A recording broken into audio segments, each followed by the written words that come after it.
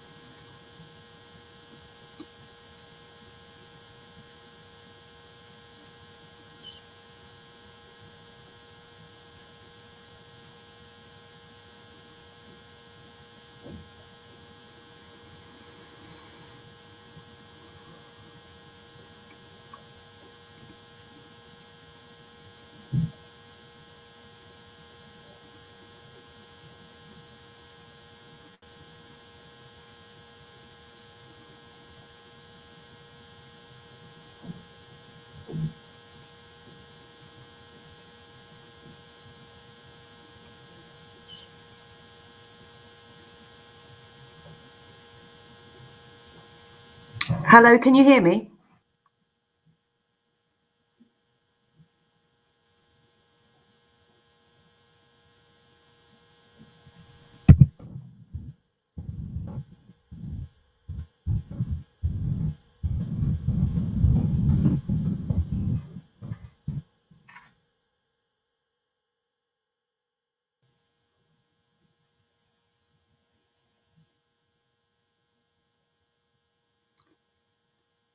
Okay, I'm terribly sorry. There seems to be a problem with the sound, so I have absolutely no idea what anyone said so far because I can't hear anything. Having said that, I've been sent a message to say just crack on. So, Andrew, if you could sign just to let me know that you can hear me and that's okay, then I will indeed do that.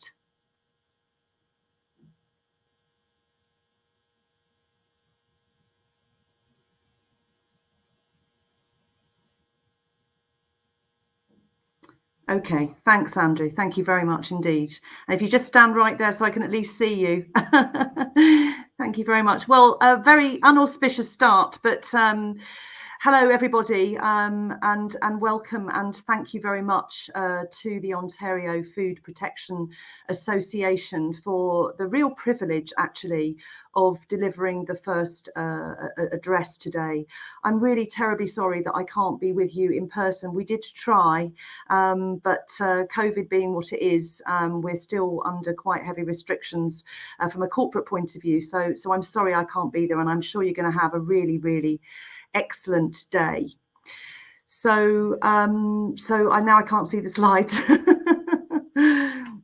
So what I'm going to do, I think, is I'm just going to put my own slides on the screen. I can't see or hear anything, so this is going to be quite tricky.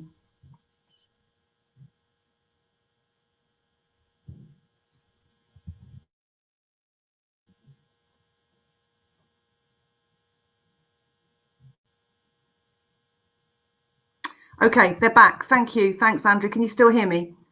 Okay, perfect. All right, so my name is Erica Sheward. I am the director of GFSI, as I'm sure you may have read. I'm still relatively new in this job, actually. I've only been here just over 2 years. It seems like forever, but it is only 2 years. And I am really delighted to be able to about some of the work that GFSI is pressing. I'm going to make a really bold assumption, which is that those of you in the room are aware of what GFSI is and does, although at some point I am going to revisit some misconceptions in the presentation. So the presentation today is all about what GFSI is doing to raise the bar. And we are a legacy organisation. We've been around for nearly 22 years. It's a long history and an auspicious history that we have. But we're not here resting on our 20-year legacy. We are thinking to the future. It's time to raise the bar, clearly, as so much foodborne illness is still around. It would be a lovely vision, wouldn't it, for all of us, everyone in the room there today, and all of us here that work in the GFSI team, not to have a job anymore, where food safety issues were no longer an issue, and where people everywhere really was the order of the day. Thanks, Andrew. Next slide.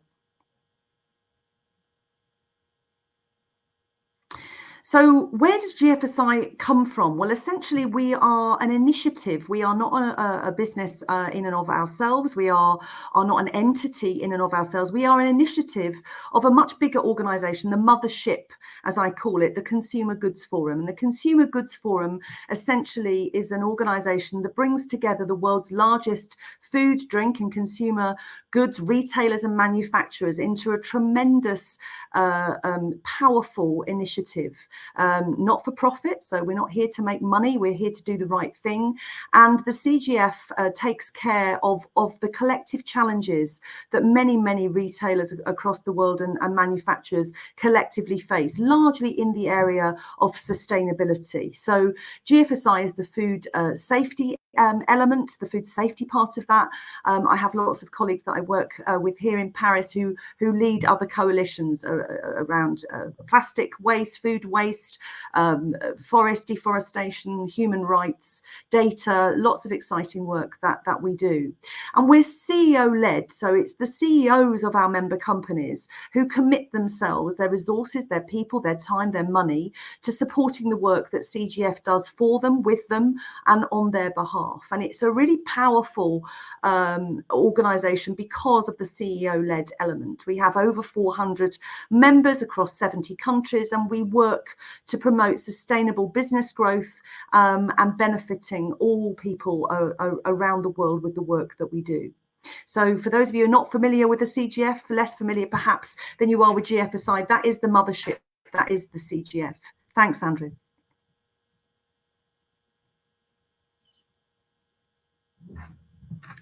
Next slide, please.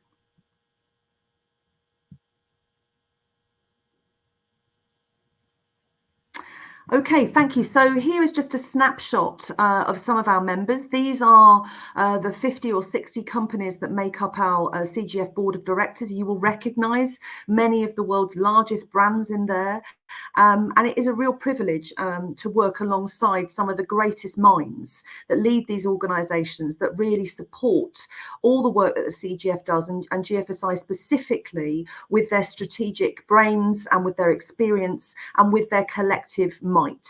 So it is a real experience to be part of something like the CGF, and I think it's an important point to make that GFSI is essentially CEO-led, and it's a really compelling slide, this, when you see the might of some of the companies that sit behind the work that we do. Thank you. Next slide, please. Okay, so as I said, we celebrated our 20th anniversary. Many of you, I'm sure, will find yourself in one of the pictures here.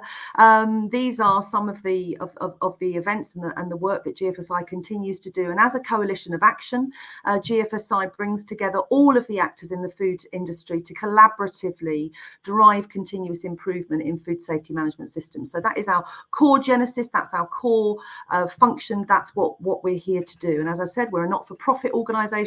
So again, in a very privileged position where we don't have to work to make a profit, we work to do the right thing. Thank you. Next slide, please.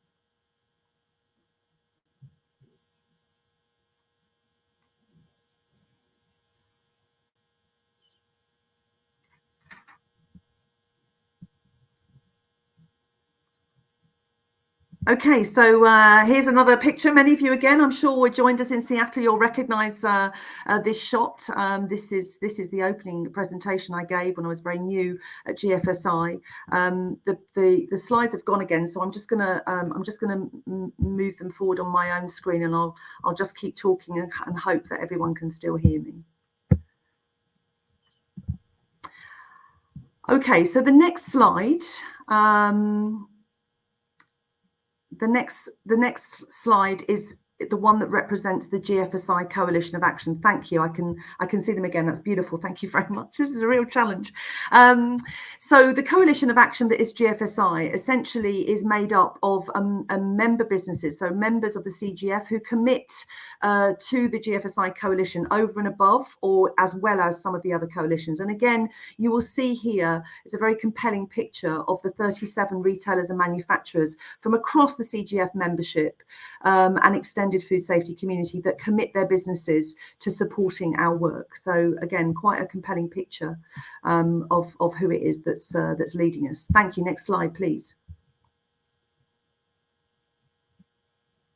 Okay, now many of you will be aware of the work that GFSI does, but broadly speaking, it falls under three buckets. So our prioritisation around benchmarking and harmonisation. So this is the certification end of our work, which I'm going to talk about in a bit of detail.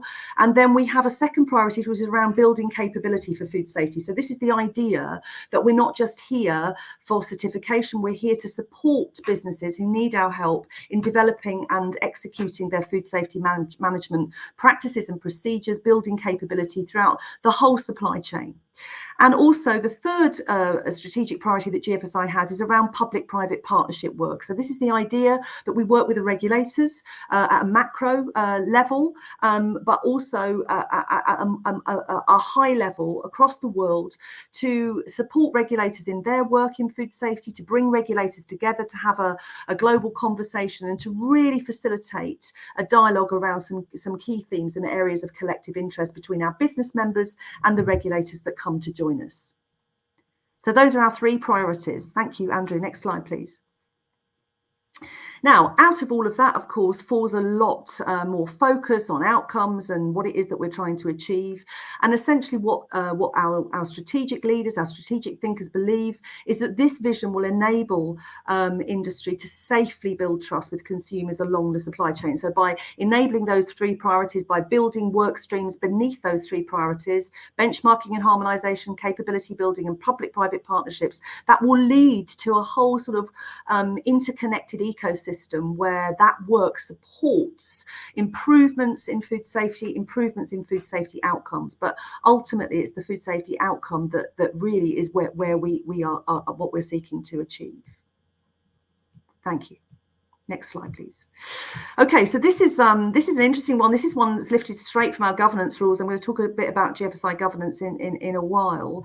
So you can see here the Consumer Goods Forum at the top. You can see there's my team here, myself and the coalition team in Paris. And then we work directly with a steering committee. You probably know them as the GFSI board. The board no longer exists. We replaced the board in line with our new governance last year with a steering committee who are nominated first and foremost by their CEO. So again, CEO led, it's top down, and then apply to join the steering committee, which is a peer reviewed process. And then you can see all of the elements that sort of form the bedrock of how GFSI delivers its work. So working groups, a codex group, local groups, the GFSI working groups, all of the things that really come together to support the work. And you will see under the steering committee that the steering committee is subdivided based on expertise and profile into 4 smaller subcommittees for the purposes of obviously us delivering work with agility and at pace. So the overarching steering committee is then divided into a technical committee, a governance committee, a public-private partnership committee, and one that drives our capability building agenda. So just a snapshot of what GFSI looks like. Thank you, Andrew. Next slide, please.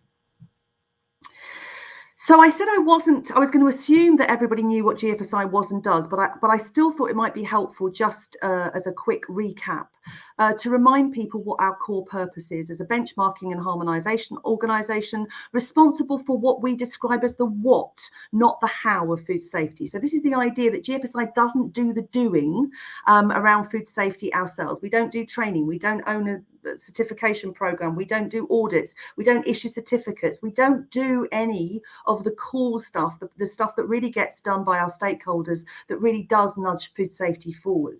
What we do is we create and facilitate the ecosystem through our members that supports all of that work to be done, to be strategic, to be structured, to be coordinated, to be harmonized, and to be a coherent sort of approach to food safety.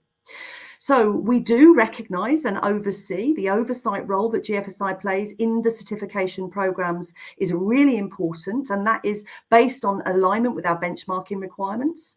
We bring together food safety experts globally, as the Ontario Food Protection Association does. Lots of other organisations bring very smart, clever food safety committee people together. GFSI does that as well at a business strategic level, and we drive global change through multi-stakeholder projects and strategic issues. And this enables as well huge amount of knowledge sharing. We get a lot of people that give up their great minds and their time to GFSI to enable us to do our work. So what don't we do? Well, we don't make policy for retailers and manufacturers. That's our members' job. And we don't own or operate any certification schemes ourselves. We are not a scheme owner. Many people think we are, but we're not. I probably get on average, I think, through our comms network, about 100 emails a week asking for people still to set for GFSI to send them their standards. So this is still a message that we've got a lot of work, to do on. We don't undertake any accreditation or certification activities, although we do stand over some of that. And we don't, as I say, own any programs or standards. And we don't have any involvement in anything that is outside of the scope of food safety. So food safety is where we are at. It's all we do. We don't do anything else. So animal welfare out of scope, environmental, ethical, even food quality is out of our scope. It's only food safety that GFSI is concerned with. Thanks, Andrew. Okay, so many of you will be familiar with the benchmarking and harmonisation process that is our core genesis. So this is the idea that GFSI works with our members and also with scheme owners to agree a benchmark, a bar, against which we then invite private standards owners to submit their programmes on a voluntary basis. So there's no gun to anyone's head, there's no arm up anyone's back. This is a voluntary process where standards owners will submit their standards to us for verification against our benchmark. And that means that what we will do is we will assess them and we will verify that they contain all of the core elements and our members would expect to find in a private standard program. And the exciting and interesting thing about all of that, of course, is that enables a situation because we have multiple standards that we recognise, and that enables a situation where food businesses can choose to take multiple different routes towards certification. We're very, very, very strong on the message that we do not believe there is only one way to achieve an outcome that is food safety. And so having multiple standards recognised by GFSI, in our minds, they're all equal. The size, the scale, the standards themselves, they're all equal in our world. And from that perspective, that enables businesses to make a very informed choice about which standards they would like to engage with and which route to certification they would like to go down. And that is a really, really important element of our world. We would never stand in front of a situation where we said there's only one way to achieve an outcome that is food safety. So that's a really that was a message that I really was keen to deliver. Thanks, Andrew. Next slide, please.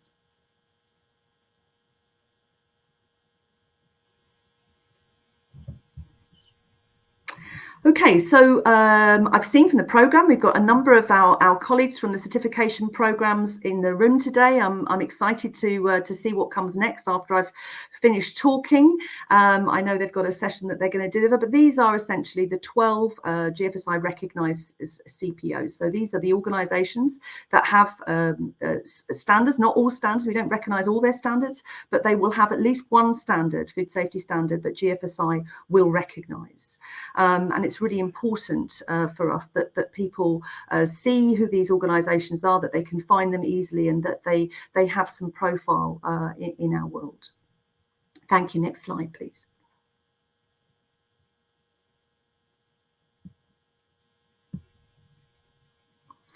Okay, so this is a cool diagram. I didn't invent this one, but I use it often. And essentially, the diagram is designed to sort of show the architecture, the ecosystem that GFSI operates in. So this is the idea that we, the Consumer Goods Forum, have oversight responsibilities through our benchmarking process for the way that the standards are delivered. So it's not just initial recognition of the standards; it's also the ongoing arrangements that we provide, where we continue to assess that the standards are in line with our benchmarking requirements. And we also then vicariously, through our arrangements with the various standards owners, ensure that the audits that are delivered, obviously by the certification bodies, that those audits are also delivered in line with our governance and in line with our expectations. And so that oversight role comes from GFSI, and we rely very heavily, of course, on accreditation. So we work very closely with the International Accreditation Forum and their members to ensure that the accreditation element, the want and need that we have around accreditation, is delivered effectively by them through the accreditation of the certification bodies. And then, of course, right at the bottom, very far removed from GFSI, but actually where our members sit, I always think about the certified organisation and then think about our members. And actually, many of the certified organisations are our members or are our members' supply chain. So our members members kind of top and tail this diagram, if you will, but that is broadly speaking the ecosystem and all of the stakeholder groups that we engage in through this world that is GFSI harmonisation and benchmarking. Thank you, Andrew. Okay, so now for the fun stuff. I'm sure many of you are aware that in 2020, at our last conference in Seattle, we launched an initiative called the Race to the Top. And this was a phrase, a saying coined by one of our board members at the time, who had described some of the challenges at the steering committee board meeting that preceded the conference. Some of the challenges that we felt we were facing. We were facing a time of unprecedented erosion of trust and confidence, not just from our members, but from our wider stakeholder community in the quality and integrity of the audit outcome specifically. As it's turned out, we faced a number of other challenges that we didn't foresee at the time, but at that time, that was how the Race to the Top was born. And the task that we were given by our strategic leaders, by our CEOs, and certainly by the board at the time, was to go away and shape a conceptual framework that would deliver the architecture that we felt we needed to impact improvements in trust and confidence, improvements in driving what was described at the time as a race to the bottom. So we flipped it and said we need to drive a race to the top, and that is essentially where the term comes from and how it relates to our work. So thanks, Andrew. I'm sick of looking at apples. I'm sure you are. So let's crack on and go to the next slide. Okay, so understanding the race to the top. So the race to the top, actually, in simple terms, nearly 2 years on, is broadly speaking everything that GFSI is doing. So it's a whole package of initiatives designed to enhance our oversight of every aspect of our ecosystem. So all of our touch points. And broadly speaking, that is what it was designed to do initially, and continues to be delivered along those lines. So this is all about trust, confidence, transparency, working together with our stakeholders to ensure that people can rely on a GFSI recognised certificate, and that people can rely on the outcome of the audits as they relate to food safety. And additionally, I think it's fair to say that we're seeking really to assert our place in this ecosystem. People look to GFSI to take leadership.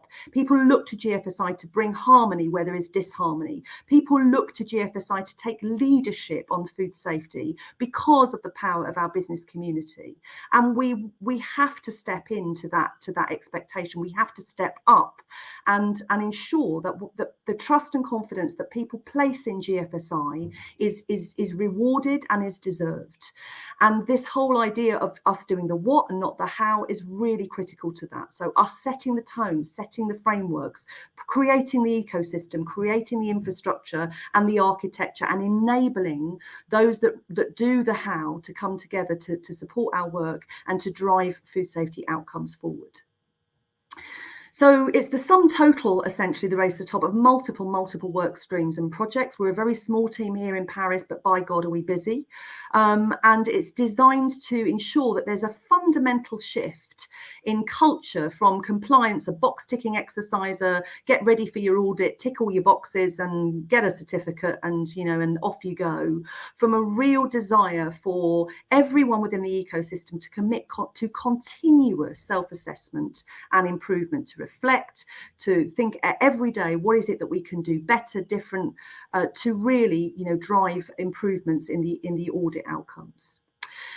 We launched in 2020 with 4 fundamental features. We consulted rigorously and heavily on these features, so it's a conceptual framework. We had no flesh on the bones, so to speak.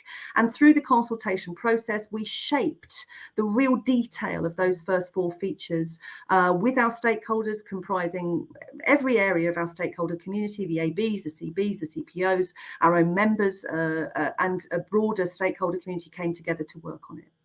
And the race to the top is not just about those first 4 features. So what you're going to see today is more flesh on the bones in terms of what the race to the top is about. So it's not just about that one strategic priority. It's not just about improving the benchmarking and harmonisation work, although that's where we started. It's about significant improvements in everything that GFSI is and does. So race to the top basically is GFSI. Thanks, Andrew. Next slide, please.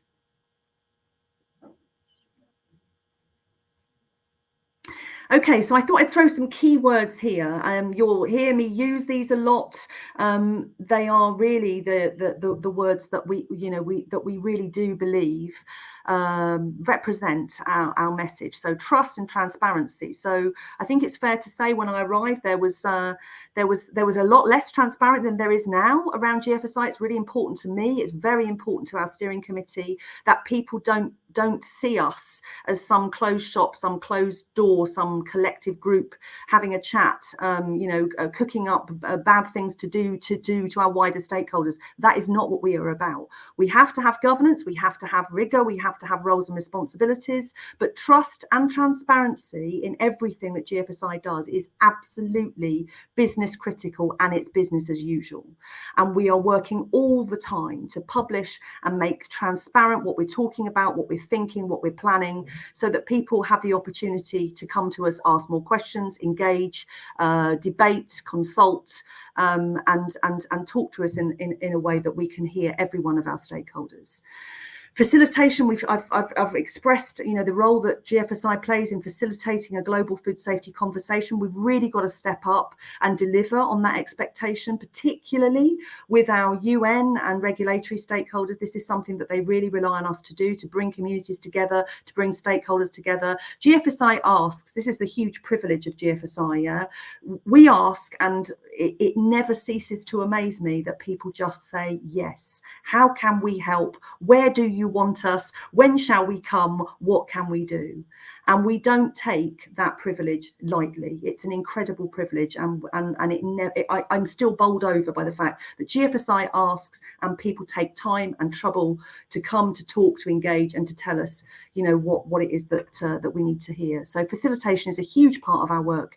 Impact, we have to make impact. We have to be able to measure the impact that we make, and we are moving to a situation where measurable impact, being led by our CEOs, by the way, we can actually demonstrate that we are not just talking, we are actually delivering real impact on food safety outcomes.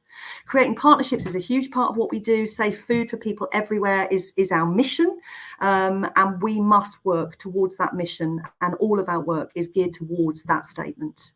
So a few key words for you. Thank you, Andrew. Next slide, please. Okay, I talked about some seismic changes that have happened at GFSI since I arrived. Some of these things were probably on the cards for a while. New broom and all that. Governance rules, very, very important. We launched a new set of governance rules in line with our moving to a coalition of action in February of this year. They're available on our website. They're not exactly a bedtime read, but if you are really interested in how GFSI rolls, it's a very straightforward document. There are some fundamental things here that are really, new and have invigorated our governance rules. There's changes around all of these things from the previous iteration of the GFSI governance. So these are just some of the key things that we've moved to make some changes. And you'll see the only one I'm actually going to mention is the one at the bottom, which is complaints. I found it incredible that GFSI could be this organisation with such a legacy and having so much responsibility, and yet we didn't have any mechanism by which people could tell us they weren't happy. So if you don't like what we do and you want to complain about us, you know what, you can do that too. So feel free. There's a dedicated email address. We don't expect you to tell us just when you like things. We're very keen to hear when you don't. So that's an opportunity for all of our stakeholders to complain about us as individuals, to complain about our steering committee, to complain about anything that we do, actually, like all good organisations, like all of your organisations, I'm sure have. So a really transformational step for us. Okay, next slide, please. Thanks, Andrew. Okay, so here we go. So this is another transformational area of our work. So we have launched something called STAN. It stands for Science Technology Advisory Network. This is a really, really incredibly important piece of work. This is really harmonizing our approach to science and where we take science and technology and feed it into our thinking. So the idea that we have independent scientific voices telling us what we should be thinking about, what we should be thinking about in terms of raising the bar, what are the emerging challenges, what's coming down the track, what is it that we haven't got covered by our current benchmarking requirements that should be. So this is a really important step forward for us. And this gentleman here is a chap called David Crean. He was a science and technology officer at Mars for many, many years. He's He's retired now, he's independent, he's the chair of the group, and this group has just been formed. You're going to get to see and hear a lot more from them. They're a group of leading academics from around the world who are all experts in their field, and we're very, very privileged to have Dave and them involved in the science and technology around GFSI. So thank you, Andrew. Next slide. I'm desperately trying to catch some time up for you all, because I appreciate with some of the technical hitches, I don't want to take you far off programme. So I'm just going to talk a little bit about Race to the Top and harmonisation as it relates to the Race to the Top. So thanks, Andrew. Next slide, please. Okay, so these were the 4 features that I talked about, and these features were the beginning of the conceptual framework that we started with. So broadly speaking, I said that the Race to the Top was about impacting all of the areas that our work touches, and each of these features was designed to improve the oversight, the influence that we have on the outcomes in each of these features. So I'm going to talk them through in a bit more detail in a second, but broadly you can see at the highest level, the first feature was around developing some harmonised approach to auditor competence. This has been a legacy challenge that GFSI has had for many, many, many years, and we've had a number of attempts at trying to, crack this nut, the nut that really does cause, everybody quite a lot of challenge. Built into this approach is a professional development framework. So anyone in the food profession who wants to understand how they get to be a really great food safety auditor can do that. So that was another ask from our community. GFSI needs to do that. So we've stepped up and we've taken responsibility, and it's wrapped up and built into feature 1. So that's a harmonised benchmarking process where we can harmonise the way in which food safety auditors are not just initially qualified but are deemed competent, and then moving forward how they maintain their ongoing professional development, which is again is a big challenge. So that's feature 1.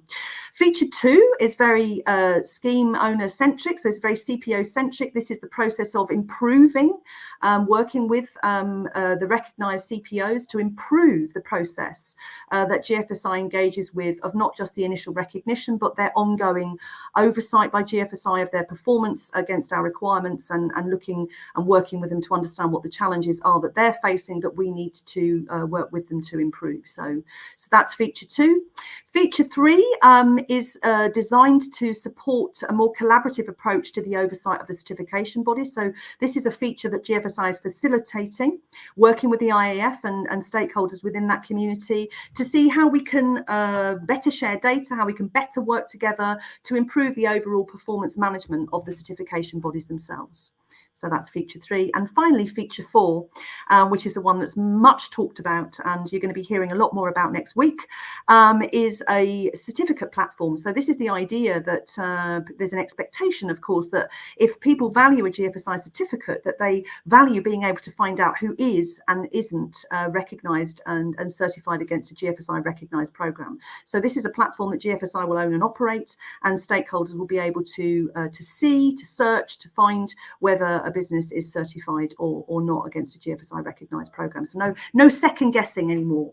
So that's feature 4. Thanks, Andrew.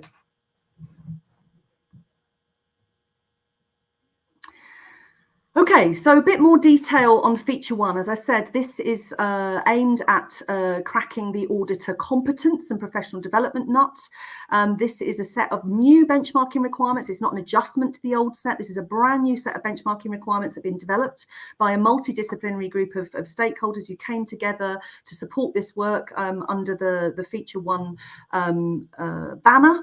And essentially what we've done is we've created a set of benchmarking requirements which we have consulted on, and we have asked people to give us their feedback, and we're just in the process of consulting for a second time on the implementation of this feature. But broadly speaking, it enables auditors to basically have their competence assessed by an independent third-party organisation, a professional recognition body, an organisation that is expert in recognising what good, competent food safety professionals look like.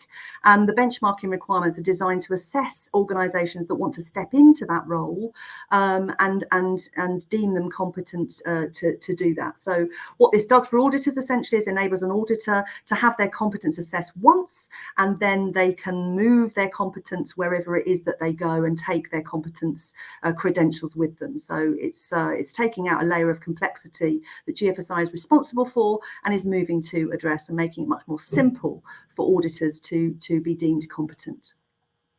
So that's feature one. Thank you, Andrew.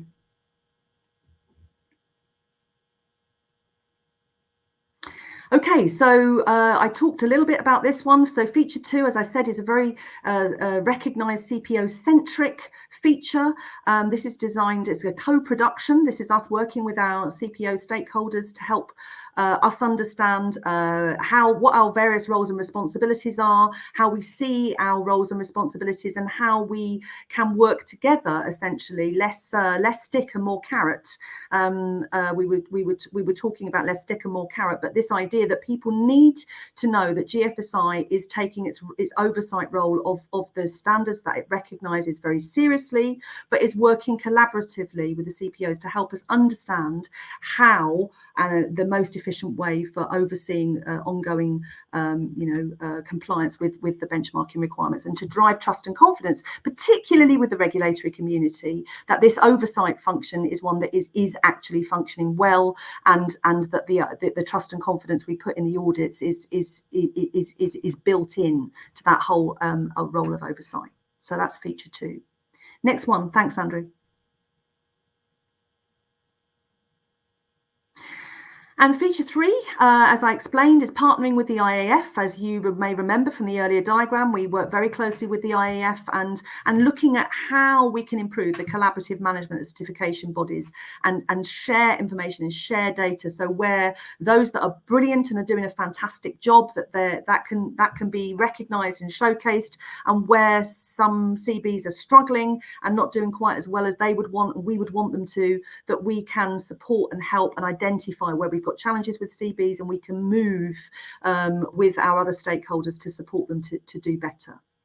So that's feature three. And the last one, as I said, is the certificate platform, which you will be hearing much more if you're on our channels and in our community about next week. So stand by for an announcement on this one. So thank you, Andrew. Thank you.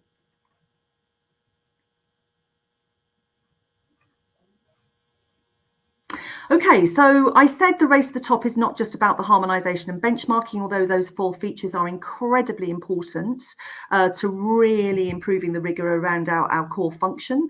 But we are also moving to do a review of our capability building work. And this is really important to us too, because this is really at the whole cut and thrust of moving the dial up on food safety performance and supporting smaller, less developed businesses, sometimes not always in less developed economies, to do a better job on food safety. So thanks, Andrew. Next slide, please.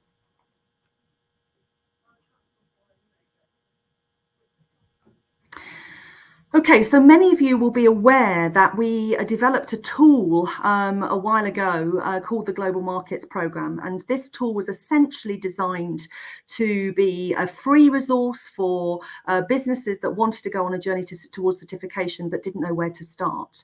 And it comprises a toolkit and a protocol that is open source. We gave it away, we developed it with our stakeholders and gave it to the world.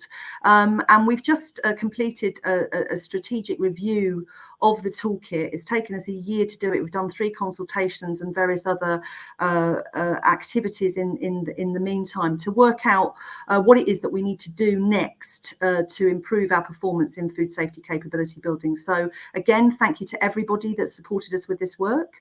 We're going to be moving the dial up on this, and we're going to be coming out very shortly with a response to all that consultation and making some suggestions perhaps about what it is that we do next. But this is a very important area of our work, and the Global Markets Programme will continue to shine. It's a shiny gem in our basket, and it's about to get a lot shinier. So again, we're very happy with the direction of travel that we're taking on capability building. Andrew, next slide. Thank you.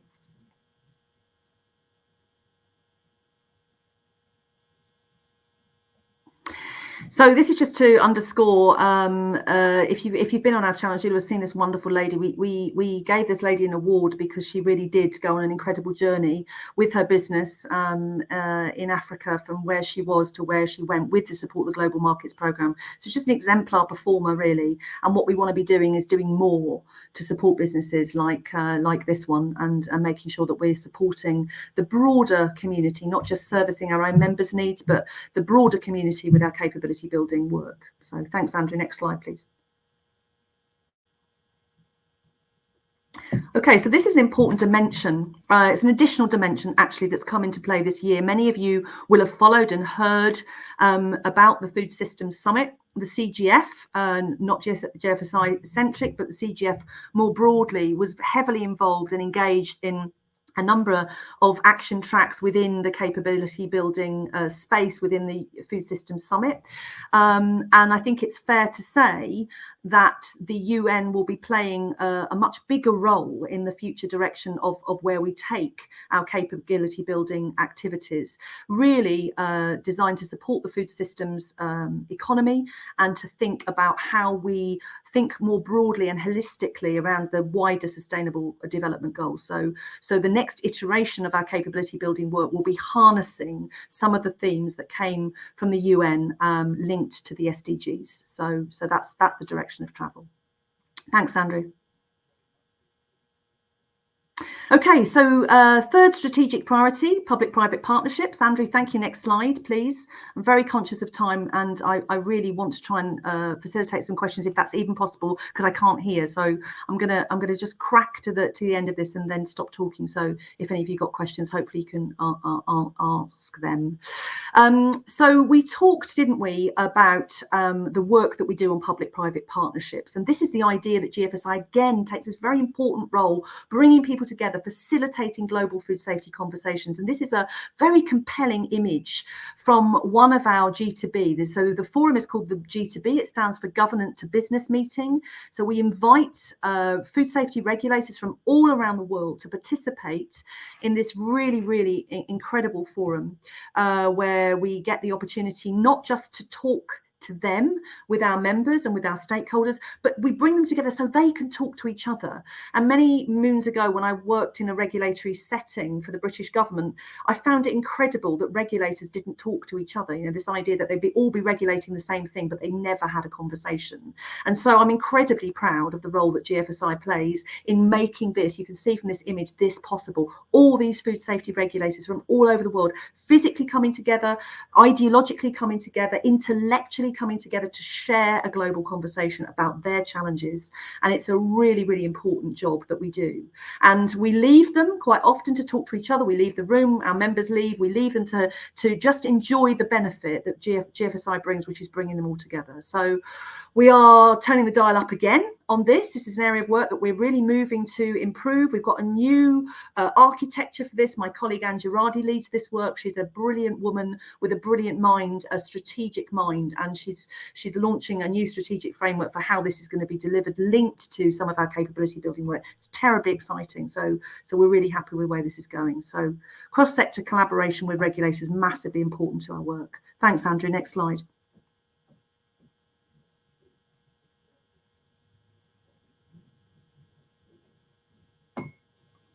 Okay, finally, another shot from Seattle 2020. Many of you will know this lady. This is Sarah Mortimer. She is a very senior role at Walmart. She's was one of our board members, is one of our steering committee members, and she always makes great presentations, and we're very happy to have her. So again, size and scale and length and breadth of our community in this picture right here.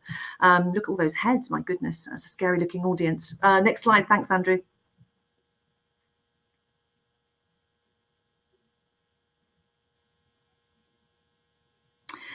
So the knowledge sharing area of our work is really important, because food safety at the end of the day is not a competitive issue. None of our members competes on the basis of my product is safer than your product. That would be wrong on so many levels. And whilst we understand that there are multiple layers of interest within our ecosystem, our primary focus will always be food safety first. And nothing will get between GFSI doing the right thing for food safety and and nothing is going to get in the way of that. So every decision that we make, every single thing that we do, we justify to ourselves by saying, is food safety outcomes going to improve? If the answer is very likely, probably, don't know, but this is good, we'll give it a try and see, then that is absolutely what we will always do. So it's not a competitive issue. It's difficult sometimes not to see it as such when there's so much commercial interest. Obviously, money makes the world go round, but GFSI is not commercial, and we will always put food safety first. This is a really compelling image. This is our local group network. We have local groups in all of these regions. We're just getting them all back up on their legs, dusted down, polished down after the COVID disaster that was 2020. So if you are interested, if you would like to join, please let me know. Let Andrew know. He's certainly a very vibrant participant in the GFSI US Canada local group. You are very welcome. The more brains, the more bodies, the more minds, the more hearts that we have in these local groups, the more our work. These are the implementation parts of our work, and we need our local groups to burgeon and prosper and grow. So please, if you're interested, let us know. You'd be very, very welcome. Thanks, Andrew. Next slide, please. Working groups is another way that we get people involved, and this is where all the really cool, clever stuff happens. We don't have very many technical working groups in train at the moment. It's a tool that we use to get to an outcome. So they're not a given. We don't just invent them for the sake of having them. We find ourselves with a challenge that we need to face, and we use working groups as a way to bring people together to help us solve that challenge. So this is very much the what and the how gets done in the working group. So if you're interested in joining working groups as we move forward, stay tuned to our channels. All of our calls for participation come out for working groups. It's again, it's not a closed shop. It's welcome to anybody who thinks that they wish to apply and could make a contribution. So thanks, Andrew. Next slide. Massively conscious of time. Okay, so shameless plug time. So whilst I'm extremely grateful to the Ontario Food Protection Association for asking me to their cool event today, I really, really want to put a shameless plug in for the GFSI Conference 2022. We are going to be in Barcelona. For those of you who have never been, my God, what an incredible city it is. We hope we're all going to be able to be there and be able to travel. We hope that COVID remains stable and kind to us. It's the 29th to the 31st of March. Again, so on our website, on our channels, we're going to be opening registrations very, very soon. And it's an incredibly exciting time of year for us because we are just in the process of building what is going to be a phenomenal program. So all the usual opportunities to network, have fun, to dance, to laugh, to dine with your friends, to meet your chums. But my goodness, we are going to have an incredibly compelling program. So please, please, please come, and thank you particularly to IFP, who always support us and come year after year and really push and promote our conference. So thank you. Okay, so if you're not tuned into our channels, my goodness, why aren't you? It's not just boring old stuff on the website. We do lots of cool podcasts. We do webinars. Everyone is welcome. You can download all the back catalogue on our website. We have our steering committee members on podcasts. We have myself, much more interesting people than me, talking about really cool stuff that we're doing. So please, if you're not tuned, please tune in and feel free to download the podcast and let us know what you think. Thanks, Andrew.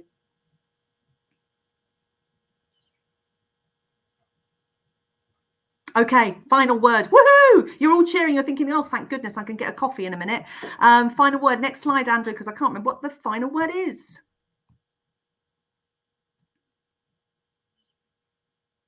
Okay, of course, it wouldn't be a presentation on the race to the top, would it, if I didn't draw your attention to the timeline, the progress line against the race to the top. So this, again, is available on our website. So if you really want to see all the progress we've made and where we're at, it's a page on our website. Please go to it. You can see all the consultations. You can see all our responses to the consultations. You can see all the linked and relevant podcasts. So all of the resources around the race to the top right here at a glance. It's brand new. We only launched this page on our website. We felt it would be a really, really cool thing to do. So if people felt they'd missed something, they didn't feel like they've been consulted on something, this is the page to go to. So thank you very much. That's our progress at a glance, and we really are now moving on a pace. So thank you very much. I think that's the last slide, but let's just see. Yes, it is.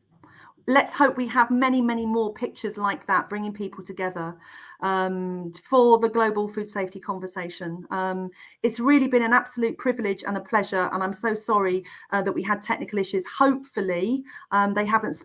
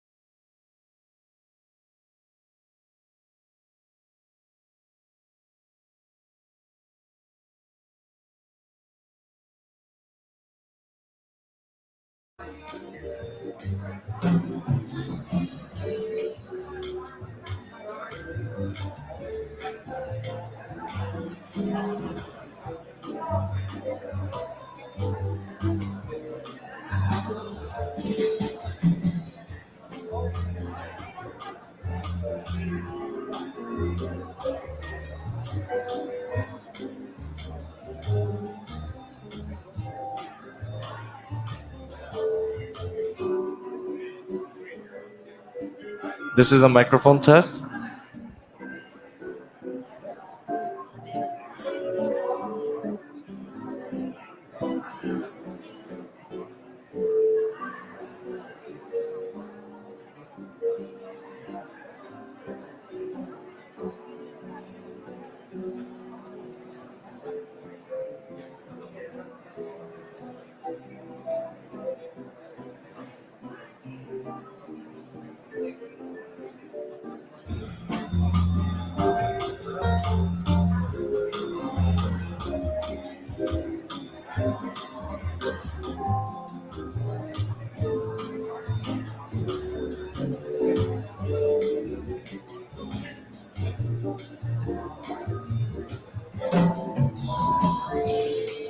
Test. 1, 2.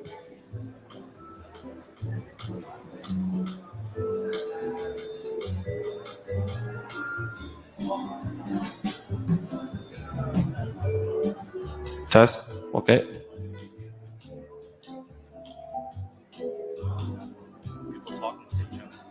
Okay. Test. Can't really hear this, right? Yeah. Okay.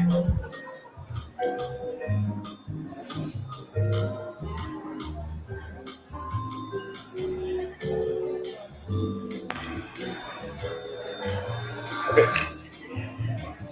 Test. Test. Test.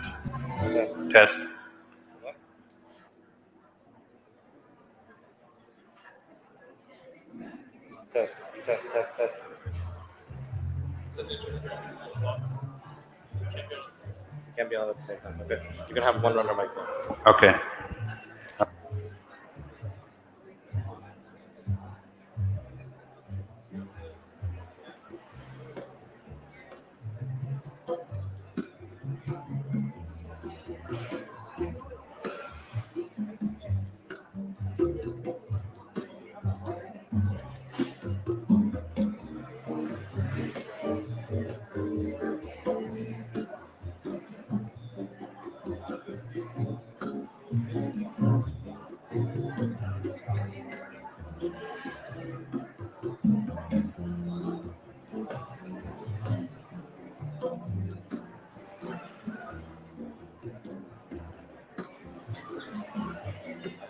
You guys get on.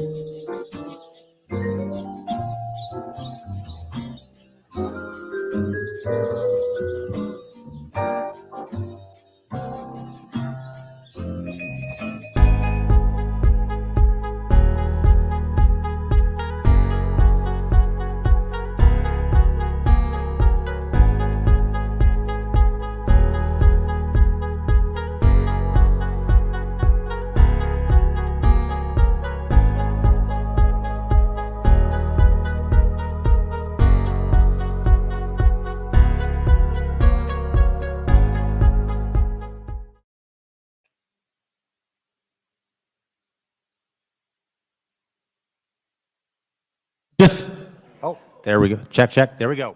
Welcome back, everyone. I have to bend over a little bit here. And we appreciate your patience and kind of working through some technical difficulties. I'd like to call up now Paul Demarin, who helps with several different OFPA committees. Paul is the Senior Vice President of Food Safety and Supply Chain with Perry Johnson Registers, Food Safety Incorporated. On top of 17 years of food certification experience, Paul is also a professional chef, having spent 20 years in the restaurant and hospitality industry. Paul, over to you. Thank you, Aaron. Everybody can hear me here okay, I hope. So again, apologies, maybe it's a little loud, but apologies for some of the technical difficulties that we were having. This is our first time doing a live hybrid event. And we're just finding out a couple little things the morning of. So we appreciate your patience through all of that. So again, I want to say a special thank you to everybody here for joining us today in person. There's so many familiar faces out there. I can't wait to actually get time to sit down and say hello and see what you've been up to. Special thanks to all of our attendees who are joining us virtually as well. I made a couple of notes here. I know that we have a Ming from China. We have Brenna from Prince Edward Island. We have Daniel from Charlotte, North Carolina. Mario, my colleague from Mexico. Hi, Mario. Carlin from here in Toronto. All of you, it really means a lot that you're joining us for our first ever hybrid. Hopefully we've got some of the technical issues solved now. People can hear us online, which is great. Just a reminder, if you haven't downloaded the app, Nadia mentioned that before, that will allow you to interact with the people who are joining us virtually as well. So please feel free to do that. And I have the enormous pleasure of introducing a fantastic panel of speakers for you today. I'm going to be interviewing them in a panel style. We have almost all of the GFSI scheme owners here with us today. And I'm going to start with introductions of the guests, but I'm purposely not going to read bios or do long introductions because I want to give us as much time as possible for live Q&A. So without further ado, let me first start by introducing our panelists to please come up. We'll start with Delivery Partner Relationship Manager from BRCGS, Jessica Burke.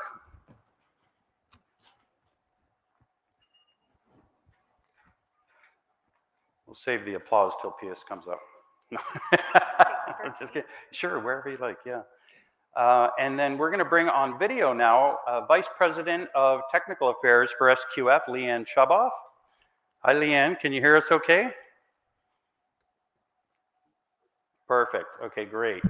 Executive Director from Canada Gap, Heather Gale.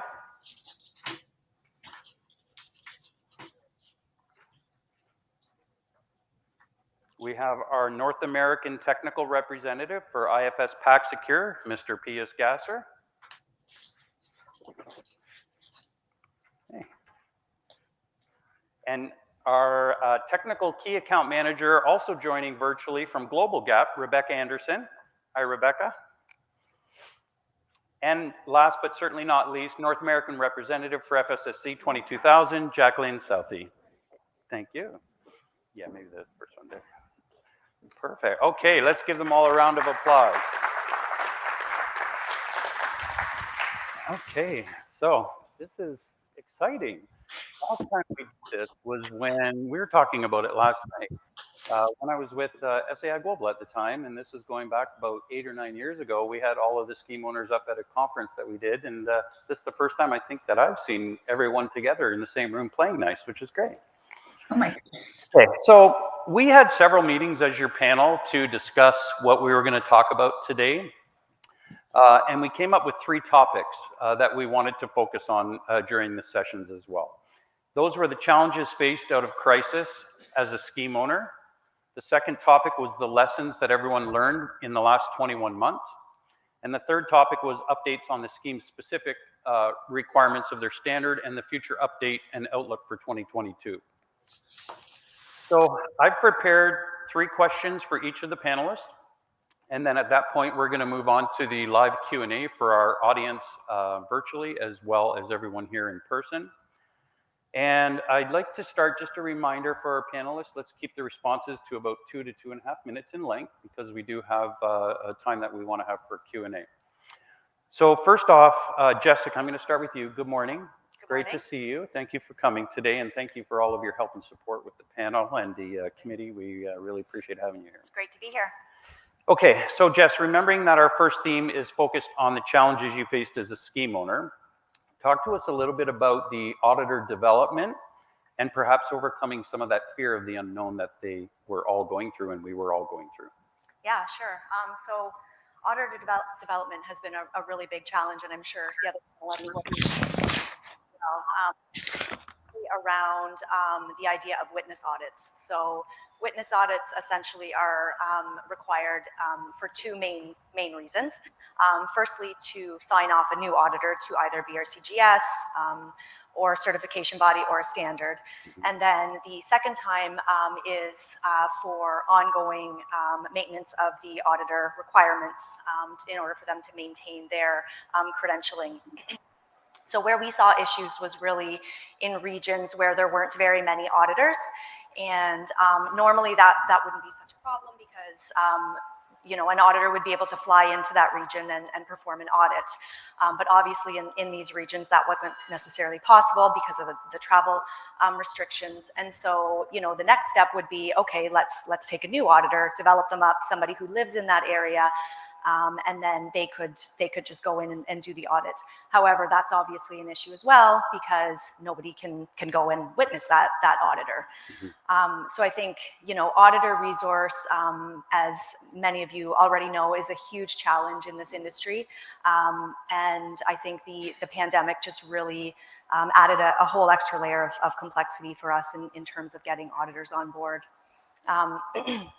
And then you mentioned the fear of the unknown. So, you know, this is something I think we've all really faced.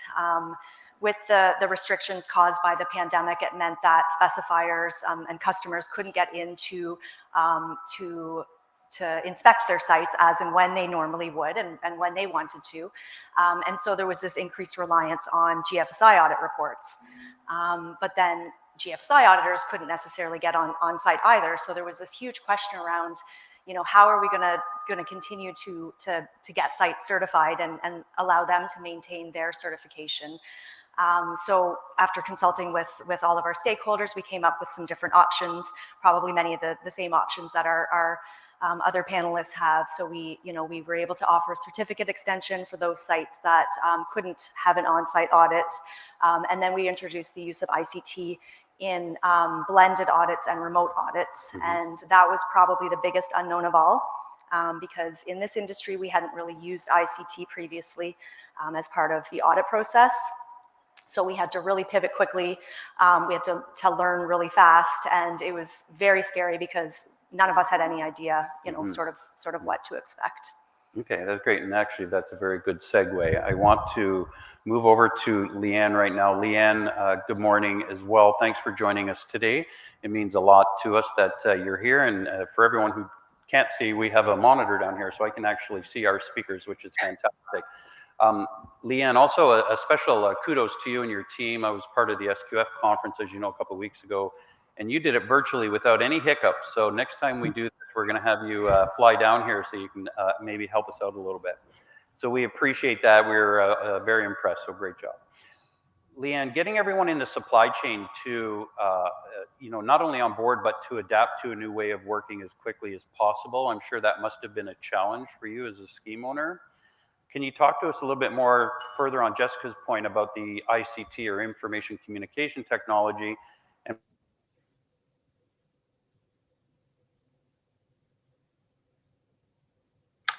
Well, hopefully you can hear me. Just give me a thumbs up if you can hear me. Okay, great, because we can't hear you right now, but that's amazing that you can hear me. But anyways, thank you, Paul, for putting together such a wonderful conference, a hybrid conference. I think we're going to have to tap into your expertise when we go to our live conference next year and see the best ways to do this hybrid approach. So hats off to you and Nadia and the entire Food Protection Association in Ontario for putting together this conference. And thank you for the invitation. I appreciate you all accommodating the virtual aspect of it all. So maybe next year we'll all be together. To your question about ICT, I think it's just such a timely topic, and the pandemic progressed the use of information technology 3 to 5 years in a matter of months. There was such an advancement to the use of information communication technology, and when you want to look at what are those values, that the valuable aspects of ICT as well as those areas of opportunity. So ICT can be used either in a hybrid audit approach where you can do the document review ahead of time and then go on site and do the look, feel, and smell touch of the site's performance. Or it could be applied fully remote, depending on the situation. So there's aspects in both of those. But for the valuable aspects, it really was valuable because we were able to continue to train our auditors using virtual instruction. We were able to do those hybrid audits to allow for any type of audit disruption due to COVID outbreaks or due to auditors becoming sick. So there was a lot of value in doing ICT. And the development of this really was part through GFSI, through the collaboration and harmonization through even our CPOs, as well as through direction through IAF. So there was this collaborative approach, which I thought was beneficial. But there are always areas of opportunity. And I say this because with any technology, technology is going to advance. It's never going to go back. So we look 15 years ago and we were on dial-up modems. We had Blackberries. We didn't have smartphones. This would have been unthinkable. I just can't even imagine what's the next 5 years are going to bring. But I think we can improve on this aspect as it applies to fully remote audits. And then going back to what Jessica said, especially as it relates to witness auditing. So how can we witness audits for using remote technology? And I think this remote technology can be applied just to augment the audit process, to have technology and methods in place to really augment and enhance the audit process. So the pandemic, I like to say there's some COVID keepers that are out there. And I think the advancement of the remote technology was one of those COVID keepers that is going to just get better and better. thank you, Leanne. I think in the next couple of years,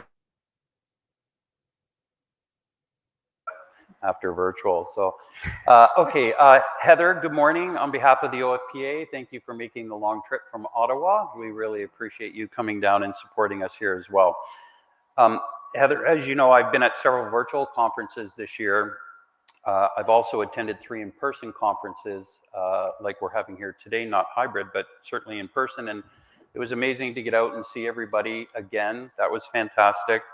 But you know what, during each of those conferences that I was at, there was a very strong prevailing message that was at each of them. And you would have thought that it was around COVID, but it was actually around the resources and the challenge that everyone's having in the industry, not only getting employees, but maintaining them and keeping them. So not finding the resources that companies have today, can you talk a little bit about the loss of auditors that was occasioned by the pandemic? Sure, thank you. Thanks for having me here. It's so nice to see everyone in person. It feels a little bit strange to be at a live conference.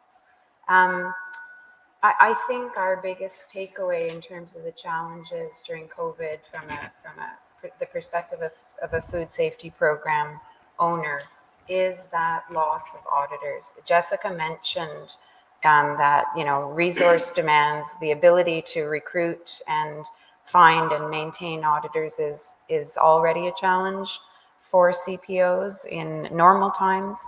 In COVID times, definitely, I would say the older segment of auditors, many of them were just pushed to the point of, that's it, we're done.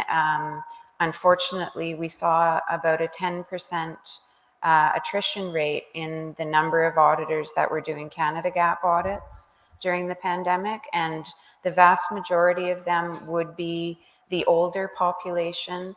So, you know, for obvious reasons, they did not want to put themselves at risk by being out there doing audits on site. Travel restrictions, you know, the headaches around that, the difficulties of gaining access to the site, sometimes the resistance of the auditee to having an auditor on site. So all of these additional aggravations in a world where auditing can already be quite a tough job led to the departure of quite a significant number of auditors for our program, at least. I appreciate that. We had major challenges as well from a certification body, and we still do. I mean, you know, it's so difficult to, you walk into stores and you're wondering why products aren't there and they're flying off the shelf. It's because there's still major issues around the world from a supply chain perspective, and that's, it's not necessarily because of the supply, it's because a lot of the countries that we are purchasing these products from are not as up to speed as we are in terms of the, you know, the vaccines and deployment of that. And so I can understand how challenging that is. Yeah, I'd like to give a hats off to our certification bodies, actually, because they're on the front lines of dealing with the, you know, dealing with the people who are the resources, as well as the clients who have concerns about having people within their operations. And it's been a very challenging time. Yeah, that's for sure. All right, Pius. Good morning. Thank you for joining us here. It's good to see you again. Okay, so again, talking a little bit more about auditor availability. I mentioned, you know, from a certification body perspective, that was and still is a real challenge for us, and I'm sure many others. Speak to us a little bit about it from the perspective of your scheme, areas such as travel restrictions, border closings. What was IFS's position on that to support all of the food businesses out there? And what specifically is being done on your end? First of all, thanks for being here. Okay? Thank you. I just want to make a compliment what you did over the last few months. Maybe speak a little louder. So what I'm saying is what you did with your team to get that convention together is unbelievable. Oh, wow. Yeah, do you have your mic on? Is your mic on, Pius? Oh, maybe you don't have it clicked on.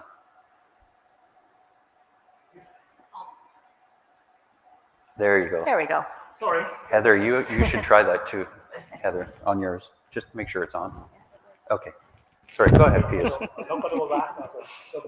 Also, IFS is a very dominant European CPO. So we have the head office in Berlin, on North America, and representing North America. And in Europe, traveling was a little bit better, because an auditor doesn't have to go on the plane necessarily. She or he has 2 hours to go to a place. The challenge over there was they wouldn't let him in the door, because a lot of companies say nobody comes in the door. So we lost also some certifications, not as many as we thought we would during the time. And in North America, the traveling was the biggest challenge. For example, I needed to have audits done in Canada. We had no auditor in Canada. I couldn't get in from the United States or from Europe.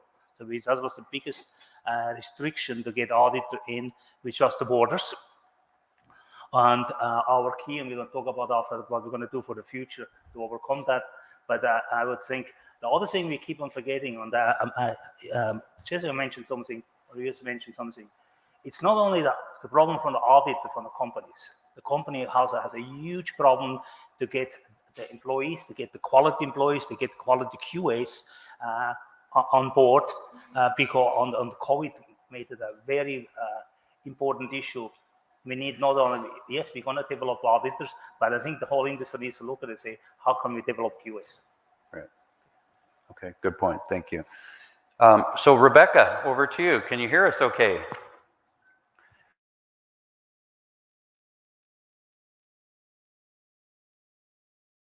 Can hear us, Rebecca.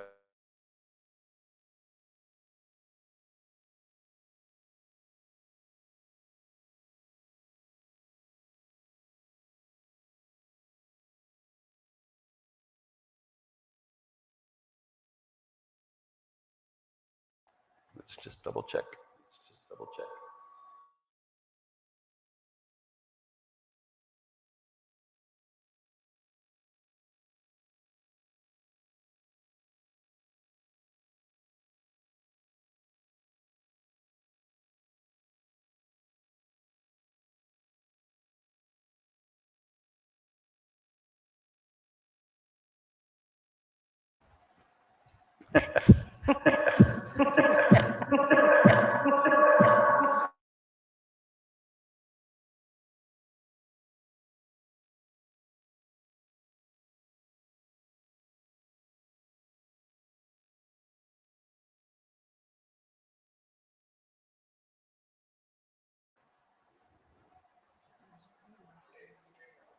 Can you hear us now?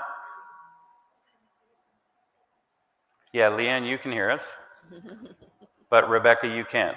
Oh, you can? Okay, so Rebecca, can you say something, Rebecca?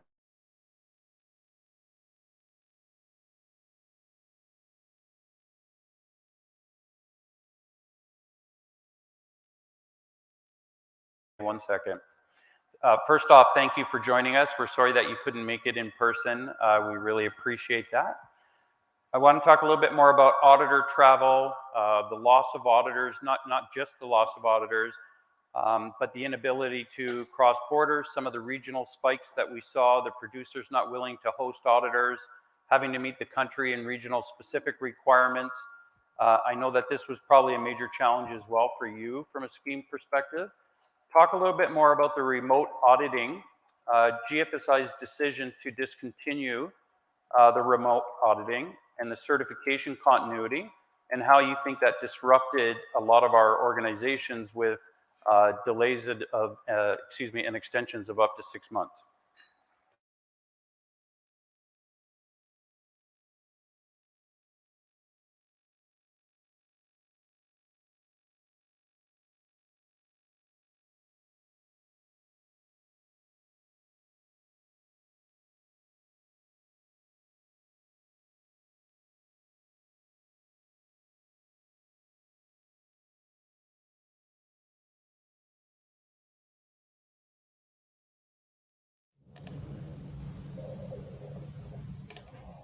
And how about now?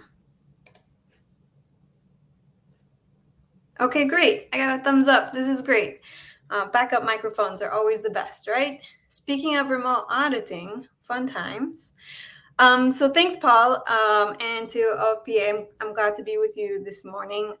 I'm 8 months pregnant, so I'm opting not to travel at this point, but still be here and be a part of this conference. And that's the exciting thing about the time that we're in. So this is a really fitting question, Paul. As a remote attendee, you and other folks on the panel have mentioned some of the obstacles for certification bodies and auditors as we try to keep food safety moving. Initially, we were supported by the certificate extensions, but as the deadline loomed, and now we're past that, folks were still unable to travel, and we had to make a decision. So we have a fully remote auditing protocol, integrating the use of ICT, as has been mentioned before. This is not just platforms and document sharing, but it includes the how-tos for certification bodies and having certification bodies understand risk levels of producers. And I don't mean risk levels of the product, but the difference between a producer that we've seen for 10 years in a row versus a new farm seeking certification. So we released this procedure. We had frequent communication with certification bodies to make sure it was working. And we also at the same time introduced a reporting system. And then we're able to collect even more information. So the idea here is that IT is really catching up with food safety. We've been able to connect with services that offer affordable solutions for real-time record-keeping options for farms. And this has to be part of the reality moving forward. Prior to the pandemic, we had started a data exchange project. We're working on a data-driven approach to auditing where producers directly share their data with us. We've been using this in flowers and ornamentals. We've been able to basically super speed these projects with fruits and vegetables with tremendous impact. So it's really exciting.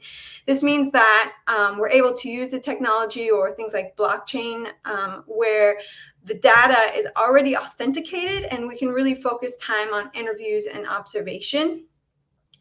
So then we're able to really think about the future and say, okay, well, are there things that we can reduce from the checklist and only check certain things, maybe the second or third year? So these are real options on the table. So what we think is that food safety is really catching up with IT. Certification standards like us and all of us on this panel really need to be ready to integrate from this IT perspective, but also the standard development perspective, right? So we can change the questions based upon the technology that we have now. This helped us ensure business continuity. It will be there moving forward. I like Leanne's tagline. What was that you said? COVID keepers. So I think that is something that we need to consider moving forward. And if remote auditing is something that diverges from what GFSI has allowed, it's something that we'll have to do ourselves and ensure it's accepted by global retailers because we just need to meet people where they are. So thanks, Paul. Very much. Jacqueline, good morning. Good morning. Thank you for coming all the way from Washington, D.C. She made the trip all the way up from the U.S., so thank you very much. I want talking a little bit more about scheduling of audits. I want to talk about your qualification of auditors due to the inability that you had of actually qualifying those auditors, the limitations of growth that you felt. I know we want to talk about that. And also speaking from personal experience, I know you and I both have some webinar fatigue that we've all faced as well. So talk to us a little bit more about that from your perspective. I will. So thank you very much as well for the invitation. It's lovely to be here talking about webinar fatigue. I think it's really nice to be in the same room with everybody else. And while we have made great use of ICT and the webinar capacity that we have, you know, there's still problems. We still have the ICT problems. So we're looking forward to being in the same room with you, Leanne and Rebecca, so that we can overcome these problems. So with regard to scheduling, of course, we FSSC met the same nightmare with the onset of COVID as my peers here, and we are in the business of certification, so we need to be on site, we need to be communicating, we need to be overseeing the program.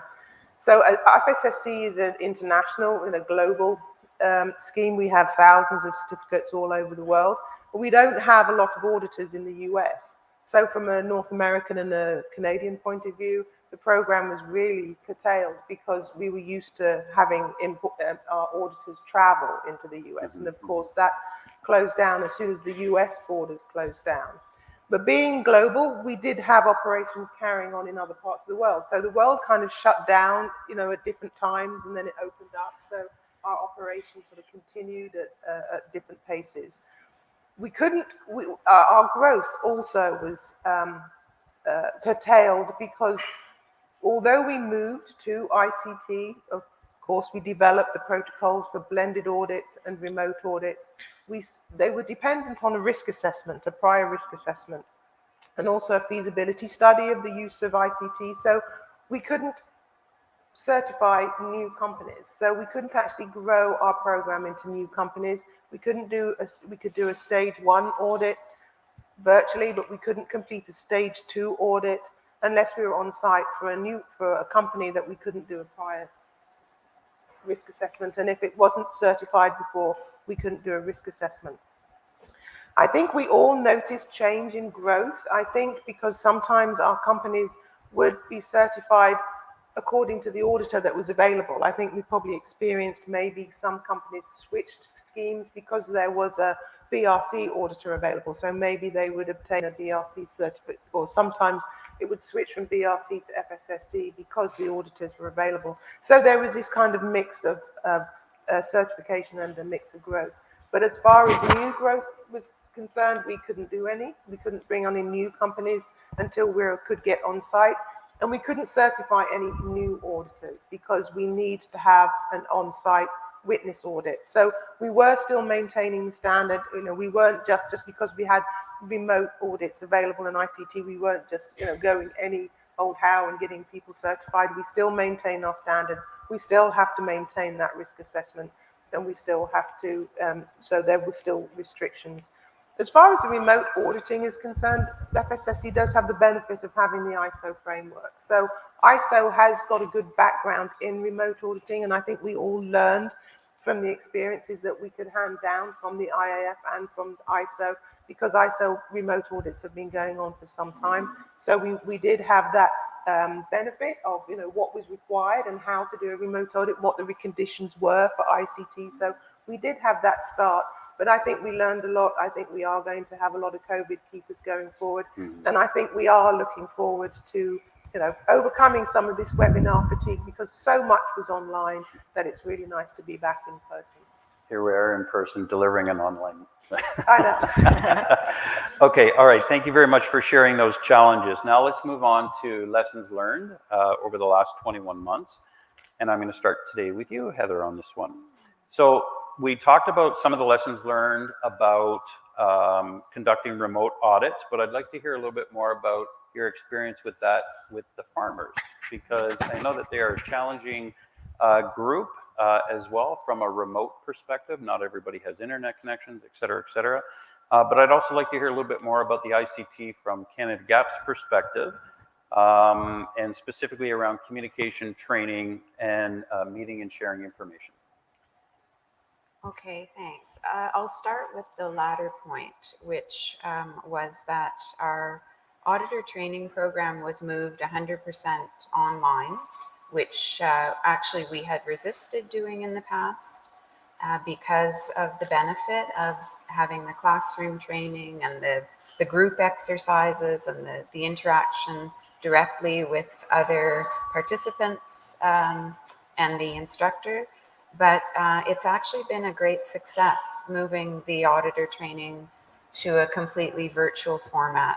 We're seeing a lot more people taking the training, which is hopefully going to help us address the auditor availability issues that pre-existed and continue to be a problem during the pandemic.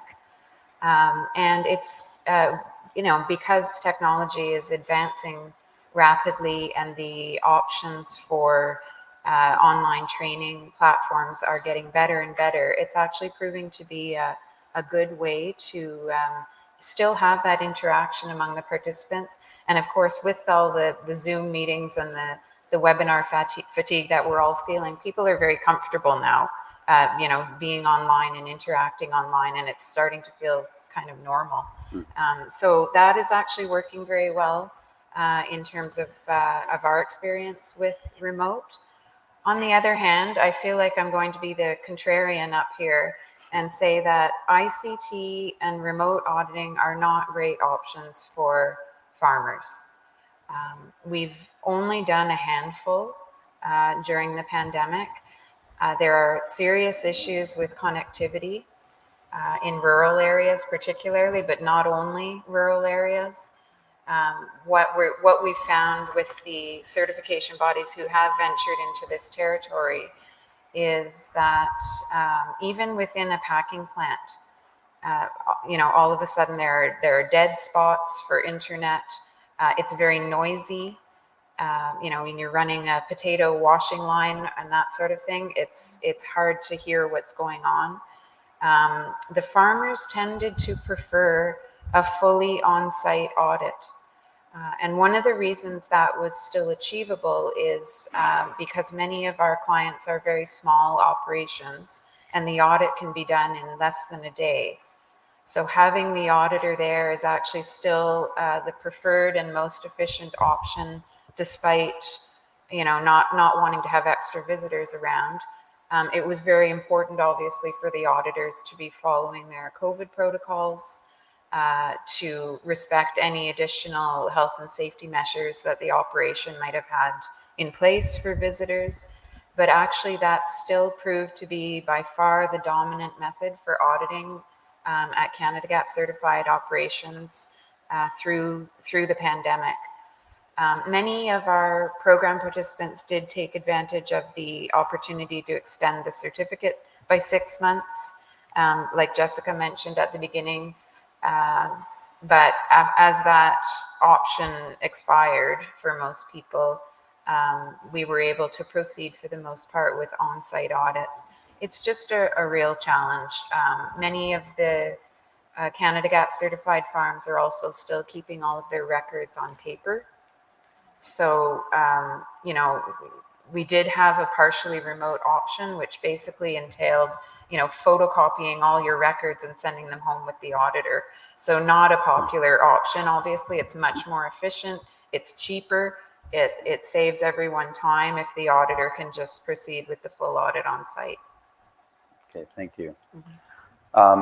Jacqueline, coming back to you, I know that you, and you referred to it earlier, you have some unique lessons learned because of the format of your scheme. So talk to us a little bit further about that, but also specifically as it relates to the flexibility that you saw, the resilience of the management system approach, your 3-year audit cycle, and perhaps some further benefits on the process approach. Yeah, so certainly what we learned, and sort of the resilience and the flexibility, I think we were surprised at our own sort of resilience, if you like, within the organizations. I think if somebody had said to us 6 months before, well, actually everything's going to be shut down, you're not going to be able to go anywhere, you're not going to be able to leave your house and still do your job, I think that we did kick in, and necessity is the mother of invention, as they say, and I think we were all quite pleased with our resilience as an organization. As I said, we're very global, so we had to do our meetings all online. We have our IP inspectors that go to companies to do IP. They all had to do that online. So I think we should all be pleased with our resilience, as well as sort of laud the food industry itself for being able to carrying on. The flexibility of the scheme itself was helpful because FSSC is a 3-year certification cycle. You don't have to be recertified every year. You have surveillance audits. So you didn't actually lose your certificate. We could delay the audit for the surveillance audit, but the certificate was actually still valid for 3 years. So we did maintain that buffer.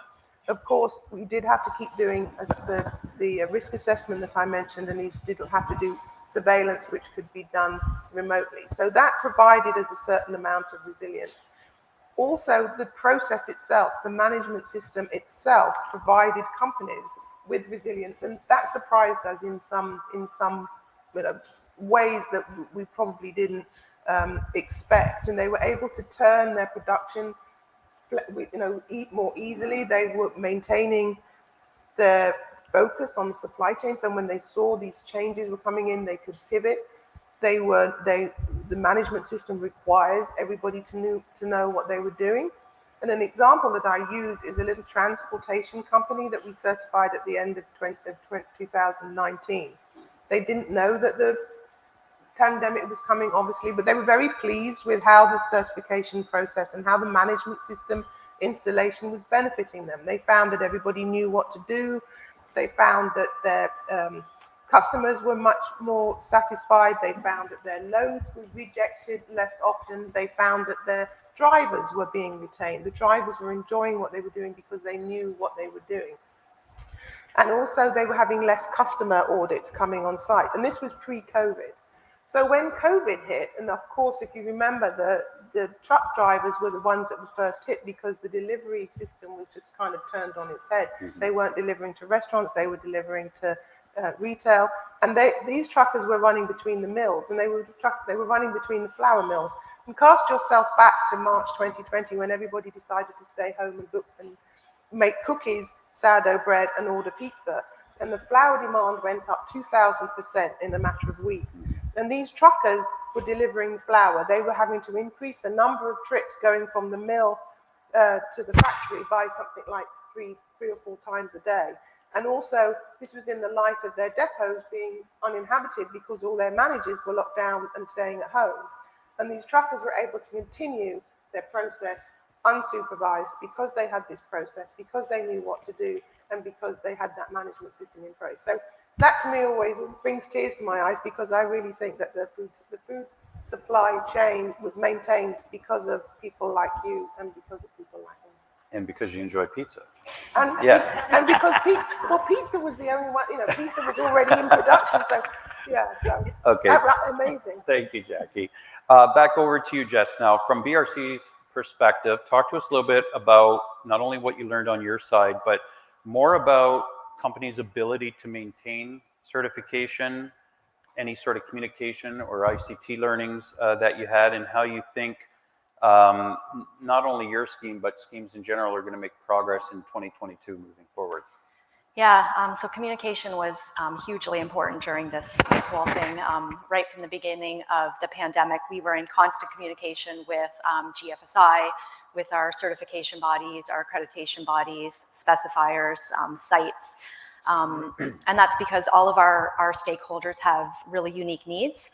And so we needed to look at that when we were looking at our options and developing our protocols to meet the current COVID restrictions. And then when we finally did come up with our solutions, so it was this big piece around communicating it out, so making sure that everyone sort of knew what the options were, and making sure that they had all of the information that they needed in order to take their next steps. So we did all kinds of Q&A sessions. We hosted multiple webinars, explaining the different options. We developed a dedicated COVID resource page on our website, and really just did everything that we could to try to get the message out there and give everybody, all of our stakeholders, as much guidance as possible. But then there was also this big piece around communication between sites and their customers. There were some really challenging situations for some sites, and it's similar to the ones that Heather mentioned with the farms. So making audits almost impossible, any type of audit. So we have a lot of sites that are Alaskan fish processing sites. So they're in really remote areas. They have limited or no access to Wi-Fi. Their workforces are consisting of almost entirely high-risk population. So they didn't want to have anybody on site, any visitors on site. And on top of it all, their production season is 8 weeks long. So trying to schedule to get an auditor in exactly during that 8 weeks was really tough. So it was really important for them to maintain communication with their customers, because they were really concerned about what this was going to mean to their business. So having these open discussions and this constant communication to sort of build that extra layer of trust and assurance at a time when certification just might not be possible. And then you asked about learning. So yeah, I think we've talked about it already, but remote audit techniques, the learnings around remote audit techniques, I think has been huge. I think that, like we've all said, we've noticed that there are some huge benefits, in terms of things like doing document reviews maybe, but then there are also some really big challenges, for facility reviews and GMP audits and all of that kind of stuff. Okay, thank you. That was great. Rebecca, I'm going to come back to you now. Just shifting gears here a little bit. Of course, we want to hear about, excuse me, the lessons that you've learned from Global Gap's perspective, but I also want to talk a little bit about what you've learned from meeting the stakeholders' needs, like the retailers, the certification bodies, and of course the processors. And I also think it would be interesting for you to touch on worker health and safety and how to interpret that at the farm level.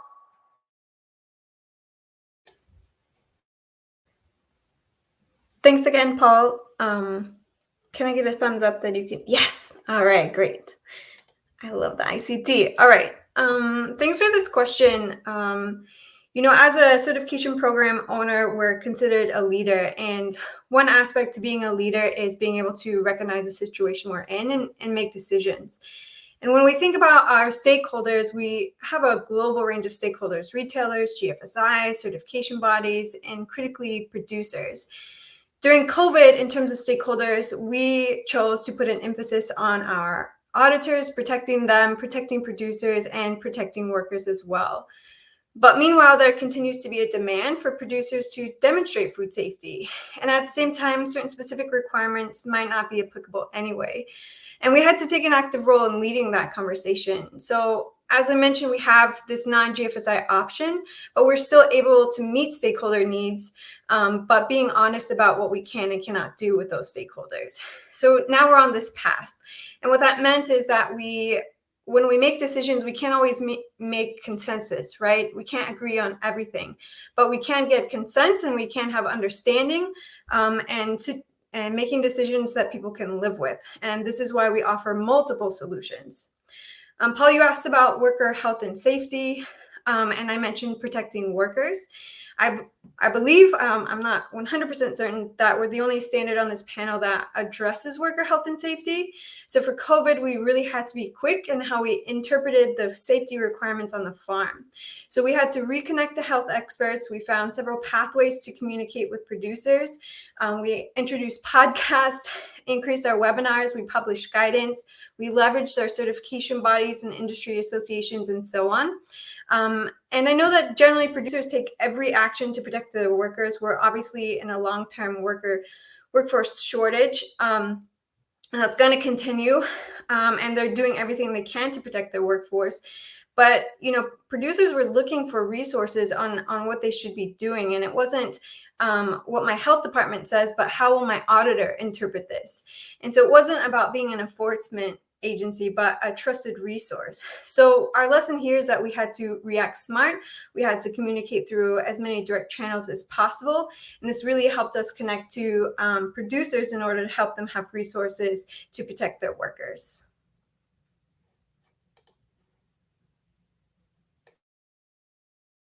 Few years, I certainly have, and I know probably many people have, but have been on a lot of virtual meetings with clients.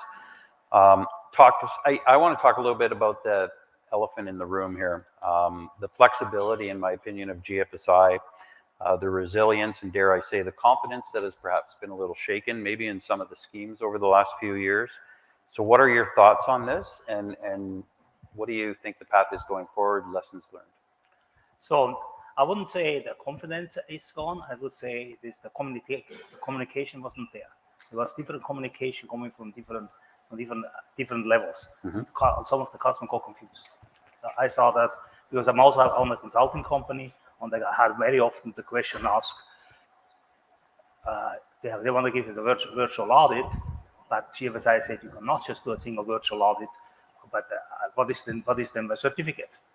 These are the kind of question came up through the process. We are at IFS, when we talk about communication, we implemented some tremendous progress in communication. First of all, the communication between the stakeholder, the customer, we increased tremendously. We have now monthly or quarterly newsletters to the CBs, to the stakeholders, to the retailers, give them up to date what's happening, where we are. We also do the internal, because also our head office in Germany, we have 7 or 8 offices around the world. We are actually having monthly meeting with all our staff around the world, and we are exchanging experience from other part of the world, from South America, China, all the places we have. We sharing our experience, especially the experience to the COVID challenges. And now going forward, we're not going to give that up, because we realized we can got more experience from our experts around the world, bring in, especially also to North America. North America, I'm representing all IFS in North America, and I have marketing directors. We're going forward but mainly what the downfall was is clear communication during that time. For example, we also had a big change in IFS over the last year. Over the last year, actually 3 months ago, we had 4 updated standard certified by GFSI. So we have the food, logistic, broker, and IFS Pack Secure standard into the next version, all implemented and now all certified on the GFSI. So that was also the challenge on why we could do that, because of internet, because of working groups, because we have working groups around the world. When IFS Pack Secure originally came, it was developed in North America. Now we have working group from 8 countries around the world working on that standard to make that standard international. And that's our effort going forward when it comes to packaging and also logistics and broker on food has a life itself, because we have a lot of communication with all the other stakeholders on the other CPOs, that we are in line with what we're doing going forward, or not one goes out this direction, the other one goes that direction. It just confuses the customer. Right. Okay. Thank you, Piers.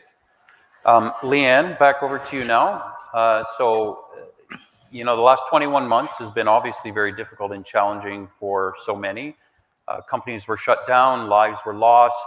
As they say, the great resignation is upon us. Can you talk, but at that same time, I also saw a lot of companies and people and industries step up. I think that COVID really taught us a lot of things. It taught us that family matters, probably more than some of us even realized. We befriended technology, and I think there's no going back, even though some of the little hiccups that we've had here today. And there was really a revolution of medicine that was unleashed, which was, in some ways so great to see the medical profession coming together to do some pretty amazing things. So with that, talk to us a little bit more about some of the lessons learned from SQF and what you think all of the schemes here collectively can do moving forward in the future.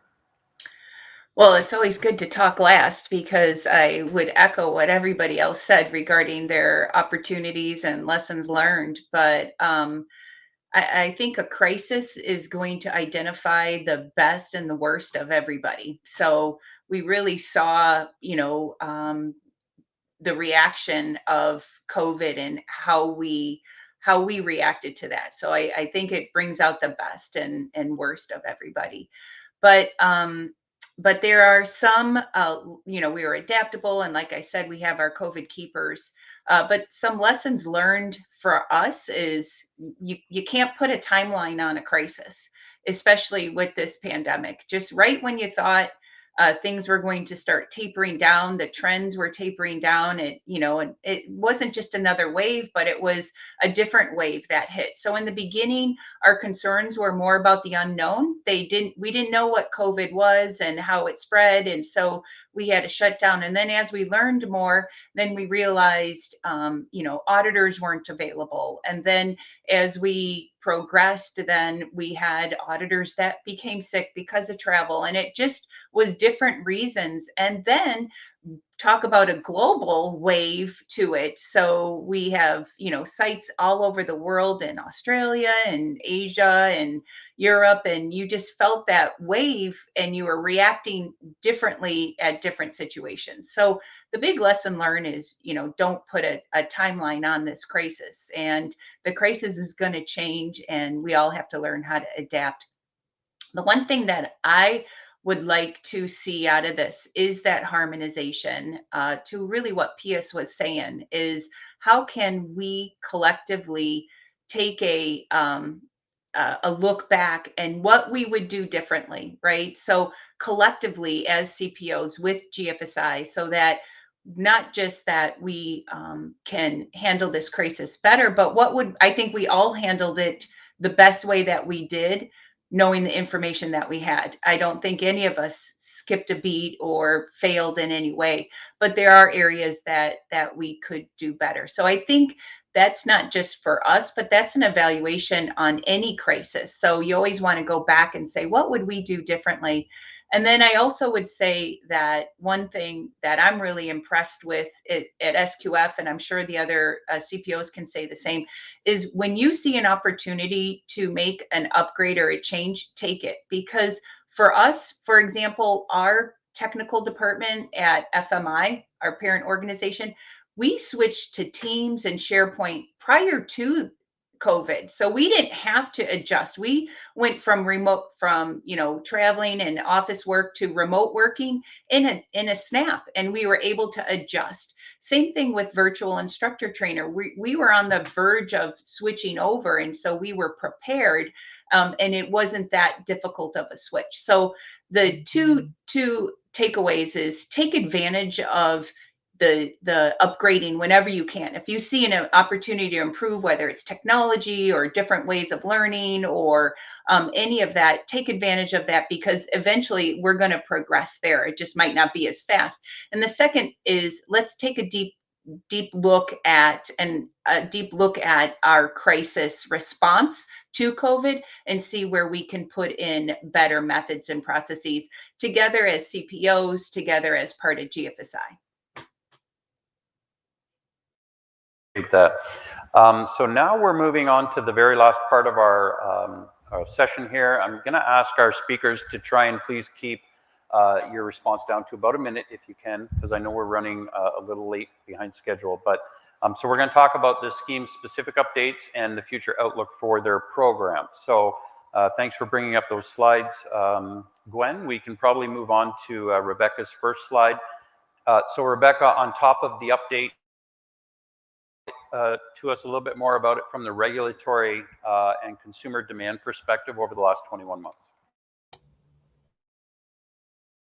Opportunity. Next year, we're rolling out version 6. It was a long stakeholder process to get to version 6 with thousands of comments. In the end result, we'll have IFA Smart and IFA GFS version 6 that will integrate our IT systems and be a faster certification process. But it also includes awareness and alignment with buyer requirements and the legislation necessary to operate and export.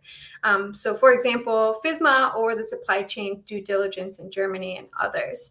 So we're hoping to prepare folks for other upcoming legislation such as building climate resilience or introduction of database reporting to support producers, which is what we strive to do.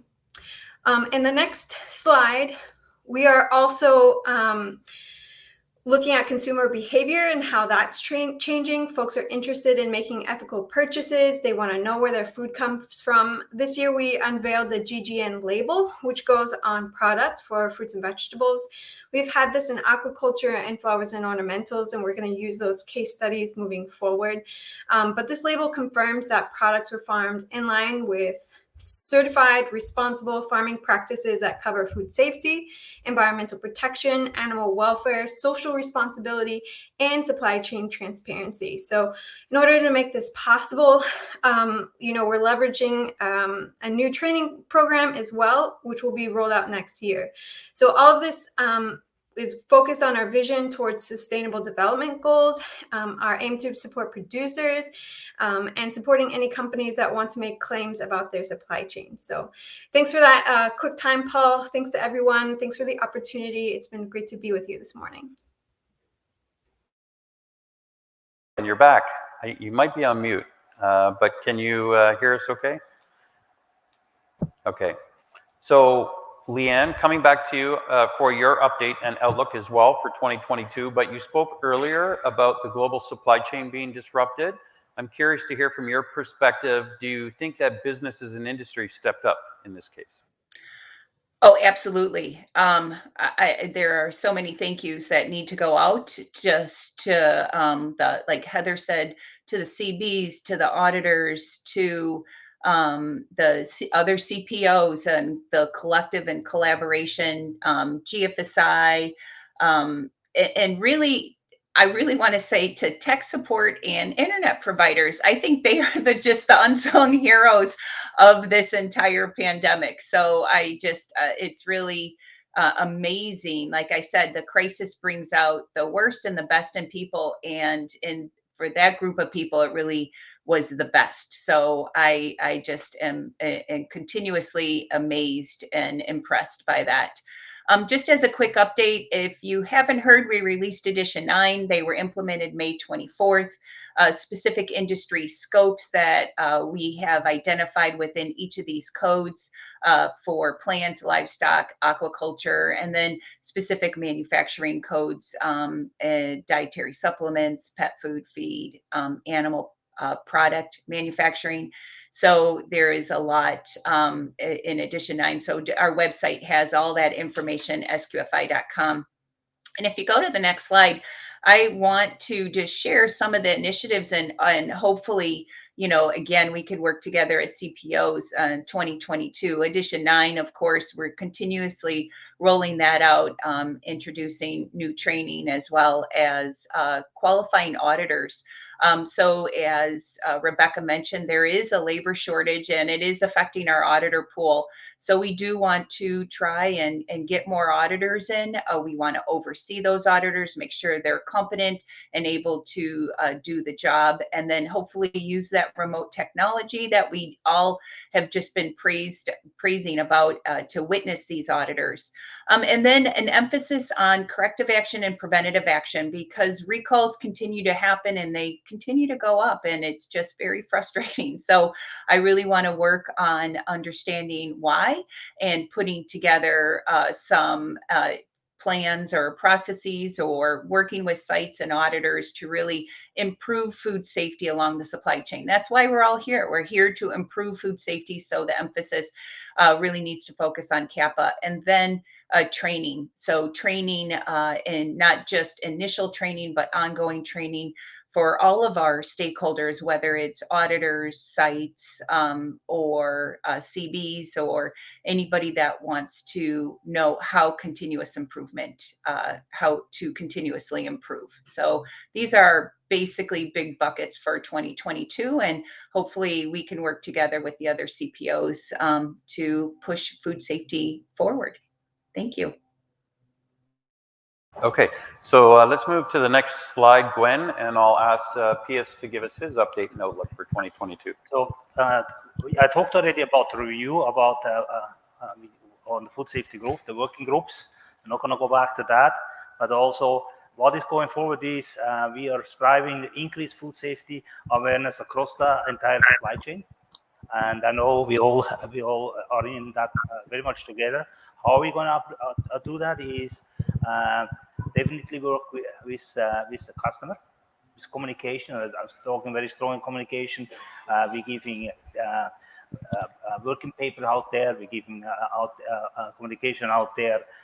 We're also doing a lot of seminars and webinars.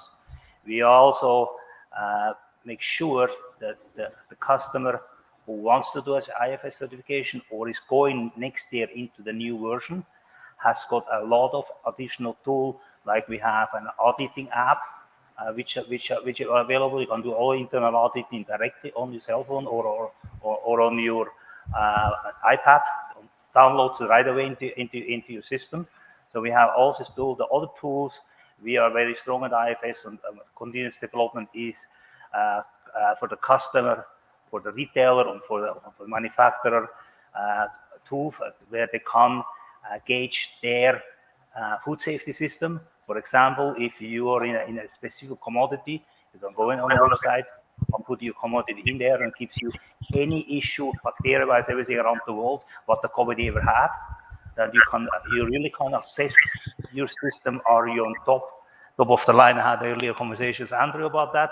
When we say, look at your hazard plan and have you addressed everything in your hazard, and this is a tool at IFS on the IFS website, you actually can make yourself better, because that's what we're providing.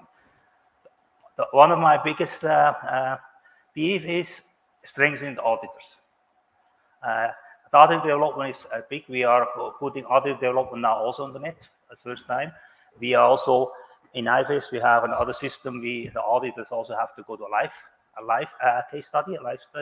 We actually did last year during the COVID. We did that on a virtual. So we're audited as a live study, and we have a panel of charges qualifying the auditor. And we want to strengthen that, because I believe, we all believe here, the auditors are our foot on the ground. And the better they are, and the better qualified and more confident they are, the better result and the better food safety chain we have. Okay, great. Thanks, Pius. Excuse me, Heather, let's move over to you and find out a little bit more about your updates that are coming up. So this year we completed our re-benchmarking to GFSI version 2020.1, and that brought a couple of very significant changes to the Canada Gap program. So I just wanted to highlight what those two changes were. There's also been increasing support among the primary production sector for non-GFSI recognized certification. That was one of the outcomes that we saw with the pandemic. So Canada Gap has both. Canada Gap has a GFSI recognized stream as well as a non-GFSI recognized stream for certification. So we saw this year some divergences in our program as a result of the re-benchmarking to GFSI. So that there were actually two updates in 2021 to the Canada Gap certification program rules, which is a first.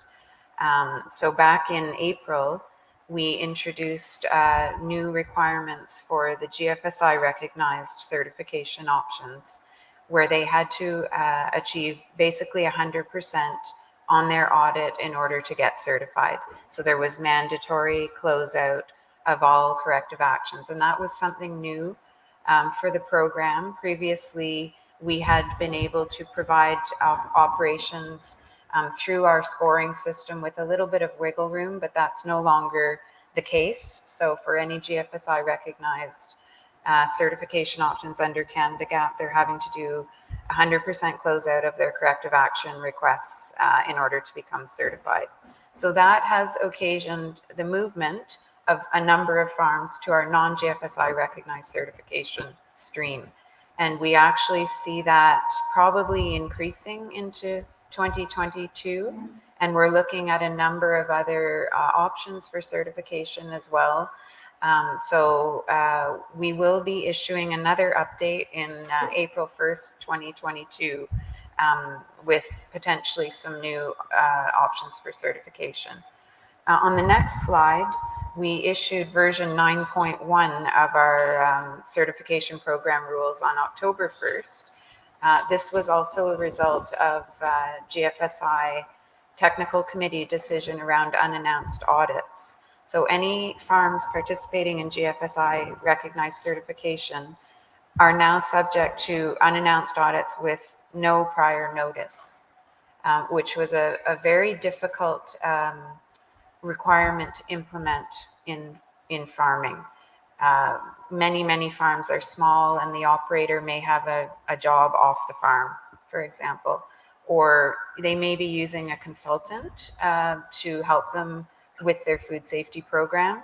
And if the auditor shows up on a given day and the farmer has had no notice that the auditor is going to come, then it's very difficult for them to proceed with an audit without their food safety contact for the operation. So some very challenging changes this year.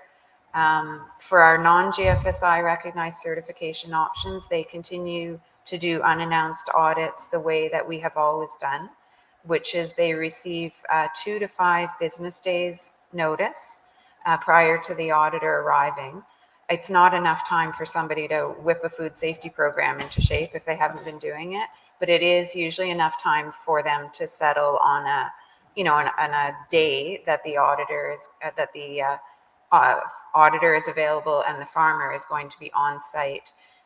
Canada Gap audits have to happen when the relevant activities are occurring. So for example, if a farm is certified for production of potatoes, they have to be harvesting the day of the audit. The auditor has to actually observe harvest underway and has to interview employees who are working during the harvest. So the logistics of this have been really challenging.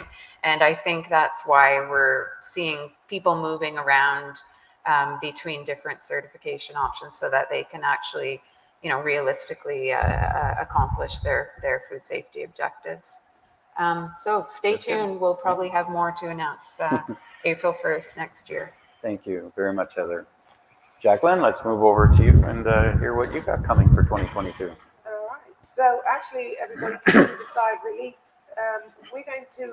We've been listening to our stakeholders, so we're going to have a little bit of a respite from revisions in 2022. We've had two, obviously, for those of you familiar with FSSE, we've had two major scheme overhauls in the last 2 years, and obviously updating from version 4.1 to 5 with the introduction of ISO 22000 2018 was the biggest overhaul. Now we benefit from the updated 22000, and I think that saw significant changes in the scheme. And then we had to rapidly move from version 5.0 to 5.1 to accommodate the benchmarking of GFSI. So FSSE does exist to be a GFSI benchmark scheme, but it is also, of course, heavily influenced by ISO. So we bridge the two. ISO is an internationally recognized method of harmonization, and GFSI is an internationally recognized method of harmonization. So FSSE sort of harmonizes the two. So in sticking with our mission, our vision of creating a better world, we want to stay aligned with that. And we continue to sort of monitor our external drivers and customer feedback. So although we don't anticipate any major updates to the scheme in over the next year or so, we will be monitoring any industry changes that we'll need to incorporate possibly into our board of stakeholders decision list, which allows us some modification of the scheme. But we do intend to keep the scheme relevant where necessary, meeting customer needs, but no major changes. So obviously what we are monitoring, the external drivers are going to be ISO. There's some revisions coming up down the road with the revision of 22003, and also work to perhaps harmonize the prerequisite programs. The ISO 22002 series for our prerequisite programs has moves to maybe harmonize those, merge where there's a lot of common ground to simplify the situation and also move towards sort of better harmonization. Of course, GFSI is also a main driver. We keep in line with GFSI. We have a number of the scopes GFSI benchmark, and like Heather, we have some that are non-benchmark, such as our retail and our catering scopes, which maintain the capacity that ISO bestows on them to do multi-site certification. We continue to work on sort of opportunities for integrated management systems. With 2018, obviously 22000 took on the HLS structure, which is common to so many other ISO management systems, such as 45000, which is becoming very important in occupational health and safety, 14000 for energy, 14000 for environment, 9000 for quality. So we've maintained that capacity to integrate those management systems, and we continue to look at other things that are coming down the road, like ethical sourcing, like sustainability, which we intend to do within that ISO platform. But for now, respite from revisions, hopefully in 2023. If I could have the next slide, some of the activities that you will see will come out possibly from the marketing department, from sort of market development. So we are in the process of updating our information and marketing materials. We think that this, at least I think this will help in sort of the transparency and the understanding of the scheme. We are going to put together a toolbox to really describe how FSSE benefits the industry, promote the understanding and application of the scheme to improve visibility and access. So I think that some of our materials are sort of becoming outdated, and we really want to sort of explore and make improve the image of the schemes to improve the understanding. We're also going to be working on sort of transitioning companies from ISO 22000 to FSSE. So while we talked about not being able to expand our growth because we couldn't do the risk assessment, there are a number of companies out there, actually there's 35,000 companies throughout the globe that are ISO 22000 that are not benefiting from the GFSI benchmarking of FSSE. So we want to work to help them gain those benefits of having that GFSI sort of endorsement and that recognition in the industry. We continue to promote our development program, which is like, as Erica talked about, our global markets program for capacity building, which is important to some of our big brand owners that need to expand their supply chain, and they're looking at perhaps some smaller organizations that they need to provide some ballast in that supply chain that was hit during COVID. It hit at so many different places, and some suppliers sort of went offline. They're looking at suppliers that we can bring off using that development program. Of course, promoting the benefits of the integrated management system approach. Even if we don't have a scheme such as FSSEQ where we've merged the two, we're certainly working with companies to identify how running the different risk-based management systems alongside accrue those benefits to you. And also we're going to explore the value of the use of data. We collect so much data. Erica, of course, talked about all the certification data that they're collecting. We do too. And, we've expanded that as we're using more ICT techniques. We're using more things online. We're collecting a load of data. We want to really evaluate how we can use that better and share that with the industry. So providing trust and delivering impact to the consumer goods industry. Thank you very much. Okay, and then now to wrap it up, Jessica, let's finish off with your update. And I'm also actually curious if there was any permanent change to your standard that happened as a result of the pandemic. Yeah, sure. So the main update I want to talk about today is the revision of the food standard. So we are in the process of updating our food standard. So it'll be issue 9. And we've already had a number of working group meetings we should have a draft available in January of 2022 coming up.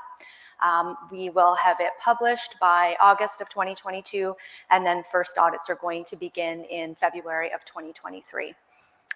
So far, we haven't added any hugely new areas to the requirements, but what we have done is the requirements are continuing to evolve to meet current knowledge of the risks that exist, as well as make sure that it's meeting current knowledge of good food safety management processes.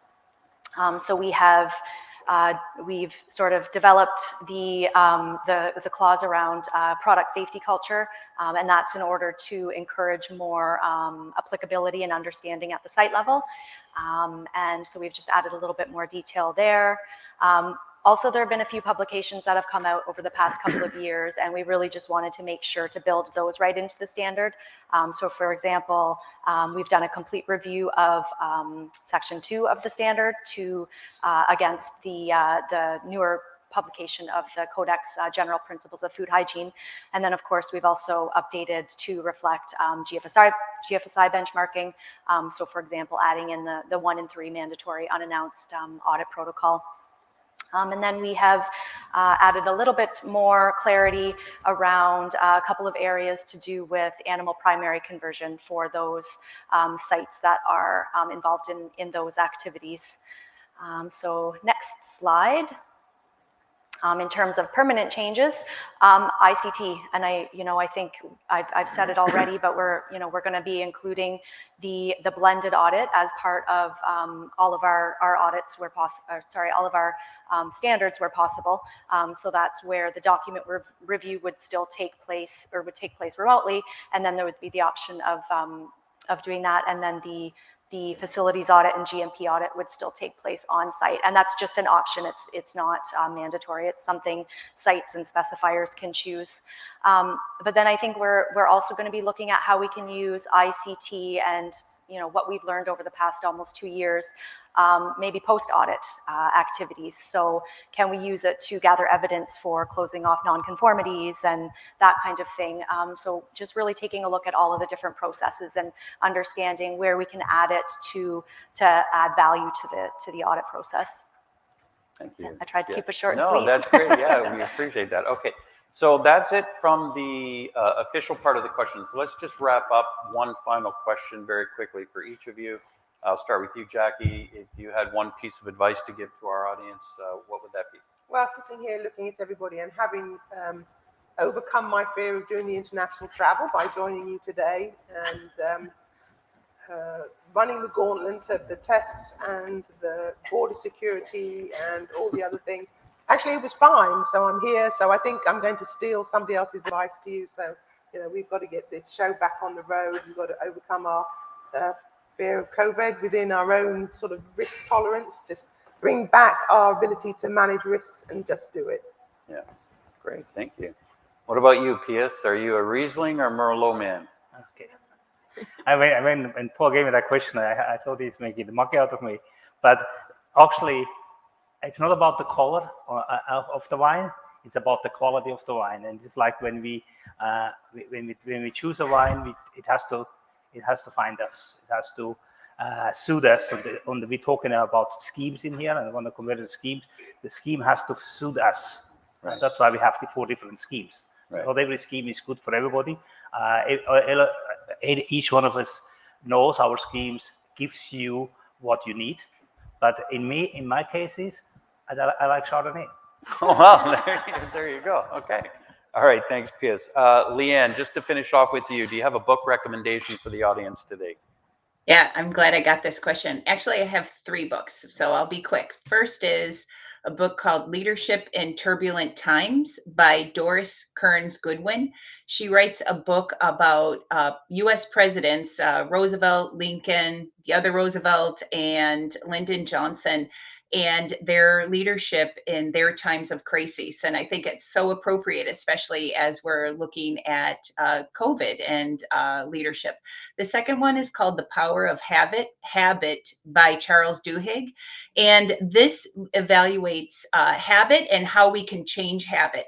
And it uses case studies and real life situations. So it's not just this boring scientific evaluation, but it's using really real life cases. And so it's just a fascinating read, and I would totally recommend it. And I would not be able to end a conversation without talking about one of my favorite books, which is called The Cubs Way. So by Tom Verducci. And the Cubs, the Chicago Cubs, my baseball team, they won the World Series in 2016. I know it was so 2016. However, it was changing the culture of that organization that drove them to this, from lovable losers to a winning culture. And I think it just speaks volumes about food safety culture. So it's not just about food safety culture, but about organizational culture and driving that change from the top down that creates this winning attitude or this food safety attitude. And I think it's just such an incredible book and story. So those are my 3 books. Yeah, I read The Leadership Challenge and another book called What Will Get You Here Will Not Get You There, which was another good one. And sorry to hear about the Cubs. That's unfortunate. Okay, so Rebecca, then over to you. Last question. What's one last thing you want people to know about Global Gap? Petite Sirah, Paul. Just kidding. Most folks don't know that our board and all of our technical committees are made up of 50% producers. And this structure of leadership really helps us remain committed to supporting farmers, allowing us to keep our focus on this holistic approach to food safety. So I think that's something I hope people keep in mind as they think about Global Gap. Say good luck, and we wish you all the best with the baby as well. Okay, Jessica, for you, just to finish off here, what's the one thing that surprised you the most in 2021? I don't know if surprised is necessarily the right word, but I want to say what impressed me is the resourcefulness and the resilience of the food industry as a whole. You know, manufacturing facilities don't, and work environments in general don't look or operate the same. Where there were major supply chain disruptions. We're all working really hard to keep our employees safe, all on top of trying to continue to provide the world with a safe food supply. So, you know, COVID-19, I think, has been a huge distraction in all of that. But what is clear is that we're resilient. We have really rolled with the punches. We've learned a lot, and I think in a lot of ways we've come back stronger. Yeah. So. Yeah, so true. Okay, and Heather, finally, one thing that surprised you the least in 2021? Well, Jessica kind of stole my answer. Oh, I'm sorry. Because I was going to say, it's what has not surprised me is that there's still such a strong commitment to food safety across the food supply chain. It's wonderful to see. It makes us all feel like our work is relevant, and it was very affirming, I think. And also what surprises me very little is how great it feels to see people again, to be in a conference setting. It's really wonderful that you all made the effort to come out today. Thank you so much for the opportunity to be here. That's great. Thank you. Okay, so now I know we're probably running a little short on time, but I would like to see if there are a couple of questions. Maybe we'll start.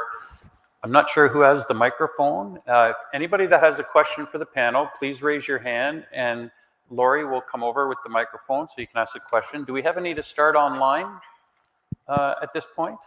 We have one question right here from Howard. Okay. So coming from a company like Bonduelle, where we are all across North America and across the world, we have SQF, FSSC, and BRC. So one of the biggest challenges for us this year in supplier quality and compliance was SQF Edition 9's addition of specific language around transportation meeting SQF food safety. With the COVID pandemic causing transportation to be at a premium, pushing for compliance has been challenging. Is there a push within GFSI to include this requirement in other schemes? I know BRC talks about service providers in general, but the more schemes we get pushing for transportation compliance requirements for food safety specifically would be a huge benefit. Thank you for your question. Maybe Leanne, do you want to start this off? Sure. I think I need to figure out which particular requirement, if transportation for third-party distributors, I think that's really what it is. It's more about understanding third-party contractors and understanding what the food safety challenges are as it relates to not just the environment that you're in, but also that you're using to receive and transport your provisions. So for us, we did add a requirement about third-party contractors, including storage and transport. So it's about understanding where the product goes, how it's stored and managed, and how it gets there. So I don't know if I would imagine GFSI has some requirements around it, but for SQF, we found it valuable. So for us, we do use external third-party expertise in order to write our program as well. And that's one of the requirements that the technical working groups came up with. So either retailers or manufacturers, or there were enough that said this is something that is important. And I'd also just like to comment too that all of our standards have a public comment period. So for concerns about particular standard requirements that are new to an edition or a code or a standard, or even to GFSI, there's opportunity to comment and share input in each of those process throughout the development process.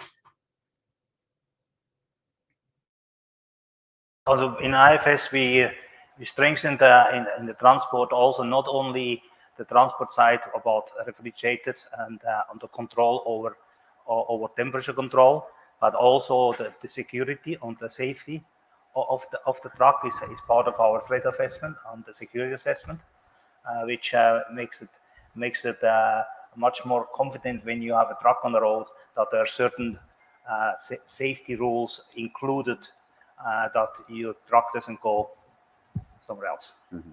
Okay.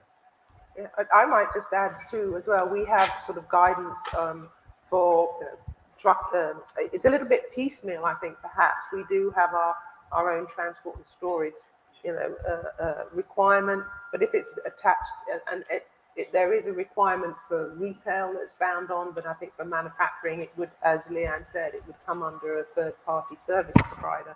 But perhaps it is something that we should look at to sort of unify. We've had to provide a guidance for tanker cleaning, but that sort of supplements the transport and storage thing. But maybe there is time to sort of put, and we also have an addendum for refrigerated parcels. So again, maybe and then we're also looking at that, that final mile, in e-commerce. So it's probably time to bring it all together. So and then that would help you if you're using all the different programs. Okay. Do we have any other questions that came in from virtual?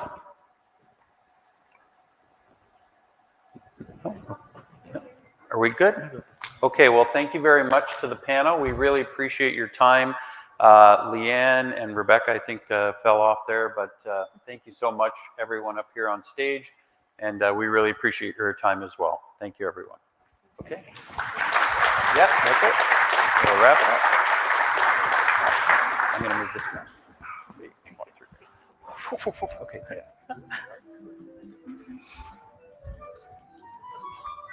This you must.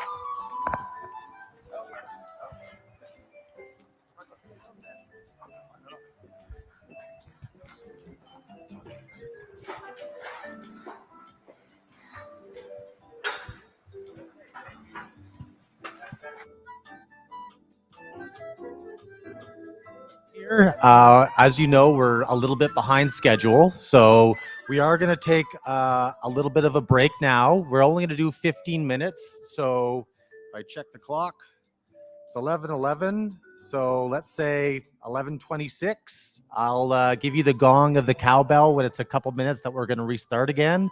So get up, stretch your legs, grab a coffee. I'd also invite you all to check out all of the exhibitors and start filling out your passports so that you're eligible for a $500 prize. Thank you.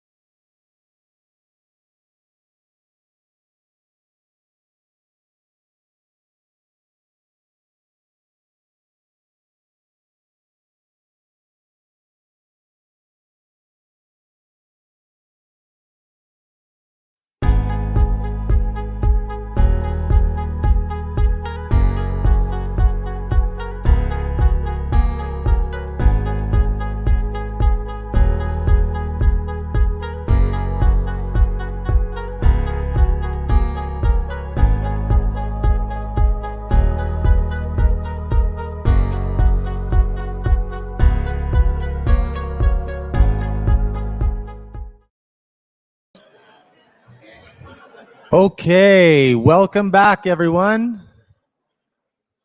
I know that there's a lot of networking going on and everybody's seeing some friendly faces again, which is really exciting. Frankly, I think that I've not recognized some people because we're wearing masks and I don't remember exactly what their eyes look like. So, and then I have employees at work who I've only ever met them with masks on. And there's been a few times where we've been in the same room eating and I didn't know who they were. So, first, I just want to remind everybody, so there is that exhibitor passport for you to fill out. And if you want to visit all of the exhibitors, you get a stamp. And we've got a $500 gift card generously donated by Nathan Burke of iInsurance Organization. So thank you very much for that contribution. And what a great prize. Someone's going to win that here today. Also, a reminder that we have a lot of great silent auction prizes from various sponsors, exhibitors, OFPA members, and directors. Thank you for your support and contributions. So please check them up. They're on the wall there in the front lobby. So the starting bids for all of those are well below what the value of those prizes are. So please check them out and start putting your bids in.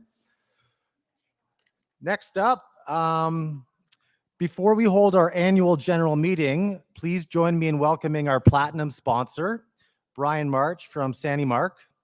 Brian has been with Sandy Mark for over 10 years, providing specialized chemical hygiene and cleaning solutions for the food manufacturing, healthcare, schools, government, hospitality, and food service industries.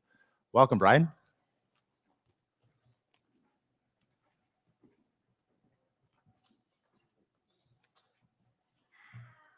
So I apologize for that horrendous picture of me, but they grabbed off LinkedIn.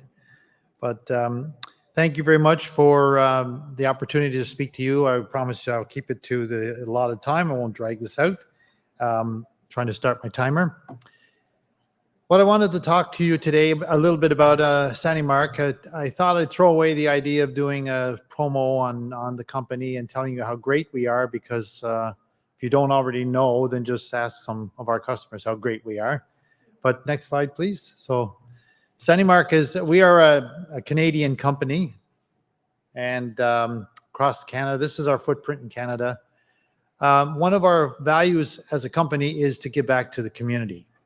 So that's what I want to talk to you this morning about, is some of the initiatives that we have taken in investing back into the food industry, and look for opportunities. I'm hoping that some of the things that we've done will give you an idea or two, or you may have, to come forward to us and say, hey, maybe we could collaborate on this project. So there our initiatives, if I could have the next slide. Our initiatives are focused on either education related to the industry, focused on research and development in the industry, promoting the food safety culture, or some charitable work that is related to the industry. So it'll be one of those three things. So first of all, next slide, please. Not used to saying next slide. This is one of our important investments that we've made, is at the IFPT in Conestoga College in Cambridge. It is this campus. So we invested a lot of, when the college was under construction, we supplied all the dispensing and cleaning equipment that is needed in the pilot plant there. If you're not familiar with this facility, it's really worth visiting. There's a bakery line there, there's a juice line, and a vegetable packaging line where they train operators and people for our industry. So we donated all this equipment, as well as donate towards the operation of the sanitation program on a yearly basis there. Next slide is also connected with education. We have a scholarship program at Conestoga College where we supply 3 scholarships to the students at the school. And the only thing we ask, or they have to be related into the industry, and they have to write a 500-word essay on how sanitation supports food safety in the food industry. And the college judges who the recipients are each year. So I get a letter every year from 3 young people thanking and explaining the value of this program to them. Next slide, please. This one is dear to my heart, as we did a few years ago with the Canadian Food Science and Technologists Institute in Manitoba. This is the Schools Science Symposium, and it's usually about 300 or 400 participants all over Manitoba from all grades. These are the winners of the last in-person event, was in 2019. The little fella on the far right, he's in grade 4, and I can't see my notes, but he did a study in grade 4 on which type of milk spoils fastest. So he had to visit a dairy, interview a QA manager, get samples, and do this study at home using agar plates that he had made himself. Then grade 4. I was not doing that in grade 4. So it was, it's quite a real nice event because the kids are very much engaged and they do some really fantastic work. And we supply a very nominal prize, and we love being attached to this event because of this is the future of the food industry in Canada, at least in Manitoba. On the charitable side, this is an event that we participated in the last couple of years at the invitation of Burnbrae Farms. This is a charity that's close to the Hudson family's heart, and they asked us to participate. So we have. It's raising money for the YMCA in Brockville. So this it goes directly to that organization. It's related to the food in the sense that it's a food customer of ours. It's important to them. So that's the kind of thing that we like to participate in. Next slide. This again at Conestoga College with the pandemic, a lot of international students were stranded, couldn't travel, and found themselves without support, financial support. So there was an emergency relief fund set up, and we were asked to help support that, which we were happy to do. Again, investing in the future of people in our industry and kids. Next slide is a recent event. This is a ride for cancer that we did in Halton Hills. We put together a team. We raised a total of $82,000, I think it was, for Cancer Assistance Services of Halton Hills.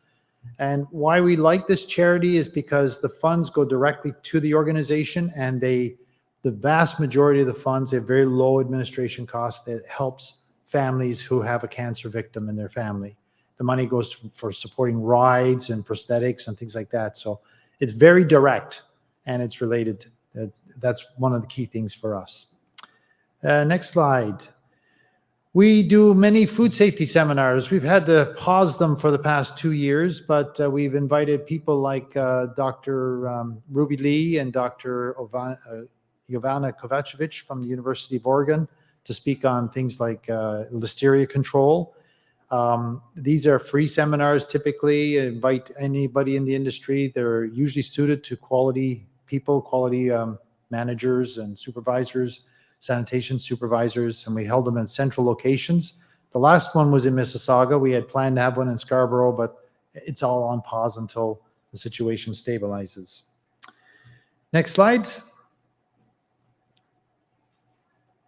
We've also done a lot of work with OMAFRA with respect to research on carcass wash. The piece of equipment that you see, that odd-looking piece of equipment, was designed to apply carcass process aid on meat and beef and pork carcasses. I keep going to say cartridges, carcasses, so that it's an adjustable machine to find the right conditions. But it was something as a part of our engineering departments. They built this, designed and built it, and we used it in the field to conduct research with OMAFRA on what is the best way for this product to be applied in the conditions that in the small meat processors in Ontario. Next slide, please. We've done many industry seminars with industry associations across the country, the Meat Council and the CFIA in different locations, the BC food processors. These are not marketing seminars, they're educational seminars on technical subjects at the request of these organizations. And Alberta, next slide, please. What's the next? Trying to go from memory now.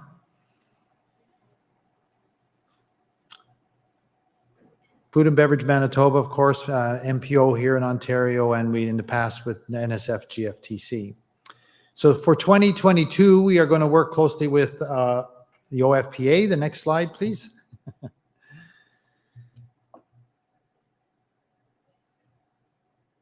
With first investment we're making is in this. If you're not familiar with this, it's another facility. It's in Eastern Ontario in Colbert near Oshawa/Peterborough area.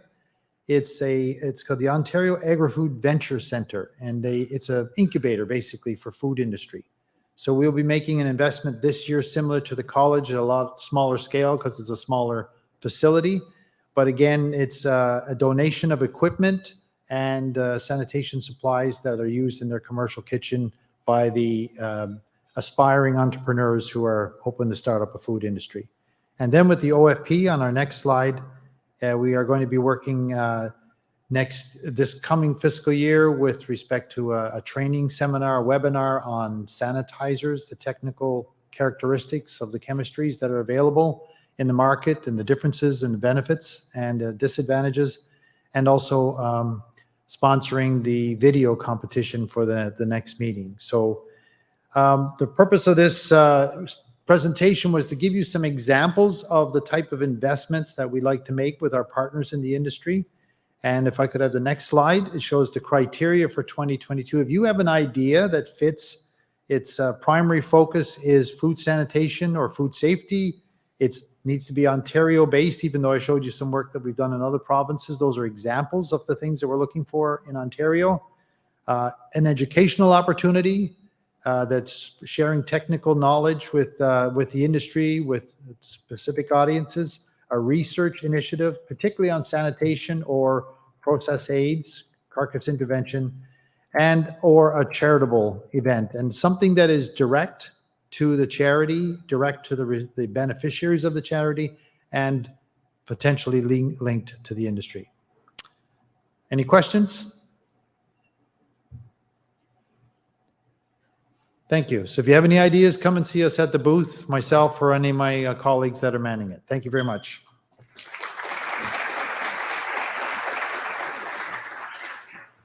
Thank you, Brian, and thank you for your support to help put on this this event today. We really appreciate all of our sponsors and exhibitors to help, put this together and meet face to face again. So let's get things moving along again. I'm going to invite up our OFPA president again, Nadia, and she's going to open our annual general meeting and OFPA announcements.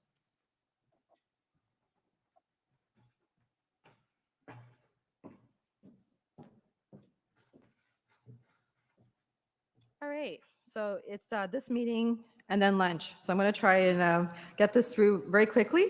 So welcome to our 64th annual general meeting for members. When it is time to take any votes, please remember that only members of the OFPA are to participate. So to start our agenda, is there any new business to be added to the current meeting agenda? Okay, so if there is nothing to be added, I'd like to start the meeting with my message as the president. So this year, I assumed the president role from vice president in September 2021 after Joe Myatt's resignation. This year has been another trying year with the association due to COVID-19. The year started off very meek for the association, with about $2,000 in our pockets due to the lack of in-person events. Our primary source of revenue was halted in 2020, and we only had one virtual event that year. But I'm happy to say that we have managed to stay afloat. We had our spring event on April 15th, 2021, which was led by our treasurer, Gwen Sisker, and planning committee board of directors, including myself, Aaron Aboud, our video competition lead, board of directors, Megan Saunders, and Lori Sawyer, supported by our admin, Denise Horseman. It was a huge success.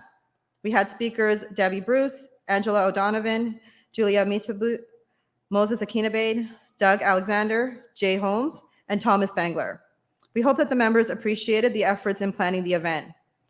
We had high hopes of having our first ever OFPA social mixer, but it was canceled by the president, Joe Myatt, due to his concerns with COVID-19. The planning committee was led by myself, Aaron Aboud, Jessica Burke, and Megan Saunders, supported by our admin, Denise Horseman. Despite being canceled, there was a lot of learning that we will put to good use for when we launch this event in 2022. One of my personal goals as president for 2022 is to increase membership by adding more value to being a member. The OFPA at one point was one of the highest memberships out of all the affiliates with IAFP. Over the last decade, this has dwindled. Unfortunately, COVID-19 in 2020 and this year did not help. Board of Director Megan Saunders, the lead for membership for 2022, supported by myself and the other board of directors, has revamped the benefits and is pleased to relaunch our membership with added features. In addition to the normal discounts to our 4 events, the spring meeting, the golf tournament, the social mixer, and the fall event, and biannual newsletter, we will be having monthly member webinars with featured speakers and bi-weekly OFPA news and industry update emails. Take advantage today of the Food Safety 2021 10% off to receive a discount on your 2022 membership. Also, we will be removing scholarships, which historically were funded by the schools in honor of the association. Over the years, the OFPA started funding this. Rather than supporting a select few students at a select few schools in Ontario, we will be offering currently enrolled students in a food science program in any post-secondary Ontario school free membership to the association. This is going to increase the numbers of members and as well encourage membership to these new generation of food safety professionals once they graduate. If there's anything else you wish to see the association offer, please find a board of director during the course of the day and do let them know. As mentioned at our spring event, the financials for the fiscal year will now be done at the spring event for the previous year. Today, we will vote on the proposed amendments to the Constitution proposed by the board and sent to the members by email. There will be a quick summary of the finances for 2021 and the introduction of the officers for 2022 OFPA Board of Directors. I would like to now motion to vote on the minutes for 2022, which was sent out to the members on November 5th by email in lieu of the AGM. So I motion for a vote by the members to move that the 63rd annual meeting minutes, November 19th, 2020, be approved as distributed. All in favor? All right, thank you. So the motion is carried. I need a first and second for the motion. Anal Dave, anybody else? Thank you. Aaron Aboud. All right.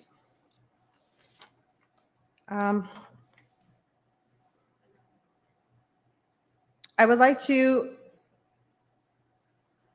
to now introduce our 2022 Board of Directors at large. May I please ask the Board of Directors to stand as I announce your names? Sorry, we're not going to do that yet. I was just kidding. I'm sorry. I was just kidding. Just want to see if you were awake, just to keep up with the technical glitches, you know, have something in person. Actually, we're going to do the Constitution and bylaws now. So I'm going to hand it over to Board of Directors Andrew Clarke and Laurie Sawyer. Sorry, guys.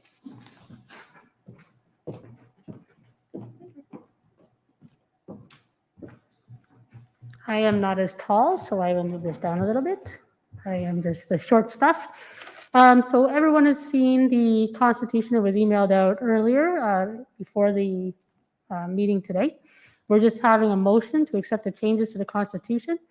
The main changes for the Constitution was just verbiage to make it a bit more diverse and inclusive. And we just made a quick change with there's a tied vote, that the president's vote is the tiebreaker. So all we need, oh, sorry. I'm just so used to wearing it. I guess that makes more sense. So if we were to just pass a motion on accepting the changes to the Constitution, I just need if all in favor, raise your hand. Can I get a first for the motion to pass? Aaron. And can I get a second? Yes. Jess will second it. Thank you. So that was quick and painless. Now back to our president, Nadia.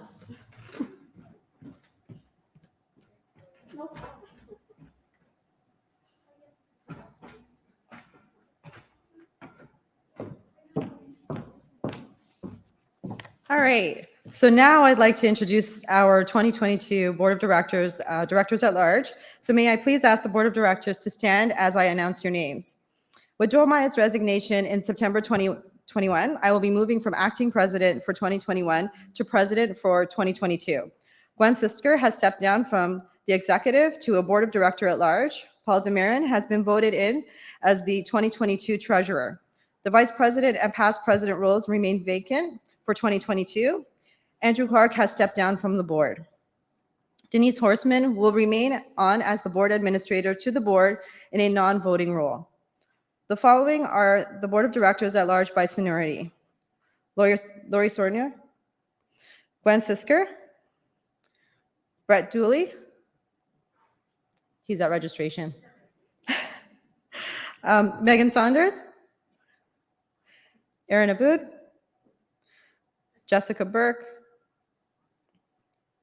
Anal Dave, and just recently added Loveline Tickham, Jacob Barber, Michael Bailey, I don't think Michael's here yet, and Paul Valder. Don't think Paul's here either. The slate is nominated by the Board of Directors. I'd like to motion for a vote by the members to accept the slate of officers for OFPA for 2022. All in favor?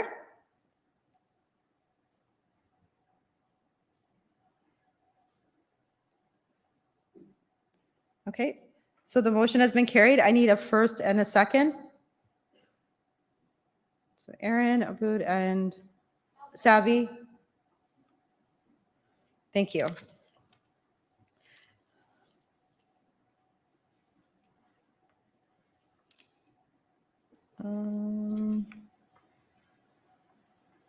Okay, next up we will have Gwen Sisker to do a quick summary of our financials.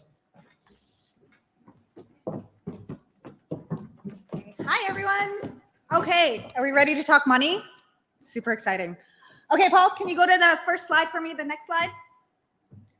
I'm really loud, so I probably don't need this. That's just natural. But okay, so this year we decided to do something a little different to improve our finances. So what we started to do was normally we would be giving the full annual update today at the fall event, but we thought we would get ahead of the game moving forward. And at the spring event, we did propose the 2020 numbers, and we also let everybody know the 2021 budget and where we are. So this slide that we have up here really summarizes the 2020 numbers.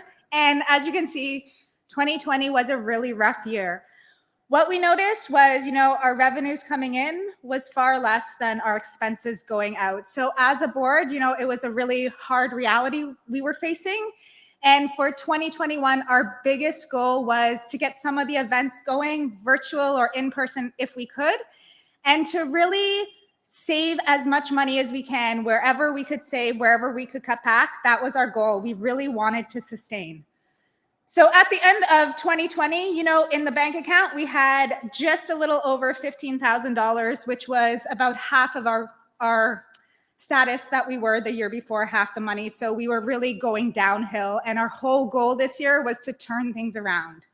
So we put a standard goal there. We put a target to say, okay, we got to stabilize. We got to go in the right direction. And we wanted at this point for our bank account to be around $19,000.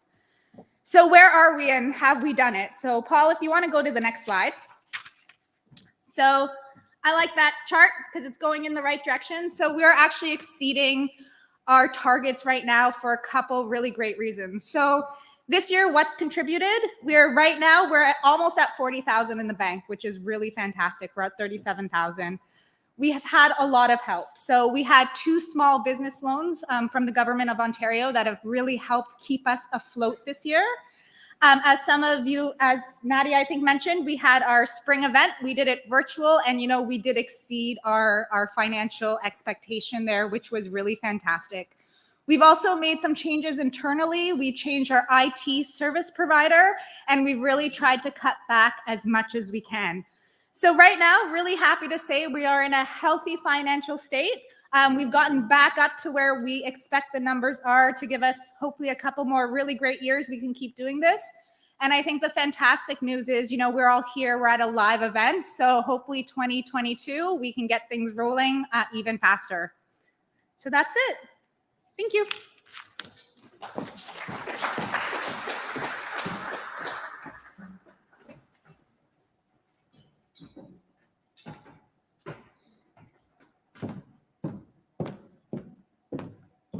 All right, before we close the meeting, is there any other new business? Okay, with there being no other business, before I adjourn the meeting, I'd just like to ask the Board of Directors for 2022 to approach the podium for a group picture after our Diamond sponsor presentation. Also, please don't forget to use the hashtag OFPA 2021 AGM, and please visit our silent auction. There's great donations, and all the proceeds are going to help the association. So I need a motion to carry to end the meeting. A vote. Thank you. I need a first and a second. Anal Dave, and Lori Sawyer. All right, thank you.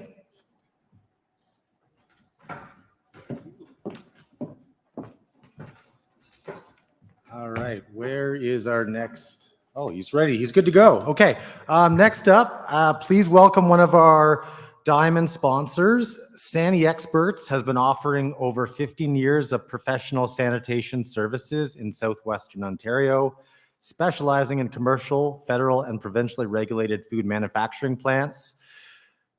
Ninaf Yukana, we went over this before, has been with Sani Experts for over 2 years and is their Director of Training and Area Manager. Welcome, Ninaf.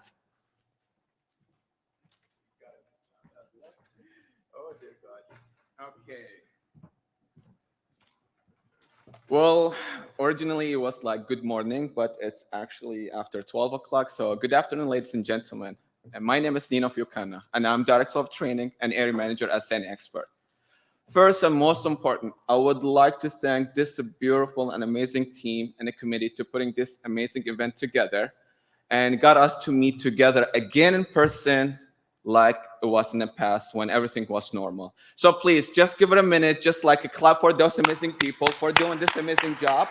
And I really appreciate it, the dedication that they put together. And they've been here since 6 a.m. or before 3 a.m. I don't know what's going on. So, and for that say, next slide, please. About Sani Expert, we are a food sanitation company. It was founded in 2018 under founder and CEO Heron Toma. And with 15 years of experience in cleaning all federal and provincial food plant like poultry, red meat, RTE, dairy, and all slaughterhouses, we pledge to deliver an expectation and meet your hygiene standard. Also at Sani Expert, next slide, please. We specialize in deep cleaning and disinfecting industrial and office area from COVID virus by applying certified chemical through electrostatic spray guns on any area. And with the UV and ozone disinfector, we are able to reach to any confined space and hard to reach surfaces. And with that saying, Sani Expert, it's not only a sanitation company. We come with different services that we can help you to succeed your business and reduce the cost and also save you time. Next slide, please. With the internal QA certified person, I have it here with me. His name is Abdul. We are happy to assist your company and yourself to develop a sanitation and micro programs to meet a Food Safety Modernization Act requirement. And with the 5 steps that we have in the screen that's showing, like validation and training, we will be there to assist you to pass all your internal and external audit that you are going to face in the future. Also, at the Sani Expert, we care about your time. Next slide, please. As a trainer in the house, in women's log out and tag out, boom lift and scissor lift, confined space, and other programs, we will train our team to be there to complete their jobs in an efficient and safely manner. And also, if there's any questions that we have about our training, we will provide the services for you as well. Next slide, please. Our promise to our clients is to work side by side to meet your expectation and accomplish all the goals while maintaining sanitation budgets. And with that saying, I can't forget my amazing troop that I have as Sani Expert. I wanted to thank them who they come every day to deliver a prestige service and meet the expectation. We are so grateful to have such a great team at our side that working hard day in and day out and with a smile on. And plus, and most importantly, during the COVID, they were showing up with no problem and on time. And finally, I would like to thank you guys for listening. I made it nice and short because I know everybody's kind of hangry right now and need to get out of this place and just have a little time to feed the stomach. Thank you for listening to me. And if you have any question, please visit our booth, and we have a lot of goodies to give away. They are 50 bucks, maybe more. Please have them all, and I don't want to carry them with me out going back to Hamilton. Thank you again, and enjoy the rest of the day. Thanks.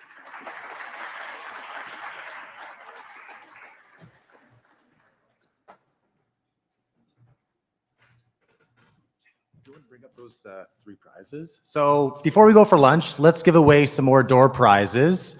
I'll just get a list of what those prizes are. We've got a couple of water bottles. I think those are from AIB. And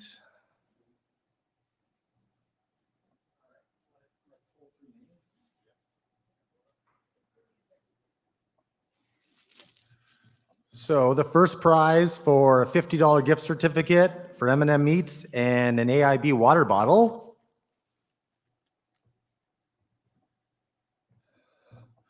Sean Nareen. Sean Nareen. Congratulations.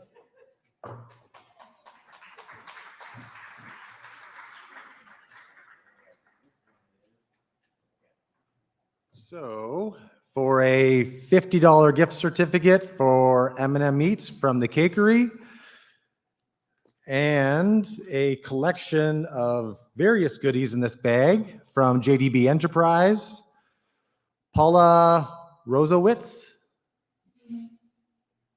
Congratulations.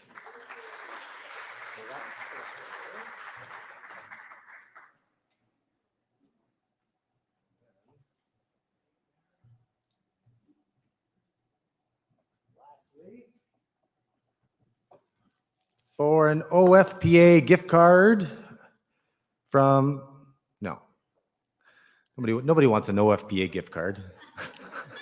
For an Amazon gift card from the OFPA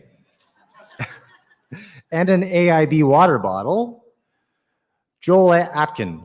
Joel, congratulations.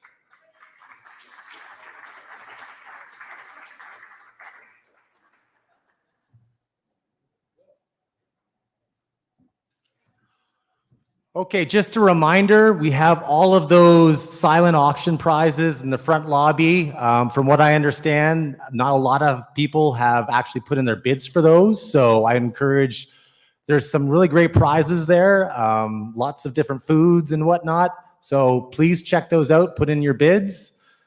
Again, visit all of our exhibitors here. We thank you very much for coming here today and helping support put on this event. Collect stamps and enter those in your passport for a chance to win $500. So we'll meet you back here at 1:30 and have a great networking session. 1:15, sorry, 1:15. And we're looking for all the OFPA members to come up here and take a picture. Or sorry, OFPA Board of Directors. Thank you.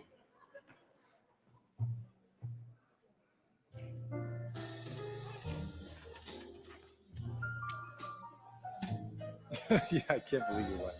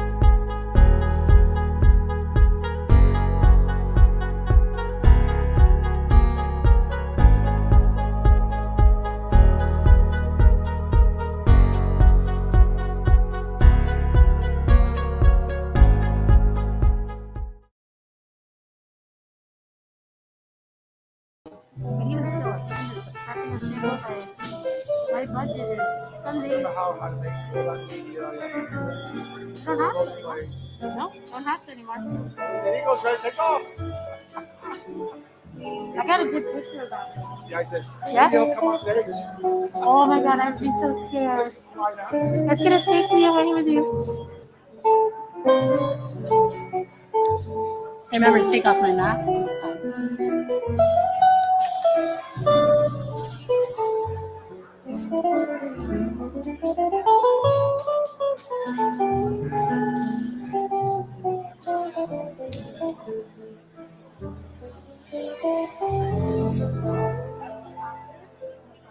Yep.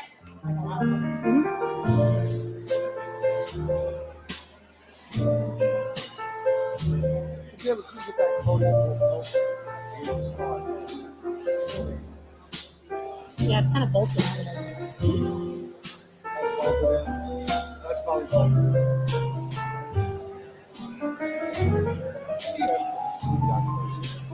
The IT guy.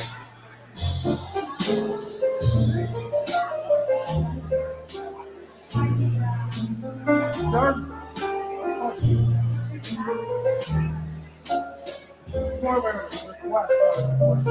I noticed the podium is broken. Is it broken? No. Can I move it over? All right. No, don't worry, we can move it over. Okay, you grab it and I grab it. He says it's okay. Is that okay? That should be good. Yeah, that's what I was just thinking. That's it. We're Is that good. good? That's it. At least it's a little closer. Yeah, we're still good. The only reason is, yeah, I don't want to walk. No, you just want to be close to each other. Usually put it right. When we do that, I've done this before. It's right beneath you. Yeah, you can look right down. I'm just waiting for my countdown. There was a 30-second countdown. One countdown when we went through. Oh yeah, that was just to get everyone back to their seats. Gotcha. Oh, he's getting around. Oh boy.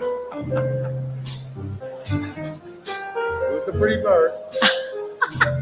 She's a pretty bird. They The know bald that. eagle want a cracker? He said they lived for 40 years, 50 years old. Wow. Imagine that. Hello, everybody. If I can get your attention, if we could get everyone to take their seats, we could start with our afternoon program. Thank you.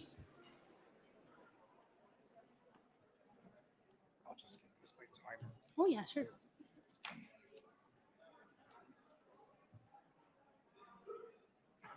I also want to remind everyone that to use their passports, go around to our great sponsors who are here to make these kind of events possible for us here at the OFPA. We thank you so much for coming out today. So get those passports completed, go talk to our sponsors, get those passports stamped, and then put them by the registration so you can win a $500 prize. We also have the silent auction that is just outside of the hall today. The silent auction works as you put your highest bid into the boxes, and then whoever bids the highest, they're the winner. So this way you don't get to see what everyone else is bidding. I strongly recommend you bid on the Good Leaf one, which was sponsored by the farm that I work at. It has a nice little bottle of Baileys with some turtles and some lovely hot chocolates and candy canes. I think I might actually bid. I have bid on that one myself. There's also a few little Christmas decorations and Christmassy stuff in there. Might be a little bit too early for some people, but not so much for me. Should I do some door prizes first? Door prize? All right, I'd like to start off with you just want to do one or two door prizes? Let's do two. Let's do two. We're all back from lunch. We're all in a bit of a food coma because lunch was amazing. I'm ready to hit the bar when this event is over. Hope to have you all join us with your drink tickets and some live entertainment.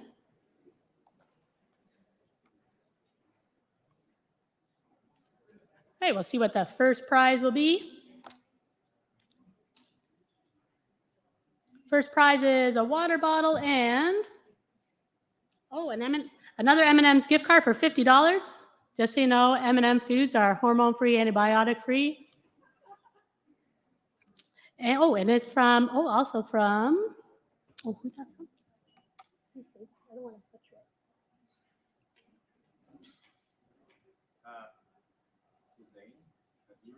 Oh, from Hossein Aberi. Thank you very much. Okay. Oh, and here's a complimentary membership for the ISFP, and that is from AFCO. So we would like to. That's the winner there. That's who won. Oh, that's who won. Oh, sorry. That is Sean Bison. If Sean's here, you're the lucky winner. Bison. Sean Bison. Oh! Good job. Yes, thank you. Wonderful.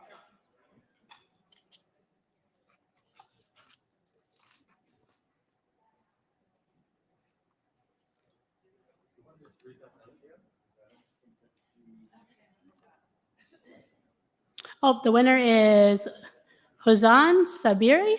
I don't mean to butcher that name. My apologies.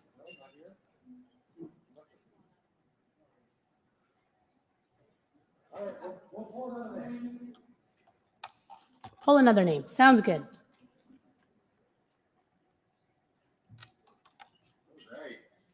Oh, Trophy Foods. Who's from Trophy? Terry Wilson. Terry Wilson, you're the winner. Oh, there you go. You could pass it on to Terry. Great. Now that we're all full from lunch and we're ready to hear from our next speaker, I'm very glad to introduce our next speaker today. His name is Charles Jabroni. He's a Vice President of Technical Service for Rochester, Maryland Corporation. He's going to be speaking towards something that's very near and dear to my heart, which is environmental monitoring.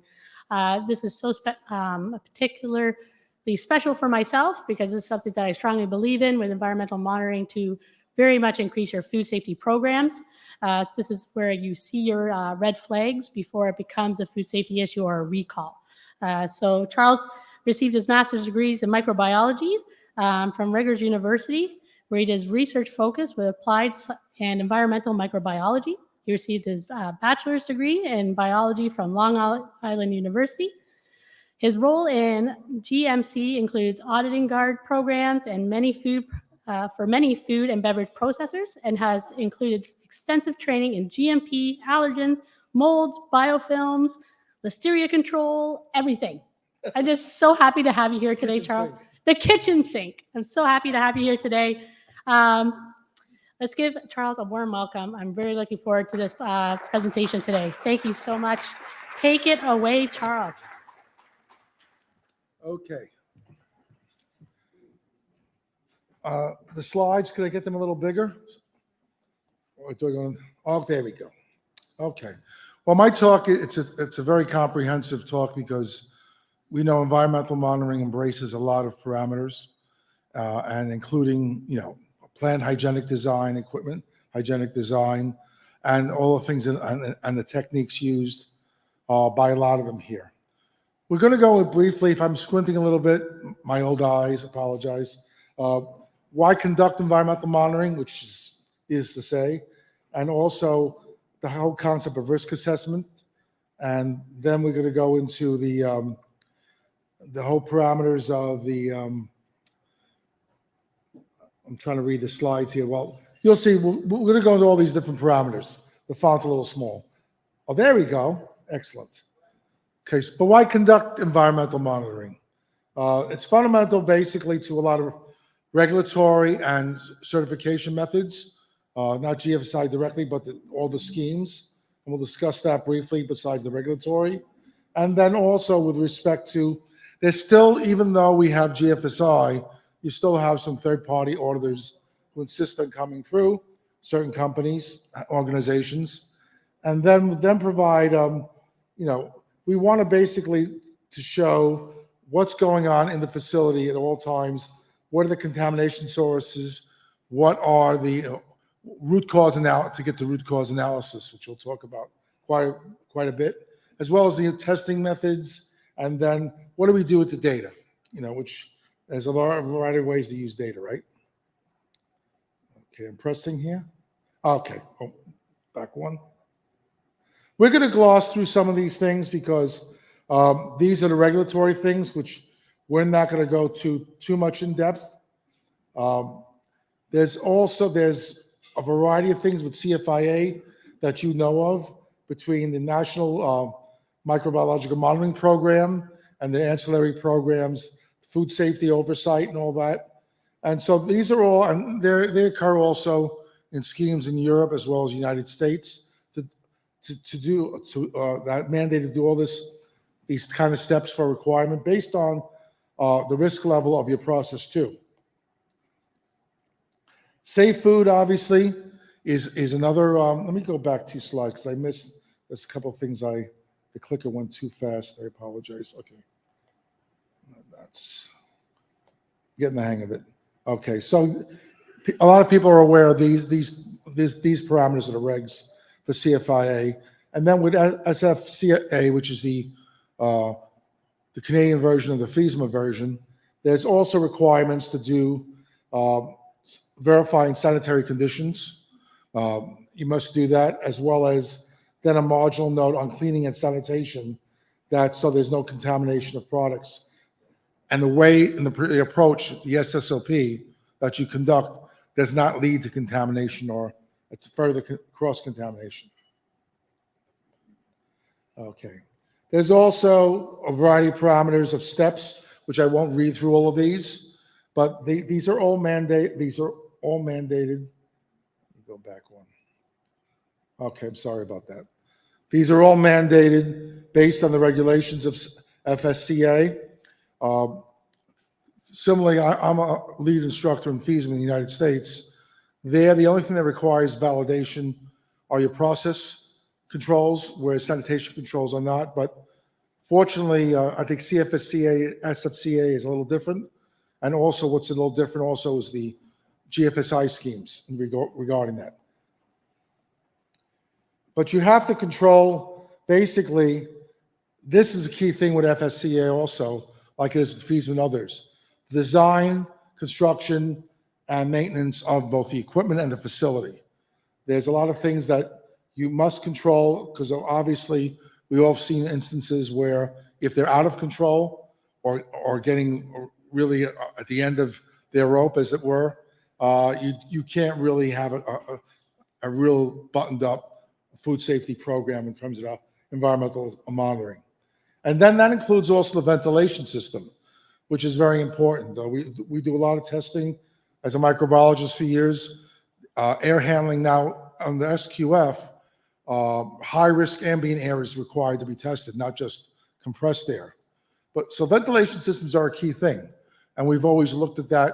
I've always looked at that personally, both whether it's a cooler where you have whipped product or you have a refrigerated area of processing where if the air handling units, this biofilm in the drip pans, for instance, they can contaminate the product, et cetera, et cetera. So these are parameters that now are being addressed more and more by all the regulatory bodies and the GFSI schemes.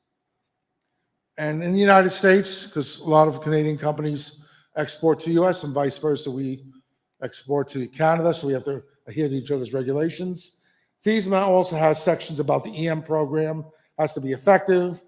USDA, FSIS, which of course CFIA is more streamlined. It has everything. We have USDA for meat, poultry, egg products, whereas FDA takes care of everything else. But the high-risk food products that have a lot of listeria, like luncheon meats, whatever, around 2000, 2002, they developed their program, the pathogen reduction program in the United States. And that's why you get the FSIS has those, we call them, Old McDonald have the EIAO, the intensive swab in high-risk facilities are done in the States of those facilities as they are in Canada because of the nature of the products. This is starting to go filtered down now even to the bakery level, by the way. And then the GFSI has, as Leanne, who I know well, because I've been an SQF consultant now for about almost 9 years.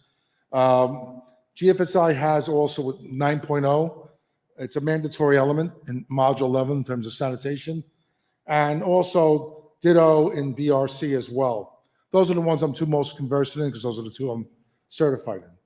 But they all have some measure of that. What should an environmental program tell you? Okay, environmental monitoring program. Obviously, where the sources are to get the root cause, because sometimes the source is not the root cause, right? Okay, it'll lead you to that in your detective work.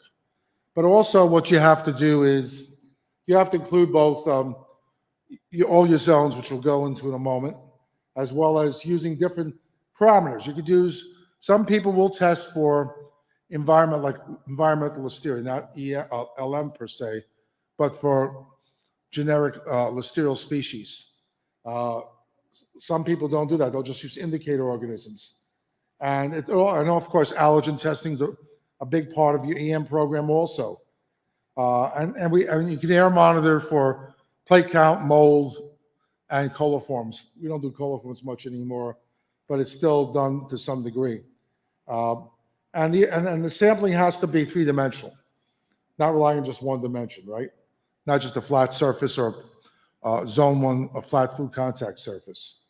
And the other thing that we always have to be cognizant of is we have to prioritize them, but always rotate them so that we get plant hygienic design equipment all as one continuum, not as disparate things, but as one continuum.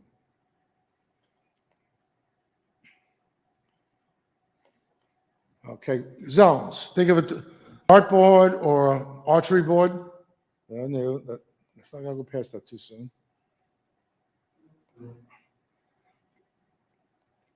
It's just okay. Maybe I'm a little too hard on the clicker. So zone 1 and 2 we know are the direct food contact and indirect food contact surfaces. And I always tell people when I train, you want to keep the pathogens especially, but even the problematic spoilage organisms as far from zones 1 and 2 as possible, away from the bullseye. But of course, you're going to test all zones, including 4, which are hallways and disparate drains away from the food production area.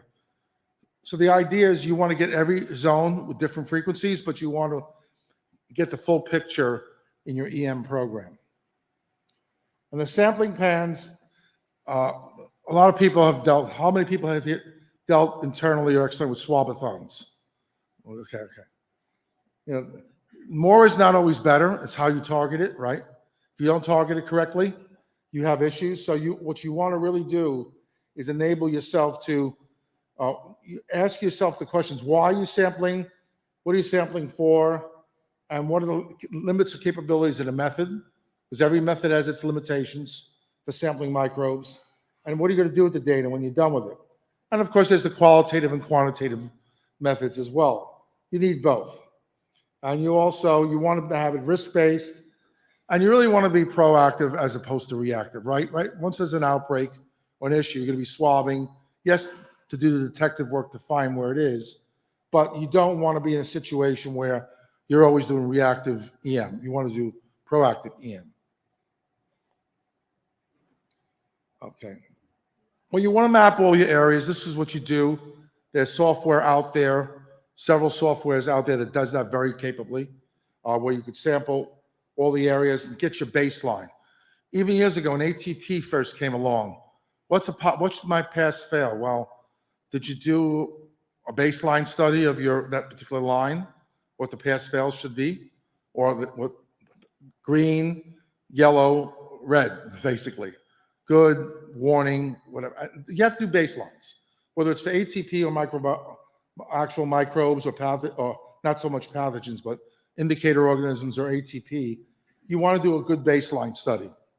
Otherwise, the data doesn't mean anything. Okay, let's go back one. All right. Okay, so, and you want to do verification, continuous verification and occasional validation of your SSOPs for equipments or even environmental areas. Because otherwise, you always have to update your SSOPs, whether it's on zones 1 and 2 or 3 and 4. Okay, now plant design and layout. There's a lot of there's some good I'm old, so oldies but goodies. The GMA has a very good old Excel spreadsheet to do facility design checklist. There's newer ones out there. Of course, all the GFSI, a lot of the GFSI schemes also have those checklists also for different things. But you want to look at all the overheads, everything in the area. I like to always go up even though my knees are I have some arthritis, I try to get up as high in mezzanines as I can, because when you look down on lines and all that, you could see a lot of different perspective of things than you can from just looking up all the time. You need to do both. And processing equipment, where is it located? How it's located? Is it too close to the next? Is everything shoehorned into that facility, or is there ample room? I was in one customer this week, big bakery in this area in GTA. What they finally did with some of the offices, they took out lines. They opened things up. Why? Because it's much easier to maintain the hygiene and monitor the hygiene, even the EM program, when the things are not shoehorned together, as it were. And of course, you sample things randomly, but you have a method to your manage. You want to get to every area of the plant, especially the high risk, with a certain frequency. But you want to rotate them as much as you can, all the zones. And the thing is, a grid map. Now, a lot of the software that's out there, we use one called eBackMap. A woman out in California developed it, who used to work for Silica, who now, and she is a microbiologist.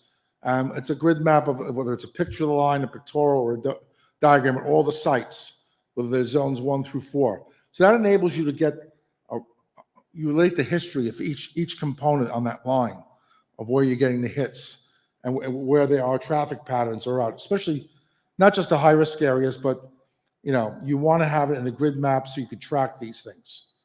Now, the recommendation there, that's general guidelines. Most people's high risk zone ones, they'll do weekly. But then some zone 2s that are also high risk weekly. But then when you get to your 3s, a lot of them will be monthly. But again, you rotate these things so you get to it at a certain periodic frequency based on your risk assessment of that process or line, or your product. What do you do with the results? How are we going to utilize these results? Okay, that's the key thing. You get this nice data, you have some indicator organism positives like Enterobacteriaceae, the salmonella, or what have you. Okay, what do you do with it then? Okay, it's just collected on spreadsheets and, hey, we did all these swabs, you tell your customers, and we're on top of it. But we want to analyze the trends and how to not just react to those trends, but to be proactive, say, how do we get the root causes fixed so we don't have these trends anymore in certain areas? And they can happen in new plants too, not just old plants. Okay, some new plants are designed. Still to this day, engineers, when they design a new plant, don't do things in a complete hygienic design. It's gotten a lot better, especially in ready-to-eat meat and poultry plants, both here and in the States. But it's still, you go into new plants, you just sometimes want to roll your eyes and say, why did they create it this way? Why did they design it this way? Or they refurbish a plant. They do a complete renovation and get the same situation. But we want to follow, we want to have, because of the baseline studies have to be done right, you want to have reasonable, based on the risk of the area, be it ATP or micro, pass, caution, and alert, right? Because sometimes our customers, and sure Signing Marks and others too, Zep AFCO, they make too stringent, like an ATP, they make it so tight that it's very exasperating for the sanitation crew to hit that target. And in reality-wise, that target's not realistic for, say, a raw dough area in a plant. I mean, on old fabric belts, you're not going to hit 10 on ATP with Hygiena. You're just not going to do it. If you hit 50, it'd be great. But you have to basically establish that based on your risk assessment. That's why I'll never give you a figure that's good. What's a good figure? I always use the micro term, it depends.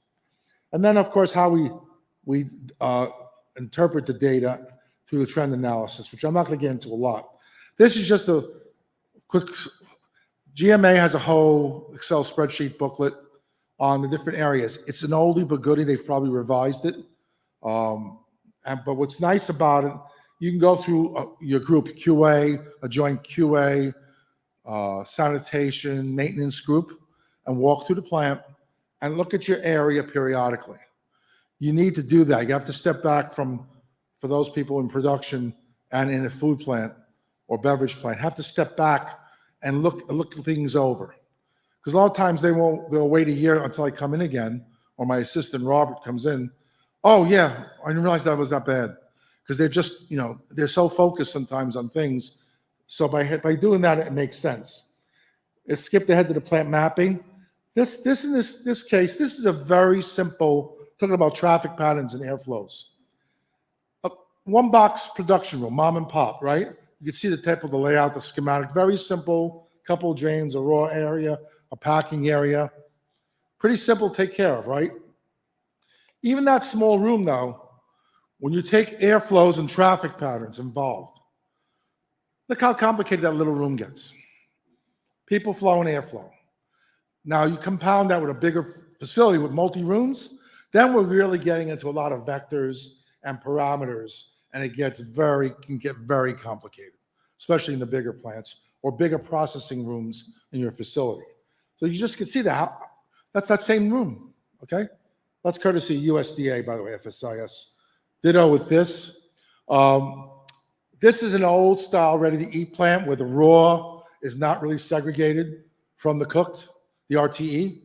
And you could then, when you start having multiple crossover points, where either whipped product or raw product can intersect with cooked product, like take a one-way smoker, right? Raw products going in, cooked products coming out. What do you do in the interim when you're going to take it out so that the raw drippings from that sausage don't impact, even though it's on a rack and all that, the cook rack that was smoked for the kill step. Things like that, that's a crossover. Even though it's not a major one, it is significant for a lot of plants that have one doorway smokers, for instance, as one example. So you can see how the crossovers start making issues and where the drains are located. Okay. And there's all different traffic patterns. From raw to cooked, obviously the new plants, like I mentioned before, you don't have an issue with that as much, right? Because the raw plant is totally segregated with separate entrances and exit from the RTE, right? So there's no way people can get across. But a lot of plants, they have gray areas, right? Or they have a line. I love the yellow line. Or that's the raw side, this is the cooked side. Like the line is going to keep the bacteria out. But it's an effort to try to keep things segregated. But you always have, when you get human beings involved, right? With a wild card, not just the animals. So the traffic patterns crossing, get to be an issue.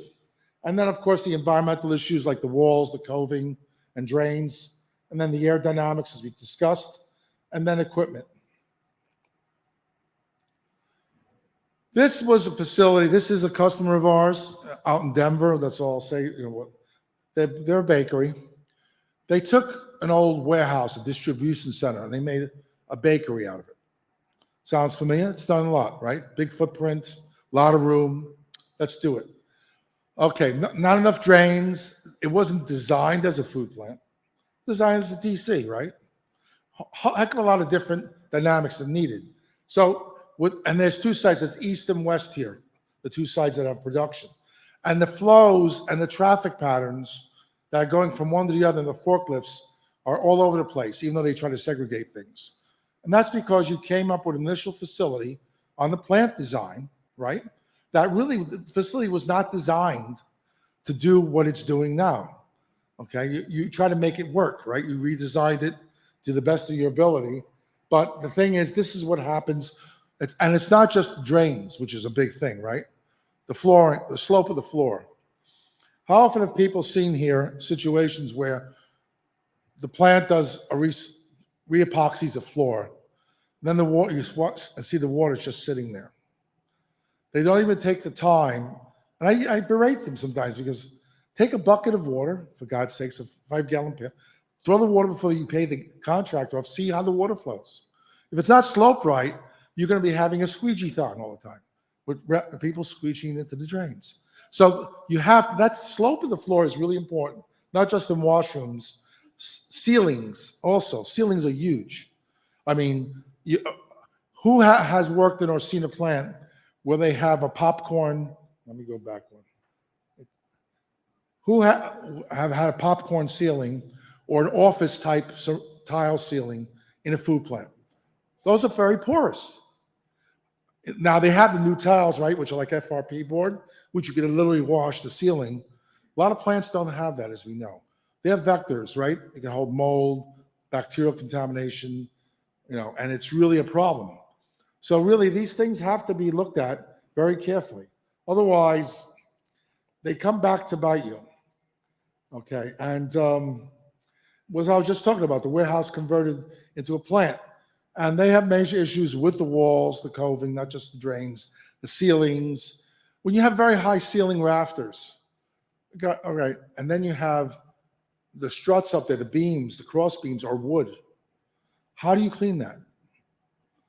You can't, right? It's very hard, So the thing is, how are you going to control that? So a lot of times the remedy is a simple one. It sounds, you put chain link, stainless steel chain link, you put a stainless steel or aluminum plate over your high risk zones to protect the product. Because you can't control way up there 10, 15 meters up where there's wood beams or an old typical warehouse ceiling and clean that. It's not going to happen, right? This was another facility making organic tofu in Tempe in Boulder, Colorado. The problem is you can't really see it at the bottom, but at the bottom there was an interface. You'll see it the next slide, I think, maybe. Yeah. They had and the center bottom was where they had their garbage compactor. To the left of that, if you look at the diagram, was where they had cooked tempeh and tofu. And they're hauling the tempeh and tofu past the garbage compactor every day, hundreds of times a day. Again, this was an old plant, retrofitted. What they eventually did do was rectify. But you could see with the colors, the orange being raw and the blue being RT, you see some intersections between blue and orange. And that was a real problem. They knew it was a problem. Their parent corporate company knew it was a problem. Yet I said, you have to move this damn compactor. There's no way around it. You can't move the processing line, move the compactor. There's somewhere where it's out of the way. And these things, we all hear them and see them. And then we made a lot of recommendations to do that, including moving the compactor. But the flooring was an old epoxy. It all come up, laminated up. It was a mess. Listeria all over the place. And we figured out that we had to use certain modalities like dry sanitizers for the flooring, be it a quat or a peroxide-based or peracetic acid-based, which there is now for the floors, in dry areas where you can't really put too much water or a durafoamer. And we resolved a lot of the issues there, as you can see there, and including the receiving dock, which was a mess. Because these older plants, I just show you this slide as a case study, that you have to basically get the high priority to medium priority alarms, knock them off, and you're not going to say blow up the facility, build a new facility. That's not going to be the solution in most cases. This is an older plant, company in PA near me. It's got many buildings in the complex, processing corn, mushrooms, spinach, But employees go from, and the challenge, as you can see from the locations, they're not all connected. They're going from outdoors, indoors, and they're not regarbing. They're wearing the same shoes. They're not changing, they're changing smocks and hairnets maybe, but their footwear is the same.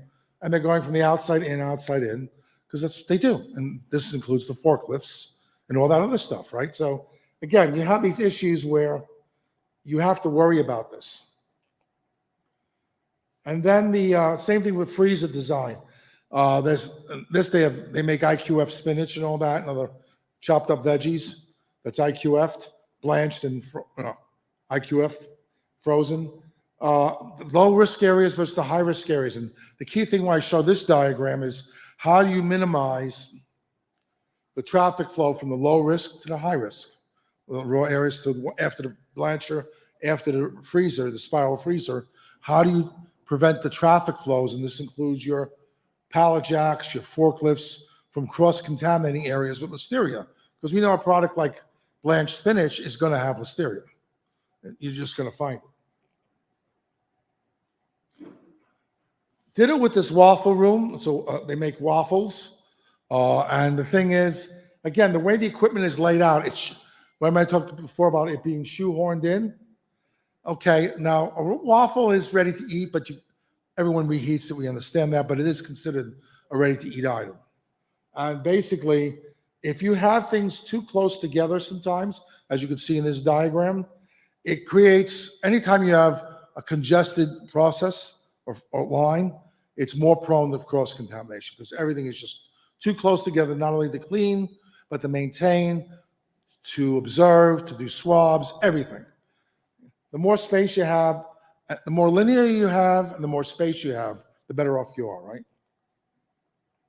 And again, we will. Okay, and this is another facility. Again, a huge. This was built as a food plant, frozen, vegan, non-GMO food, out on the West Coast. They're a big customer of ours. But the key thing is they have a lot of rooms. A lot of people are going from one room to the other, to the other, to the other, and so.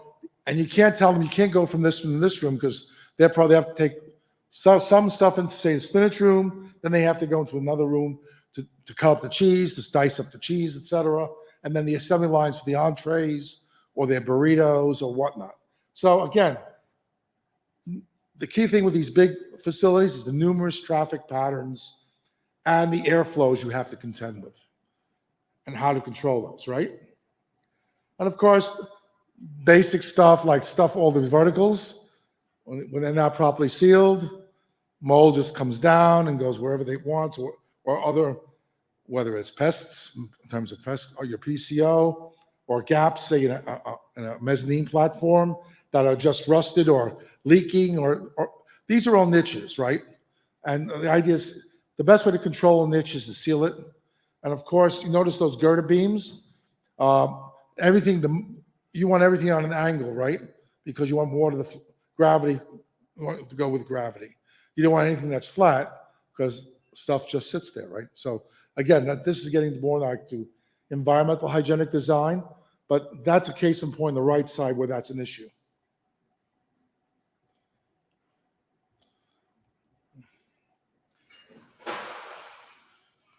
And of course, some basic good practices, I throw those up there, not to be punitive and show, because always when I go out with a customer and work with them in the field, I try to give the good things as well as the things that are not so great, right?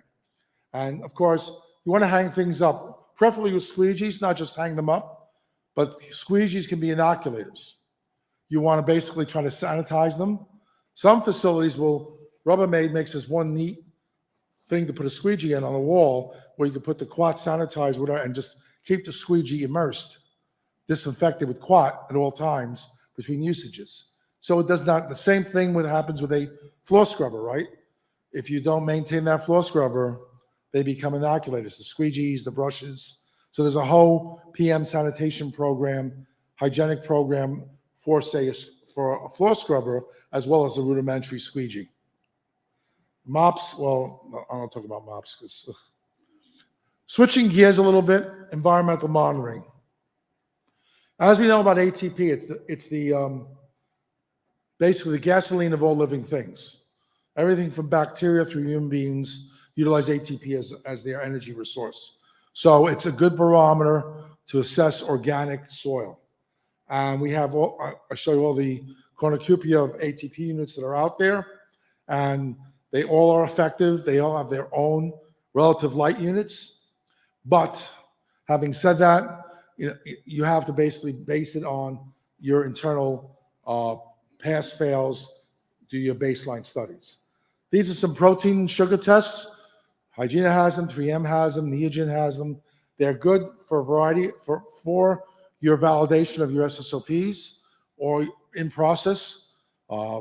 There's more sensitive ones, for instance, that Hygiena has called, there's the ProClean, and then there's one that's AlloSnap, that's the same type of protein test, but more sensitive.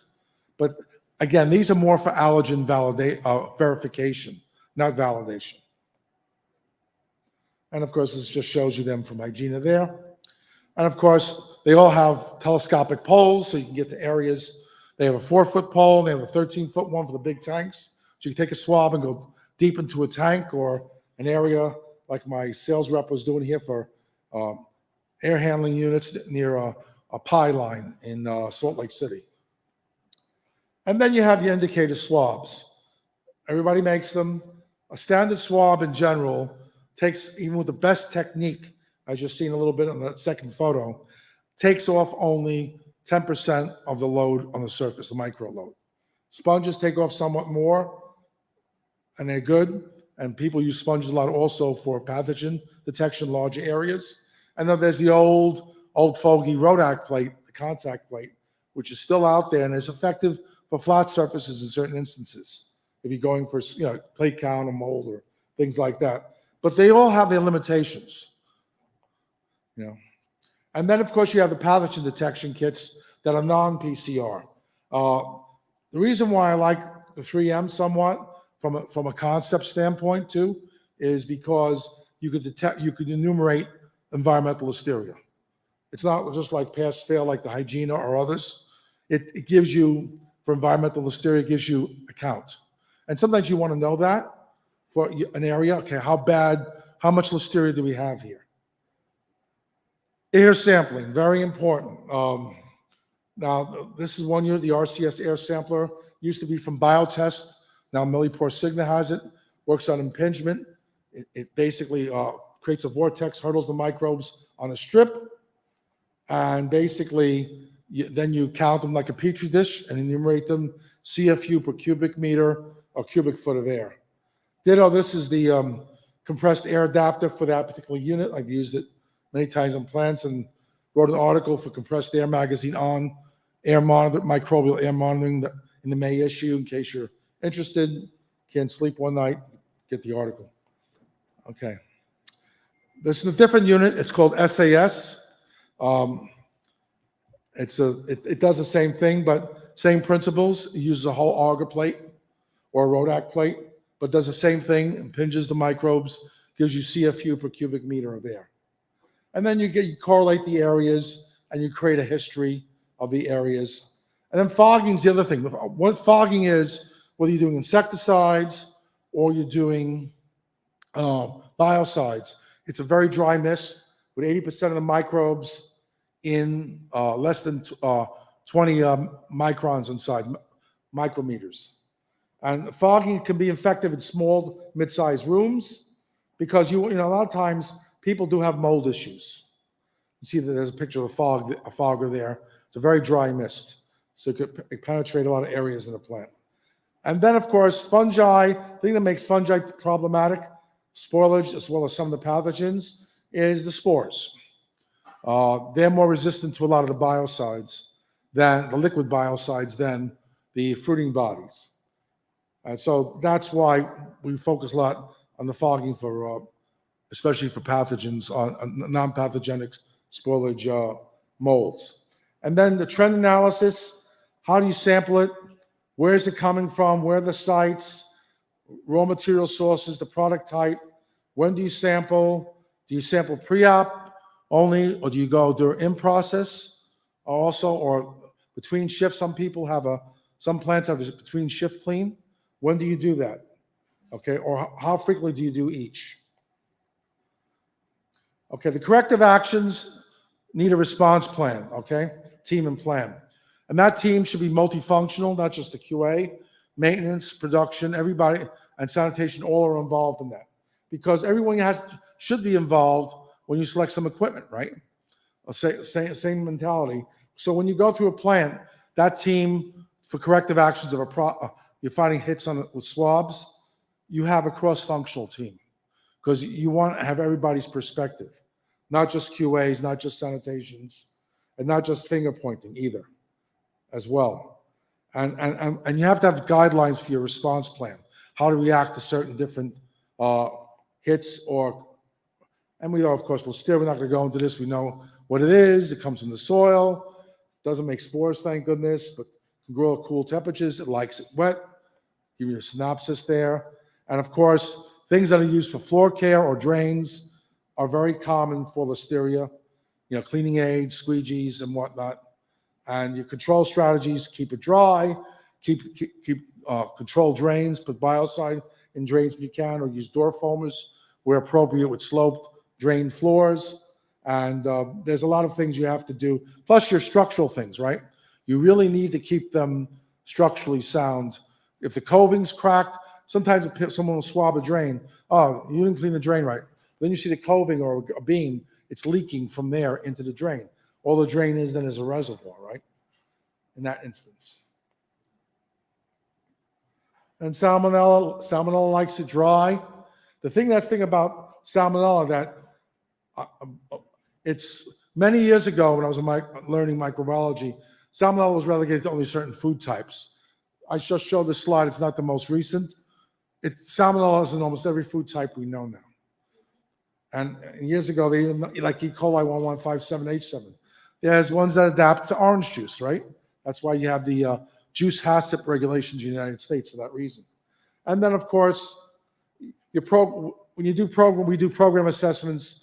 We do swabs to do the SSOP verifications, as well as do we want to do a pre-op? Do we want to do GFSI research?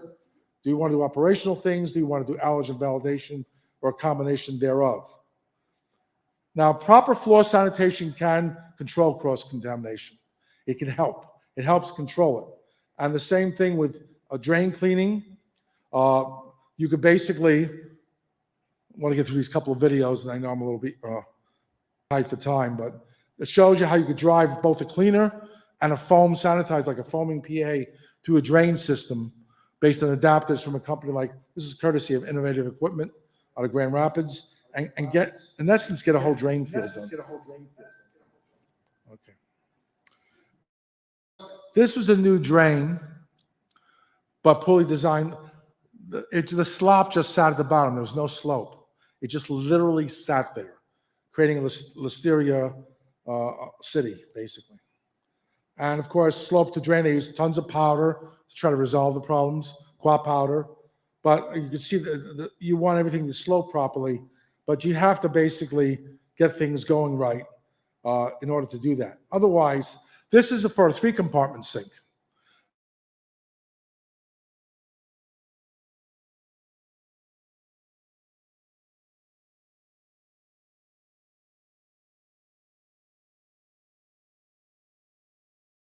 Right? So same issue. You want to be sure that doesn't become a cross-contamination vector. And of course, you got to be sure your SSOPs for drain cleaning are sound and complete. We use drain carts where a lot of times you don't have the jacked air, the compressed air.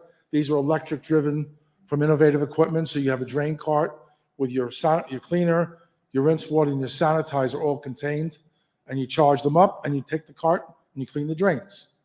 You have the attachments right there immersed in iodine, and there you go. And so obviously drains are very important for biofilm control, but a lot of times, like I mentioned already, when the drain is not the issue, but it's sometimes an indicator or a receptacle. And finally, this last video, I'm going to show you some drain biofilm work we did. This was presented at IFP back in 2017. And it just shows you the procedure we tried to mimic in real time, getting drains contaminated with biofilm and trying to clean them. And we basically did find that in the whole process, we figured out which cleaners and sanitizers, which permutations work the best versus different types of soils. And that's the key thing with drain cleaning. You want to have a well-designed drain that's easy to clean, but a lot of times that drain field is old. You may have changed the drain and the basket, put brand new stainless steel, looks beautiful, but the drain field itself. So that's why we did these drain studies in order to ascertain. That was the model there. I'm not going to show you all the data, but basically that basically allowed us to go forward to see what were the best options to clean drains with the biofilms in them. And the goal is basically you want a partnership between protect your brand through proper food safety innovation and your sustainable solutions in your hygiene program. So questions? Because I have some for you. I have one or two. Okay, so basically with environmental monitoring, how often should you validate your environmental monitoring validation? She's right, annually. Validation, you don't do that often. Minimum. Do we rely just on white papers? No. Do we rely just on your own data? No. And we don't rely also on third party. You need all three, actually, for your validation studies, whether they're for a piece of equipment or an environmental cleaning. You need all three. Some customers make the mistake of just doing white papers, and then, but the inspectors will say, whether it's CFI or USDA, oh, what about your own study? Get the white paper. No, what about your study? You need to do your study. That's also true for intervention systems for like using peracetic acid and chlorine dioxide for produce and whatnot. But especially for sanitation, you have to do your due diligence properly. When purchasing a new piece of equipment, who should be involved in that decision-making process? Come on, you guys know. Come on. Yes, go ahead. Go ahead. Oh.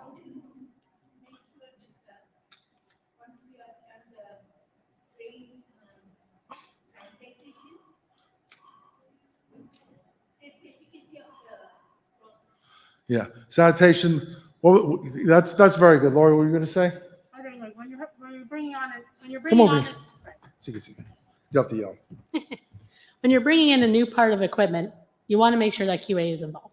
You want to be able to make sure that there's cleanable design and to have your sanitation team present as well.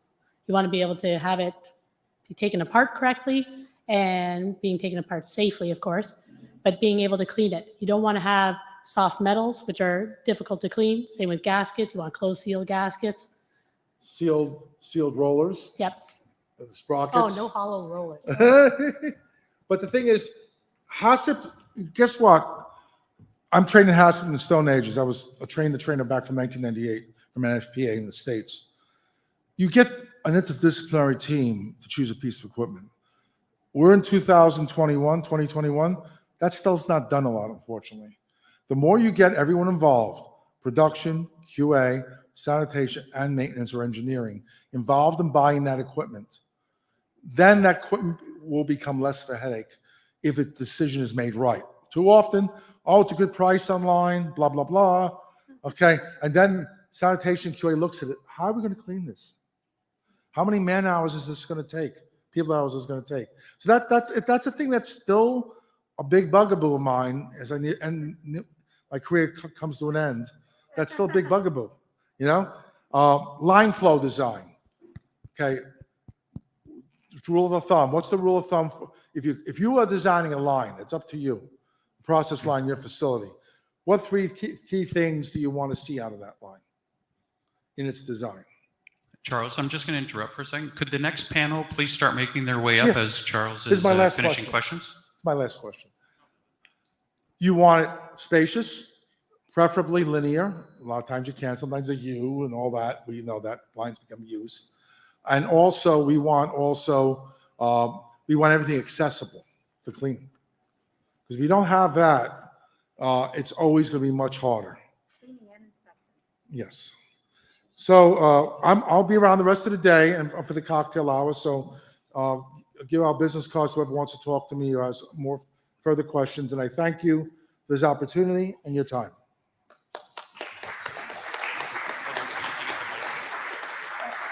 Thank you so much. Thank you. I was kind of chuckling to myself and talking to a couple of the colleagues around my table saying, I think we all have some of those pictures like Charles was showing that we could all relate to some of the things that we've all seen, whether on production floor, on the equipment, and with just people just having the poor GMPs. And that really resulted into a food safety or even a recall. Just from my own experience, some of the things with process flow diagrams and micro mapping, we were able to find a problem that was going back to where we were storing our pump trucks and our lift trucks. So doing the micro mapping, like Charles was talking about, will give you a very big eye-opening of where not just like your people flow and airflow, but how equipment is being moved within the facility as well. So thank you so much, Charles. I'll definitely want to talk your ear off later on today. And as we discussed just a few minutes, if you're on to the next panel, please make your way over so we get you all mic'd up. And now I'd like to introduce one of our diamond sponsors. His name is President Prousty, if he could come up, and then he'll be talking to the fact of smart food safe. But I also want to let everyone know, again, we have our silent auction, which is going on. What you would do is write down your bid and put them in the box. So you put in the highest bid that's currently in the box is written down next to the item, so you know that you can go higher than that highest bid. If you've got any questions about silent auction, we'll have someone at the reception area as well. So take it away. Thank you. Okay. So my name is Prashant Presti, and I'm the founder and CEO of Smart Food Safe. I guess that line is very boring, no? What I'm trying to say in this next 5 minutes, I want to touch the points or the opinion we guys as a community in the food industry are struggling with. The problems we are facing on a daily basis, and what are we trying to do to solve those problems. And I know that I was the last one to submit my presentation because I didn't want to speak from my presentation. I want to speak from my heart. I want to speak from the problem of a food industry expert or food professional going through on a daily basis. I want we all to think about I have two questions. I want we all to introspect ourselves. When we have a recall in any components of the car, the next day we get to know what's happening with our car. We get an email or phone call from the dealership. Why is that? Because we think that a defective component can make somebody die in an accident. What about food safety? What about the recall in a food safety? Can it make someone die? Yes, it can. Then why the Roman lettuce recall took weeks to identify the source? We have technology available to trace a car, not the Roman lettuce. Let's think about ourselves. Next question I want to ask ourselves. When you have a recall, so let's understand HACCP. HACCP, we all know about HACCP. HACCP is meant to prevent a food safety problem from happening in the supply chain. Agreed? Then how is that possible that most of the company had a recall, they had a HACCP plan? So something is not making sense here. Today we are talking about going and living in Mars. Today we are talking about self-driving car. But when it comes to food safety, we are still using those paper-based record keeping. Something is not making sense. So why is that the industry is not ready for digitalization, for technology? What are the challenges? When I was a quality manager down the line in my past, my biggest struggle was how do I make sure everybody believes in food safety? How do I make sure everybody do their part in terms of record keeping, in terms of documentation, in terms of approval?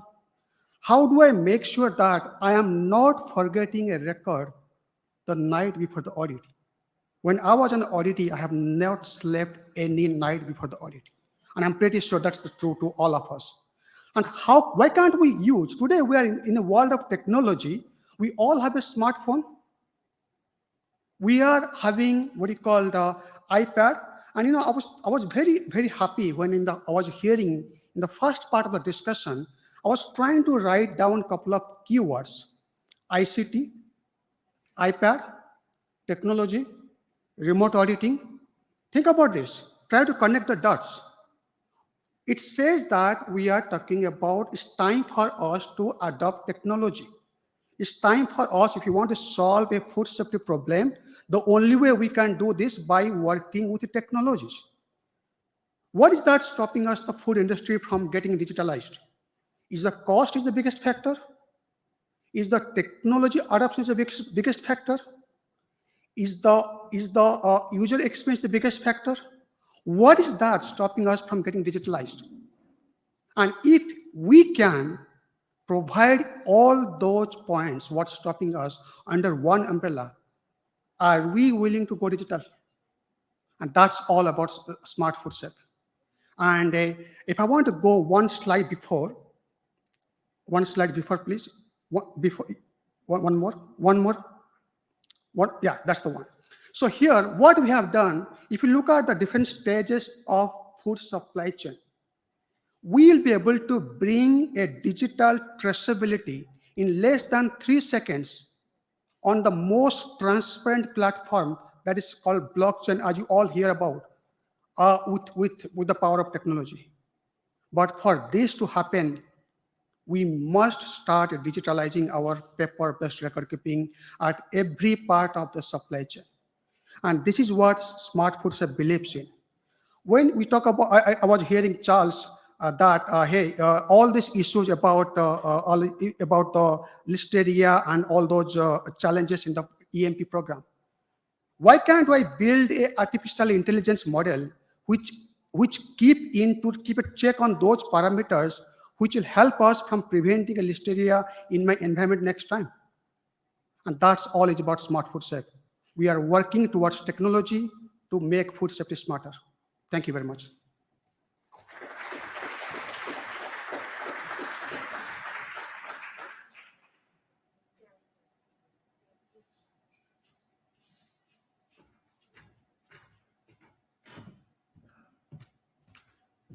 I think we could all sympathize about not sleeping before an audit. Being able to digitize all of our documents, that's definitely the way of the future, especially after hearing our first panel about the discussion about the going to digital formats for the audits, right? So if we could get that those kind of things in place, again, go visit our sponsors' tables, and they'll be happy to help and answer any of your questions. Again, get your passport stamped, and try to win that $500 prize. Now I'd like to introduce Megan Saunders. She's one of our board of directors here on the OFPA. She is going to be moderating a panel for claims, facts versus fiction. I find this very funny because I'm such a label nut, and when I go to the grocery store, I recently saw some kids' pudding, and it was marked Rainbow Sparkles Mermaid, I guess it was mermaid pudding, with real love inside. I'm like, how can they make a label claim about there being love and wishes and happiness inside this pudding? So I couldn't believe it. I actually took a picture of it and put it on LinkedIn, and I said, for my our label claims people in Health Canada, can someone please look into this, because I don't see how you can claim love is in your product. Thank you. So I'm very interested to have these panelists here today. So if I'd like to bring up Megan so she could come and introduce her panel today.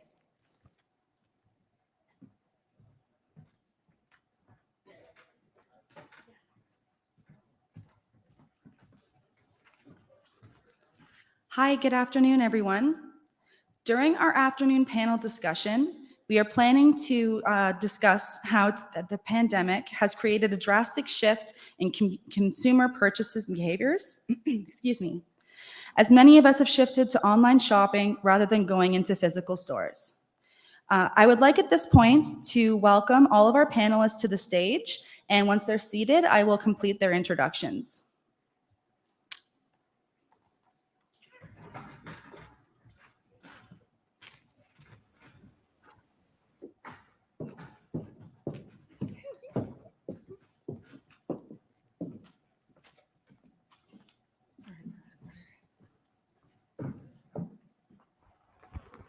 All right, testing my mic here to make sure everyone can hear me while I'm speaking. All right, so we have 4 panelists with us here in person, as well as one that is attending virtually.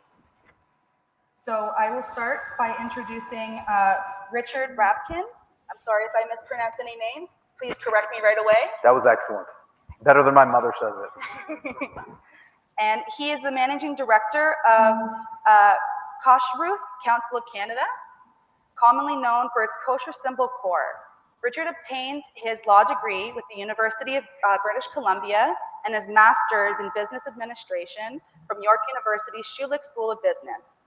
He works for many core certified companies, including Pepsi, Heinz, Kraft, and Kellogg's, to expand their kosher programs. And he is responsible for managing the day-to-day affairs of Canada's largest kosher agency. Next, we have Maureen Kirkpatrick. She's in the middle here. She is, sorry? I managed to sit in the wrong spot. That's okay. She is the Quality and Standards Program Manager for the Big Carrot Natural Food Market, and that is a worker-owned natural food store in Toronto's East End. The Big Carrot certifies its processing to the Canadian organic standards, and Maureen oversees this dynamic organic program, reviews incoming products, staff education, as well as promoting the numerous sustainable initiatives at the Big Carrot values. And then next we have Joel Aitken, thank you very much. He is the Division Manager of Evaluations English Canada for EcoCert Canada. He manages a team of organic inspectors from coast to coast, and he started with EcoCert as an organic inspector and completed organic inspections from farms, processors, input suppliers since 2010, when he completed his IOIA organic inspection training program. And he also works as a certification consultant, helping startups and established businesses develop their organic systems and record keeping. He has his Master's of Science and his Bachelor of Science, and they're both from the University of Guelph. The last to introduce on stage in person here is Melissa Secord. She is the National Executive Director of the Canadian Celiac Association. And for nearly 50 years, the Canadian Celiac Association, CAA, has been a national charity with a vision to help every Canadian with celiac disease get diagnosed and empowered. CAA is known for its trusted, evidence-based information, peer support, education, and advocacy. CCA also has the James A. Campbell Research Fund that issues research grants for Canadian researchers to advance public health and quality of life for the people with celiac disease and gluten disorders. And finally, I hope that he is here virtually. We have Sabir Ali. Can you hear us, Sabir? There we go, thank you. He has been the president for the Islamic Food and Nutrition Council of Canada for the last 15 years. He received his PhD in Animal Sciences and Industry from Kansas State University in 1991, and he has over 30 years of experience in the food industry of research and development, quality, procurement, and plant operations. He has worked with many companies in the UAE, Malaysia, Pakistan, Canada. He's traveled to most countries in the world in connection with food safety and halal audits for nutrition supplements, for cosmetics and manufacturing plants. And so today we have a lot of knowledge of industry with our 5 experts here. And we like to ask the important questions. So the first question, and I'm going to ask Richard first, but I'll ask the same question to all of you, as you have different claims and you'll have very different responses that we're all interested in. So Richard, in recent times, what issues have arisen from the kosher standards in regards to voluntary statements, precautionary statements, and or self-declarations? Okay, well, thank you everyone for having us. Really, this is an august panel and a great event, so thank you very much for inviting. So I'll say a couple of quick things and maybe give me the nod when I've started to speak too long. So kosher, I think, is unique in some of the designations in that you're not allowed to make a self-declaration of kosher according to the guidelines set out by the Government of Canada in the Food and Drug Act. The guidelines say that kosher is something that needs to be regulated by a kosher authority such as ourselves. And so one is not able to legally make that self-declaration. And so sometimes I have seen, and in fact I saw it this week, where somebody, a manufacturer says, let's say kosher ingredients, using kosher ingredients.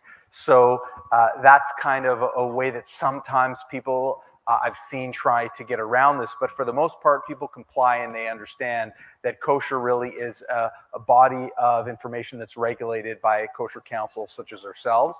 And so companies, for the most part, don't make that self-declaration. And I would assume that, you know, some of this may apply to others, but really consumers want to see a third-party certification, right? They don't want to see a manufacturer self-declaring because they know that, well, I'm not sure if this manufacturer has this body of information, but certainly a third-party certifier who's standing behind it, they do. So that's kind of part one of the question. Part two, I'll just say quickly with respect to may contain declarations, because that's part of the question as well. So we have an interesting situation, which is that we have different symbols, right? So I don't know if you, how many people are familiar with kosher symbols and the different designations, right? So there's one designation which is parv or neutral. That would be the traditional kosher symbol, and there's dairy, right? So it'll actually, let's say you'll see a core symbol and then it'll be written dairy underneath it.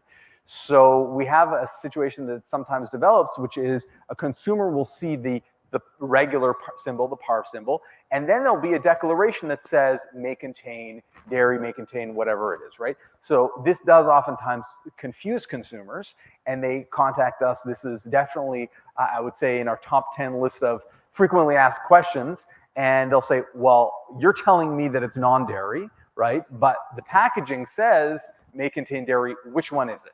So we oftentimes reply saying, you know, this is either a legal declaration or a declaration from a food safety perspective. So but it doesn't have bearing on the kosher status. What's said in the kosher status, meaning this is a non-dairy product, is what in fact it is. And so that is an area of confusion that consumers sometimes have. But of course, you know, manufacturers have their own calculations, and I understand that sometimes they need to have it.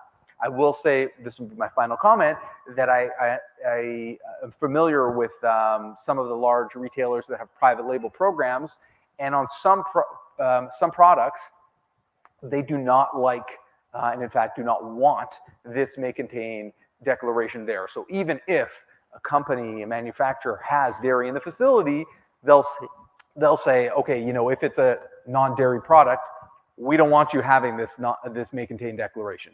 So the company will have to review its internal processes and ask themselves, are we comfortable making that the absence of the declaration? Should I leave it there? Okay. Thank you very much. So I will turn this, I'll change my order a bit to just go along the seats here, and then we'll hit Sabir at the end of the line. So Joel, the same question. What issues have arisen for the organic EcoCert standard in regard to the voluntary statements, precautionary statements, or self-declarations? Yeah, so thanks. Oh, yeah, I can turn it on. Okay. Yeah, so thanks for having me today as well. So EcoCert Canada would be certifying to the Canadian Organic Regulation, which is a regulated term by CFIA.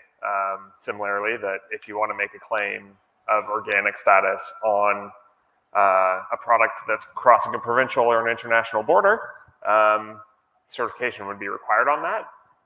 So I guess the non-regulated claim that makes our life a little bit more difficult is that there is no such regulation within the province of Ontario. So at this point, the majority of the provinces in Canada now have provincial regulations that are requiring certification of products within the province, each of those provinces as well. But within Ontario, we don't have that regulation. So producers or anyone operating within the province can produce and market a product as organic without certification. And so that comes up every once in a while. It's not a huge issue, but as an industry, it is something that we are working to address with the provincial government. And we do get occasionally some other organic claims, either operations that are importing product and repackaging it here and are just assuming that they can continue to market that product as organic with just based on the certification of the product at the point of origin. But that isn't compliant with the regulations and would require additional certification here in Canada. So those kinds of things come up every once in a while. Yeah, anything I did. That's good. All right, thank you very much. So next is Maureen. What issues have arisen for the hang on, I'm going out of order, the non-GMO brand standard in regards to voluntary statements, precautionary statements, and or self-declarations? Thank you.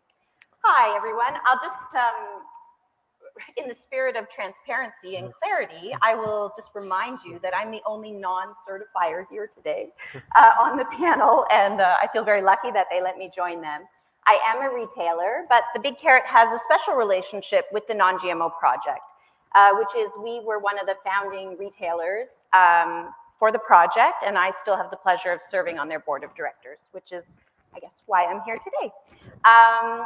In case anyone's unaware, the Non-GMO Project is a not-for-profit, mission-driven organization that's dedicated to preserving and building our non-GMO food supply. We verified our first products in 2010, and there's over 100,000 products now in every major retailer across North America. Consumers have been advocating for transparency in GMO labeling for over 2 decades. And so I would say independent self-made claims are really no longer sufficient for today's consumers.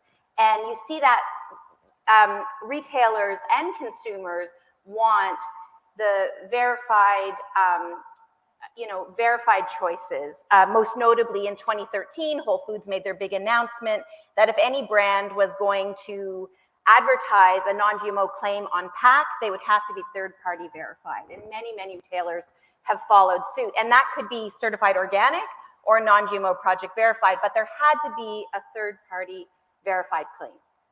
So definitely the Wild West of independent claims has really changed over the last 20 years, but products still cross my desk for review that, the non-GMO, not necessarily on pack, but maybe like the romance copy of the product features non-GMO, and that was really added by the marketing team rather appropriately by QA or in the product development. I would add one unique element where we're seeing a really growing trend for self-declaration, and that is due to the rapidly changing GMO landscape. So for many, many years, we really had, genetic engineering was a handful of multinational corporations manipulating a small number of commodity crops, corn, soy, canola, and sugar beet. But in the last 5 years, we have seen an absolute explosion in biotech startup companies entering the space. We have counted at the project an increase of 250% of new biotech companies, and they're using new gene editing techniques. CRISPR, RNAi, synthetic biology, and what's unique about these new techniques is they can, some of these products that are coming to market do not contain foreign DNA in the final product. And so these companies are bringing them to market, thank you, are bringing them to market with a non-GMO claim on them. And so this is what happens in an unregulated space. And certainly our regulations are not keeping pace with technology. And so it's confusing for consumers, it's confusing for brands, it's confusing for QA specialists who are trying to deliver what the consumer wants, which is, if they are, a non-GMO product. And yet we know that these genetically engineered ingredients and products are coming into the supply chain and being marketed as non-GMO. So that's an area really that's emerging that we're seeing a real risk, and a need for greater transparency and preferably regulation. I'll stop there because I got my 1 minute. Thank you. Thank you so much. All right, so Melissa, the last on the panel stage right now, aside from Sabir, what issues have arisen for the gluten-free standard in regards to the voluntary statements, precautionary statements, or self-declarations? Thanks for having me. Great to join this panel. CCA lends its mark to a program which BRCGS runs the global standard for gluten-free. And gluten-free is a regulated term, and people have to, if they're manufacturing products, it has to meet a certain standard of under 20 parts per million of gluten to carry that claim. It's specially formulated. What we do find is that 90% of consumers are looking for a certified product. They're looking for that third-party, independently verified, that trusted mark, especially when you're newly diagnosed. Celiac disease can be overwhelming. People just don't know where to start. And so the issue that, so it's great to have that verification, and certainly if you ever have a recall, you know, you can lose that trust factor. And our community is gluten-free is a multi-billion-dollar kind of industry that's growing, and you want to make sure that you're, reaching that market. Now, anybody can carry the gluten-free claim as long as they carry that standard. They don't need to be certified. But the issue is the certified products are often clean. They don't have a precautionary statement, so people know they can easily pick that up and walk away and out the door. The issue that we have is the precautionary statements. We basically had a 1-hour lecture on Saturday with hundreds of people trying to learn about how to read labels.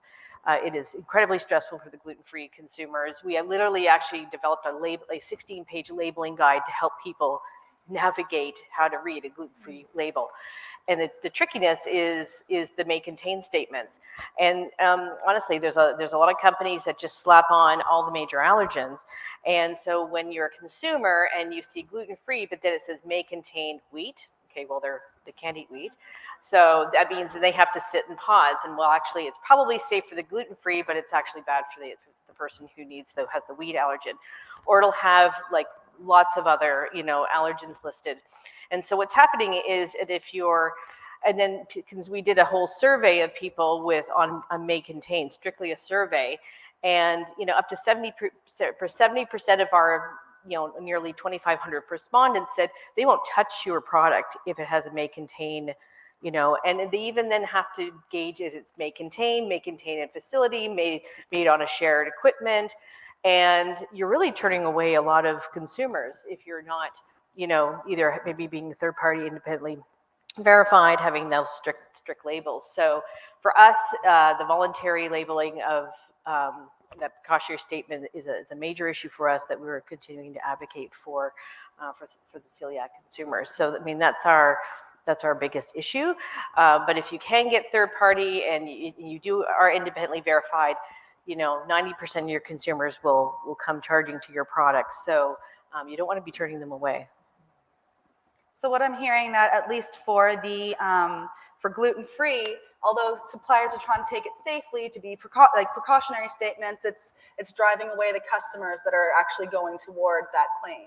And we understand, if you think after all the precautions that you take in your facility, and but if you think there might be a cross contact, you're being responsible. But it's interesting. There's a gluten-free watchdog in the U.S. looked at precautionary statements, and those that didn't put them on versus those who did put them on. The ones who did put them on are actually usually safer products when they've tested them, and the ones that didn't actually showed some cross-contamination. So it's like, what do the consumers believe? And it's really, it's mind-boggling for them. And we field 2,000 inquiries a year on our Facebook group of people showing labels saying, "Is this safe for me to eat?"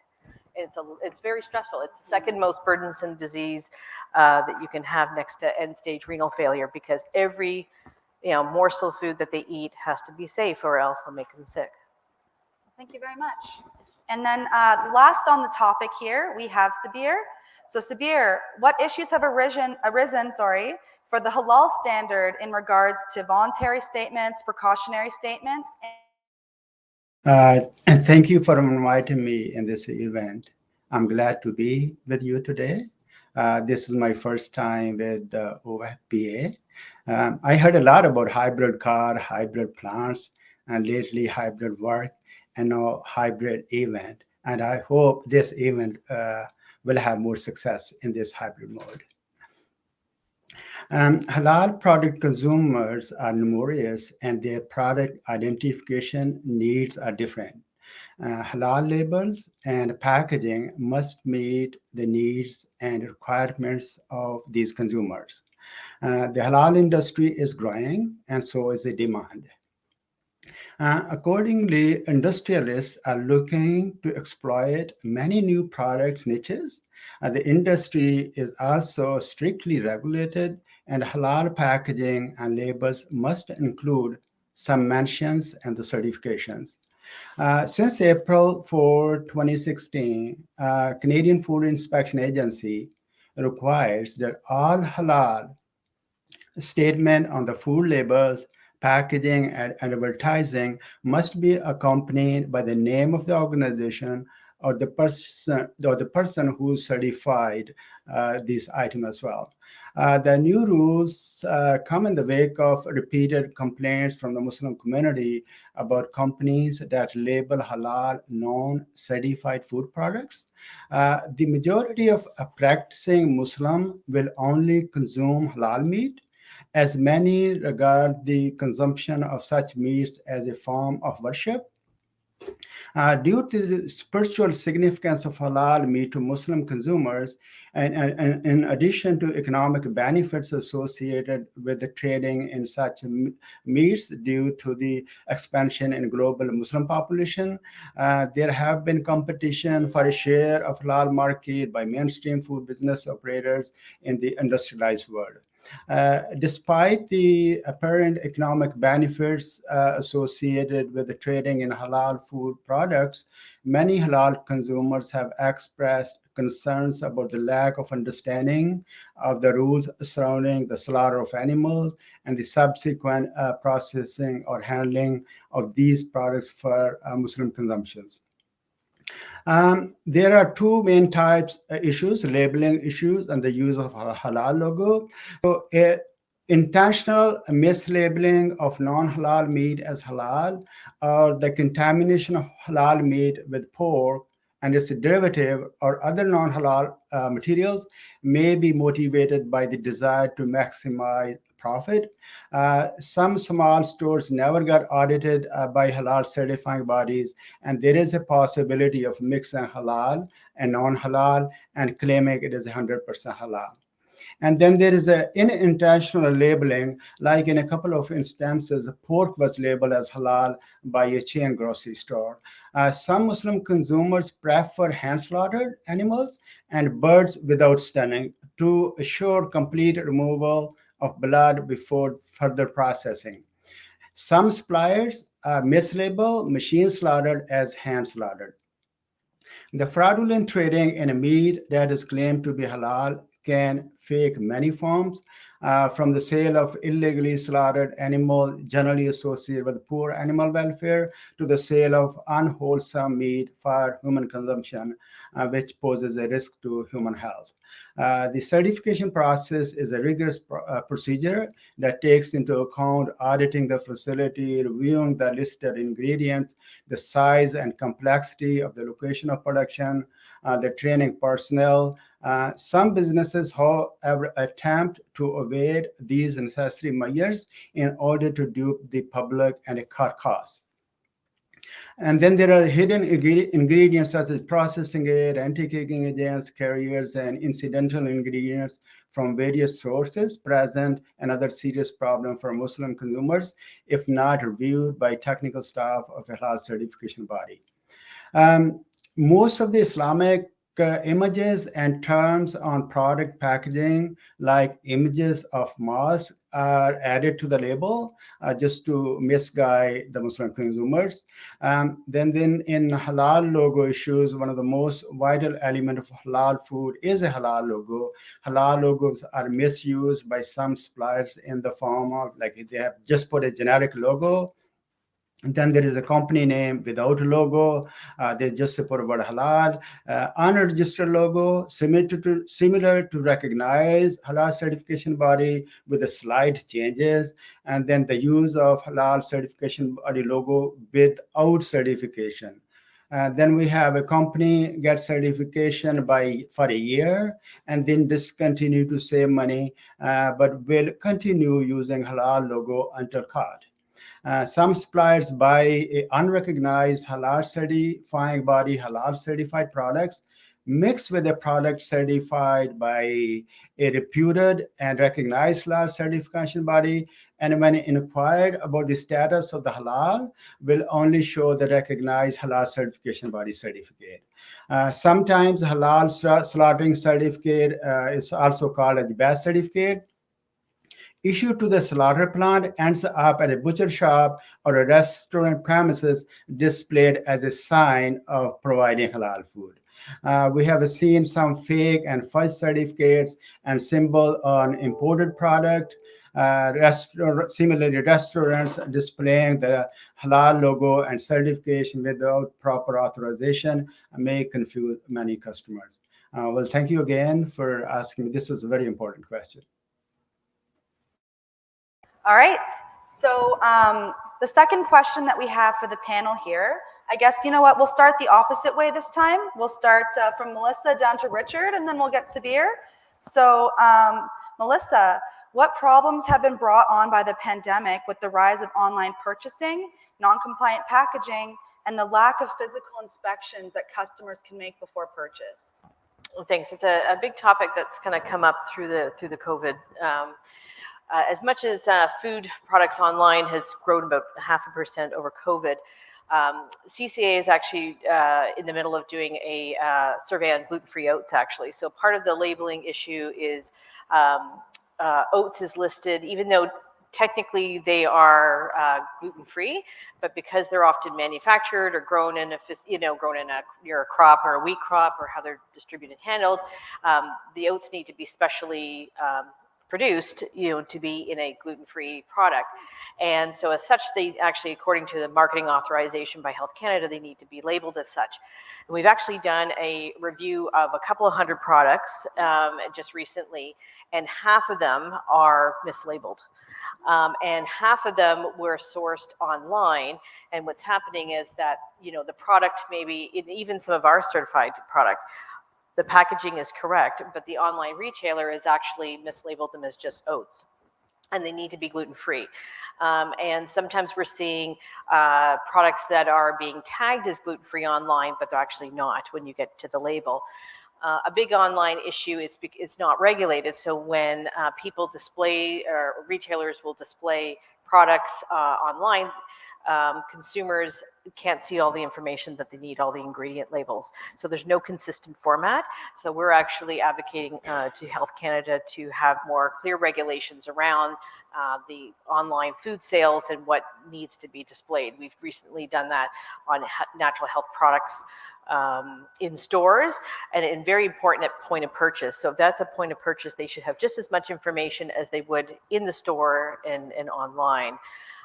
There is a concern, of course, with the lack of, let's say, internal inspections, during COVID for us as a consumer, is that people don't know celiac disease is an autoimmune condition, and people can't eat gluten-free. And it's not a fad diet for them. It's not just a choice. It's a severe autoimmune condition that when they ingest, it's not an allergy, that their internal small intestine is damaged. And when it's damaged, they can't consume the key nutrients, they get osteoporosis, they can get neurological symptoms, they can get cancers of the gut. It's a serious, serious disease that they have to manage. So it's really important that the food that you're producing is being thoughtfully, produced to make sure that it's gluten-free. So, but I would say during, certainly during COVID, I think there's been a lot of lessons learned, I'm sure, by this industry to find out. I'm not, a certifier, so I'm not the person in the plant. But certainly, you've got someone's health, in your hands at your plant for every step. So we're certainly, want to make sure that there's steps taken to verify. But the online retail has been a bit of a growing concern for us, for sure. Thank you. And then I guess, Maureen, what problems have been brought on by the pandemic for the where is it here? Non-GMO project. I'm sorry. That's okay. It's all out of order with my panelists out of order. My notes are out of order. And I think I maybe have approached this question a little bit differently, which was, what were some of the challenges that we faced at the project for our brands and our clients. And one of the longstanding philosophies that we have always held is balancing meaningfulness with achievability. And so during the pandemic, of course, what was achievable for our brands shifted as, the supply chains were so deeply disrupted. And so we did issue interim guidance to our technical administrators who actually oversee the brand verifications. We were surprised at how few accommodations were actually requested by brands, which is actually really encouraging. Although as we continue to feel these aftershocks, it will be interesting to see how that continues to roll out. I know many programs availed themselves of or used remote inspections.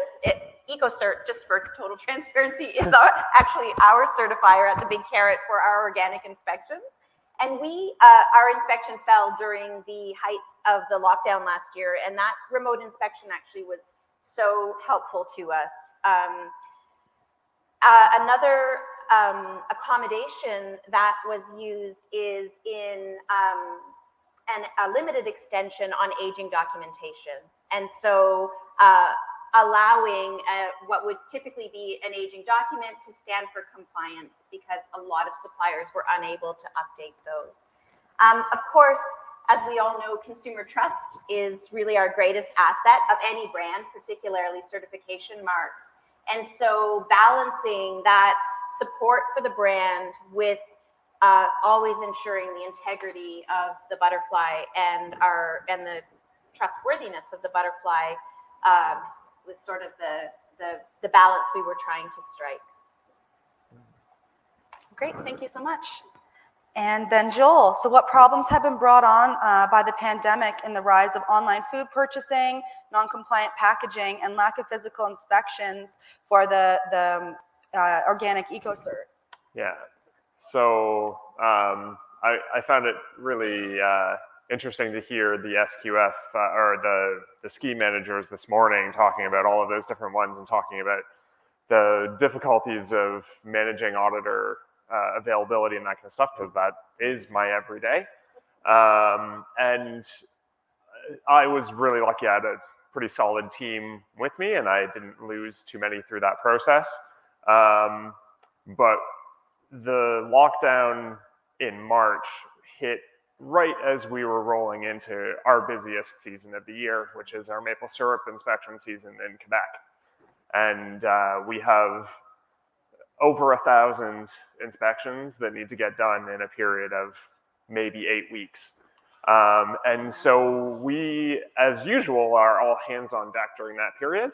And thankfully, we had already adopted some of the ICT protocols and systems leading up to that.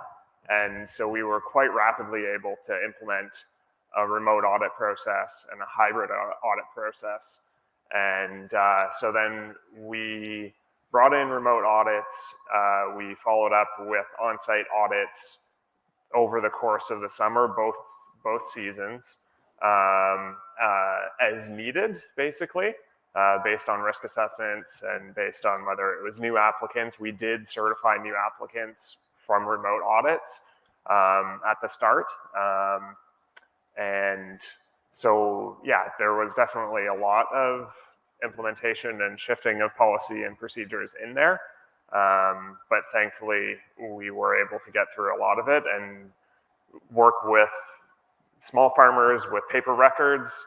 We had a lot of people fax in a lot of documents, and then inspectors call them on the phone and go over records. We had inspectors out on the prairies contacting clients and driving one truck behind the other around fields to go look at things. It was quite the season these last 2 seasons. Yeah, and then in terms of the online marketing claims and that side of things, we do see the biggest kind of concern is clients adding new product lines, adding new labels, adding new recipes, those kinds of things, and those going up online before they come to us. So those are the kinds of things that we have to watch for all the time, or something that gets reported to us as being discontinued, but then they put it back into production, but it's not actually actively on their certificate. So those are the kinds of things that we're watching. Yeah. Thank you. All right, Richard, what problems have been brought on by the pandemic with the rise of online purchasing, non-compliant packaging, and lack of physical inspections when it comes to the kosher standard? So I thought I would bring a prop. I thought that might be helpful, right? We're all here talking from a professional perspective, but I just got an email, and so I thought this is from a consumer, and it might be instructive to hear exactly what a consumer is saying. So, pardon me. So this is a consumer who's writing in to court, to the Kosher Council, saying, I ordered a bag of blank mixed fruit from X on Instacart. In the picture of the product online, it had the core kosher symbol on it, but when it arrived, it didn't have the core symbol. The ingredients are the following. Can I still eat it? Are there concerns? Is the product kosher?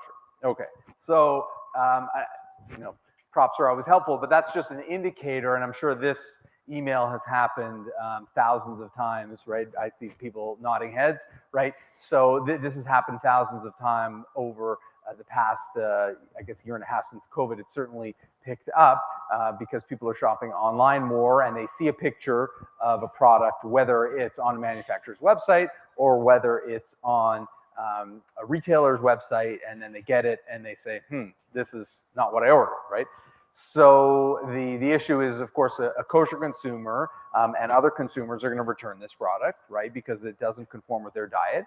And then, there's a whole chain, right? A ripple effect, which doesn't bode well for many people along the supply chain, right? They're going to have to return it to the retailer. The retailer's going to then, in turn, contact the manufacturer. So this is something that nobody wants, right? So I myself was involved in a committee, and I think some others were too, trying to reflect some more accurate data with the UPC code so that people can look online, consumers can look online and have really up-to-date information. So that's a great initiative that hopefully will be continuing.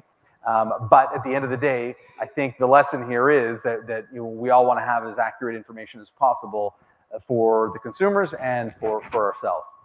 I'll just make one small comment about the question as well, which others were commenting on, which is our audits from the kosher auditors is kind of heavily weighted to in-person inspections. So what we do is we have more frequent inspections, I think, than others, but they're shorter in duration. So rather than having, a half day or a day audit once a year, so we might have an inspection every month or two, but that inspection only lasts for maybe half an hour or an hour. So for that reason, the in-person inspections are quite important.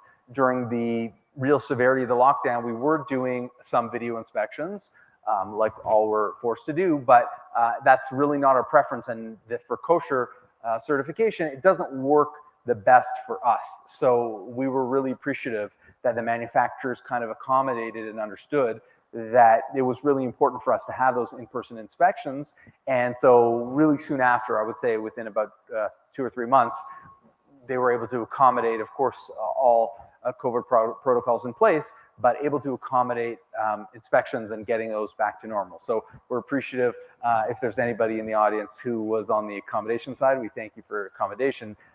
But we've continued to do that, and those in-person inspections continue. Great, thank you. So the last panelist to answer on this one would be Sabir. Sabir, what problems have been brought up by the pandemic with the rise of online purchasing, non-compliant packaging, and lack of physical inspection before purchase for the halal certification? Thank you. The COVID-19 situation certainly has a profound effect on the halal economic aspect, such as tourism and finance. But not only halal food certification because of the basic needs. Halal certification is a very important guarantee for Muslim consumers. A product is required to go through various stages, such as application, auditing, certificate issuance. The demand for halal products has not been adversely affected.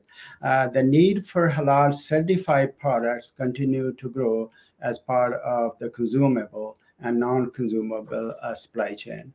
However, there are various implications and violations in the field, specifically inspections and auditing services experience immense difficulties. We have adopted remote technology and tools like Zoom or MS Team for review of the documents and plant operations.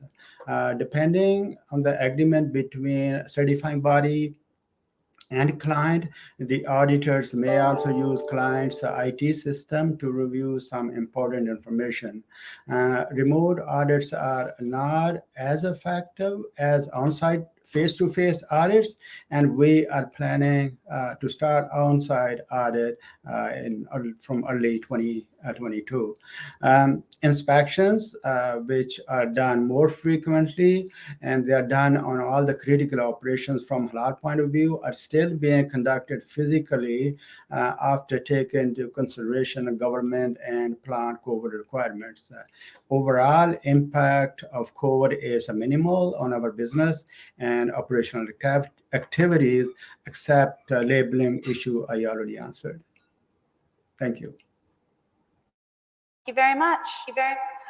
Well, I found it interesting that no matter what the claim was, the issues tend to be similar in nature of what the consumer is finding, what you guys are finding in terms of what's coming through.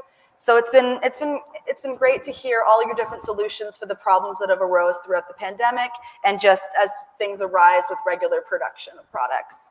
At this time, I'd like to ask the online audience or the in-person audience if they have any questions for our speakers, whether directly or for all of them. I think we have a question here in the front. And Megan, just while we're doing that, I have one question over here as well. I'm not sure who you want to address it to, but it's, do you have any advice for manufacturers who look at removing or altering current claims due to the lack of acceptable raw materials? Would anyone like to volunteer? Well, I'll say really quickly that one of the ways in which the Non-GMO Project strives to build a non-GMO supply chain is to create verified products throughout that supply chain that brands or vendors can access. And so if someone was struggling with their supply, they could go to the directory of verified products with their TA support and try and identify someone to do a verified spot purchase from, etc. So that's one benefit of that sort of model. And certainly with allergens, it's a compliance issue. So I mean, they have to be declared. So. Any other add-ons to that answer? All right. Don't do it. Thank you. So we've got a question from the audience here. Hi, this question is for Richard. Evan Rosen from Excelsior Food Safety. One of the most ridiculous claims I see, and I'm wondering how you handle it, is when a product says kosher style. It's like it's kosher or it's not, and I'm just wondering how you handle that. Yeah, so the question is, what does kosher style mean? I think that it's a piece of brisket in a Gucci handbag. Very stylish brisket. Actually, thank you very much. Thank you. Really, you can catch him at the bar later. Yeah, I'll be here all night. Actually, that term is covered in the legislation, believe it or not. You are not allowed to use, that's in the CFIA guidelines, you're not allowed to use the term kosher style because it's confusing. That's actually what it says. It is confusing because, well, kosher is just like any of the other designations here, right? It is or it isn't, right? So kosher style is just giving the wrong impression that something, effectively what it means is it's something that's not kosher is trying to pass off as kosher. It's, you know, it's wearing a kosher costume. So in Canada, at least, you're not allowed to use that designation. It does come up at times, and sometimes people come away with creative ways to get around it. I've seen the term Jewish cuisine, which I think is allowed according to the guidelines, and in my opinion, you know, it's a little bit confusing, but I think you also have to allow for people trying to describe something that isn't necessarily kosher, right? So that affords the opportunity to do so. But in general, people are careful about it, and kosher consumers are quite punctilious, and they get upset when they see something and they call me immediately, like, you know, I'm the kosher cops and I have to, you know, call somebody and crack down. So I don't like doing that if I don't have to. So, but yes, that's an interesting term that you pointed out. We get gluten friendly, and to a celiac, gluten is not friendly. Right. Yeah. You know, so that's no more in goofy restaurants. handbag. That's in restaurants, and you know, we just shake their head because it's, you know, we casually go gluten, but unfortunately, gluten free has become a fad diet, a lifestyle. You know, it's been good and bad for us because it's made more products available, but it also confuses people because then they don't necessarily respect someone who actually has celiac disease, where it is a, you know, must, you know, definitely can't have. You know. The thing that we get in that sometimes is company names that are organic something that aren't certified, but their company name has the word organic in it. So that one's definitely confusing to have appear on a label, or a brand name that has the word organic in it, but that individual product isn't necessarily organic. And that is covered also in the CFIA regulations. It's just that they do still creep up every once in a while, and we have to go talk to people and hope that they decide to change willingly. Well, it's those symbols that look like certifications but are just logos. Oh, yeah. And for consumers, that's really confusing. And because we've got our certification, you know, label that has been through a independent, you know, third-party process, but then you've got people who say they're gluten-free, but they have this little symbol that kind of looks sort of like ours, and we have to defend it. But, you know, we'd love to talk to Health Canada and CFIA to say that, you know, you have to show a distinction, because then now you're just seeing all these logos, like, you know, all at the bottom, and what do they really mean, right? We recently did some market research at the project and found in our most dedicated shopper category that they said they were spending 54% of their time in store looking for certification marks. That is a huge amount of time to be looking for logos. Thank you. Do we have any other questions from the audience, online or present here in person? Oh, there's one more over here. I'm going to bug everyone again. So this is specifically for EcoCert. Have you heard anything further on the NOP versus core changes that USDA is pushing? Making it all NOP or all core and not allowing mixing? So in terms of the equivalency agreement between NOP and core? No, they want to enforce that if a product is to be labeled as core, all components must be core, and to be labeled as NOP, it must all be NOP. So for a food product produced in Canada, NOP should not be an option for certification. No, I'm sorry. We are multinational, so we have products in the US, but we have equivalency going to Canada. So there's a confusion right now. There's language being discussed back and forth between USDA or FDA and CFIA, and I just didn't know if you had heard anything further to that. Okay, thank you. I'd say the Canada Organic Trade Association is the place to go. Yeah. They are tracking that conversation. There was a survey for stakeholders out earlier. I hope you filled it out. Yeah, and really on my front, I try to avoid the stuff that's still in discussion, because I don't want to get confused until there's an official, this gets implemented on this date, because that's what my inspectors need to know. So I try and ignore those conversations as much as I can. All right, so I'm going to take this time to thank you all again for the great discussion. I hope the rest of our attendees found it as formidable as I have. On behalf of the OFPA and our members and attendees here, thank you for your time. Thanks for having Thank us. you. Thank you so much. Thank you, everyone. I would like to take this opportunity to invite our afternoon moderator back up to the stage, please.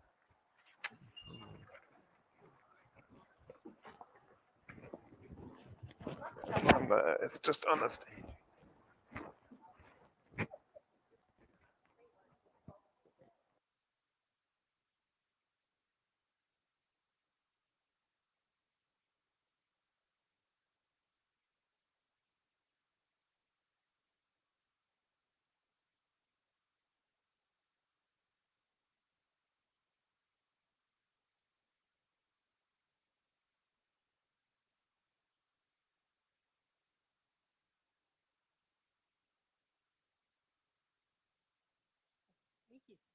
All right. Is this thing? No? Yes? Yes. There we go. Hello, everyone. I just want to remind everybody that our silent auction is going to be closing soon. So if you want to get those last minute bids in, it's closing at 3:30. So if you want to get those bids in as soon as possible, so you can win some really great prizes. There's a lot of nice, wonderful treats back there, and there's a basket back there with a Scentsy warmer in it as well, and some great treats from Loblaw sponsors too. So go take a look at everything, and we got until 3:30 to put in your last silent auction bids. Okay, so now on to another one of our sponsors, our diamond sponsor being Safe Foods 360. And today we have Todd, who's going to be coming here to talk to us about that. But first, I'd like to do some door prizes, if everyone's ready to do a few door prizes. Yay, door prizes!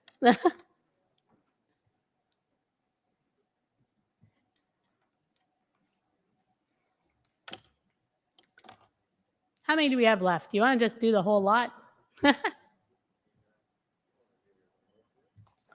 All right, we have a $25 gift card for Tim Hortons from Romer Labs. Do you want to draw?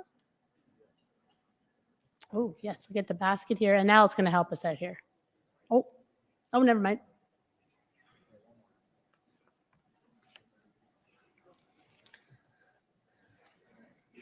And this is for a Timmy's card. Oh, we got Elaine Ferrado from Planters.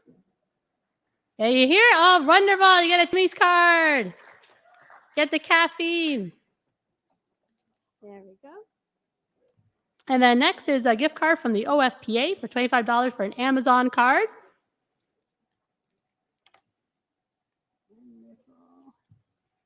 And we got Thomas Pallone. It's from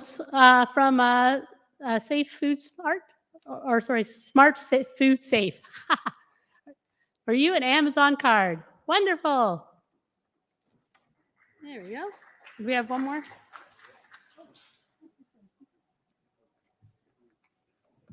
Are they for 2 for 1? I got a couple. We want to do 2 separate speakers.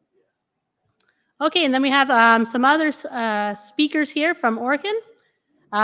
This one's our winners from Chapman's. I'm going to say this name wrong. I just know it.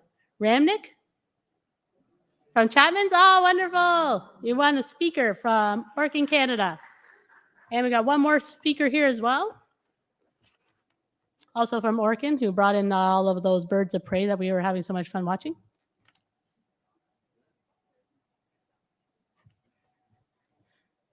Oh, from Navigate Food Safe Solutions, Maureen. Are you here, Maureen? Wonderful. Yeah, Bluetooth speaker to listen to your jams.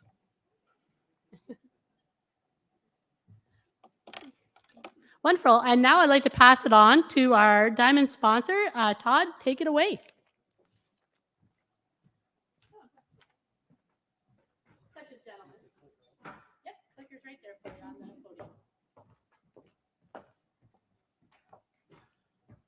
Hi, folks.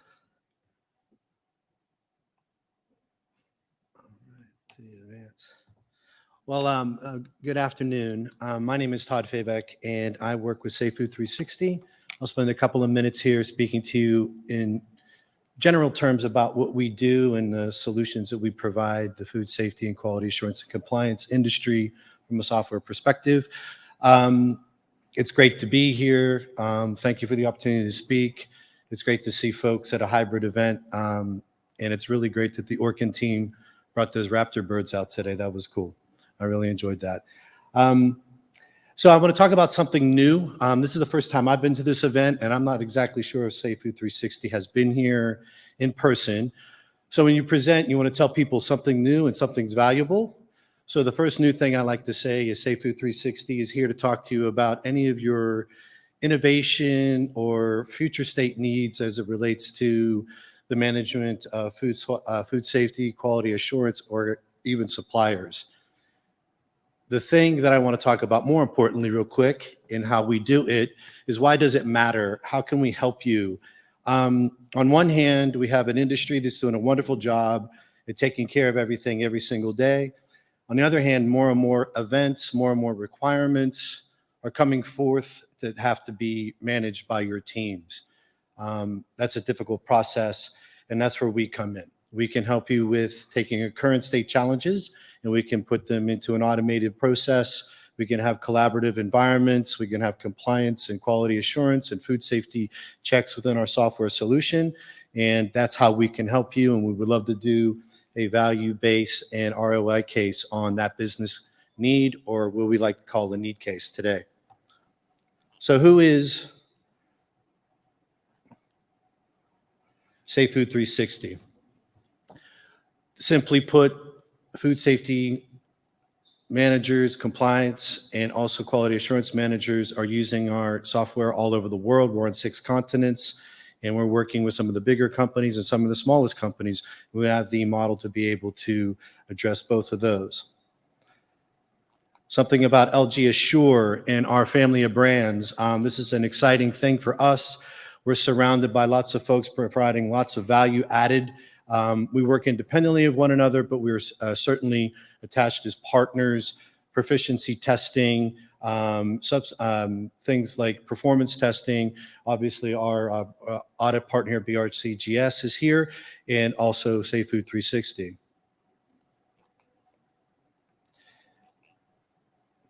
What do we do? We're a food safety and supplier quality management solution. It's a very usable product. There's also renders, and it renders into all devices. So it's responsive in tablet, it's responsive obviously in desktop, and even in a smartphone. Why is that important? Well, your teams are going out into the field, you're going out into the plant every single day. Right now, they might be working with manually based processes and disparate processes, and we'd like to roll all of that activity up in our platform. So your folks sign in, and then they start doing their work right in the platform and have the visibility in the execution of the mission critical things. And that has to do with how the software platform is created. It's a SaaS solution, which is business these days, cloud-based with best in breed and class with our cloud-based support. Web access gets your team into the solution on all levels, from leadership to folks on the front line, to suppliers. Everybody has access to the system, and most importantly, what resides within our system. All the global standards that were nicely up here today having a chat, they're also in the Safe Food 360 as a compliance global standard. A differentiator for us is we have a ton of domain expertise. We're founded by food safety professionals. We're implemented by food safety professionals. We do everything through our team. So we're not just repurposing another solution into the food and beverage world. We are actually doing it with our people. So our full service implementation team, our food folks, just like you, are beverage folks that can help you through our consultative process. We have over 30 modules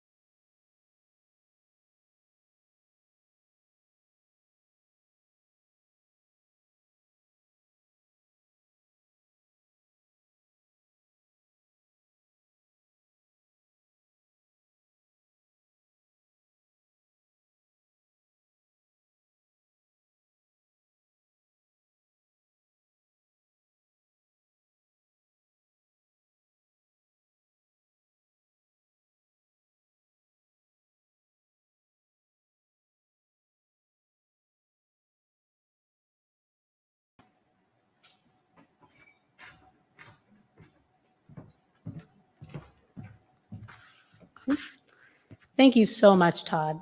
Right now, we'd like to do a virtual giveaway. So I'm going to just ask if over in the virtual booth, if either Paul or someone from the virtual booth can come up a winner for virtual. Oh, wait, we got it right here.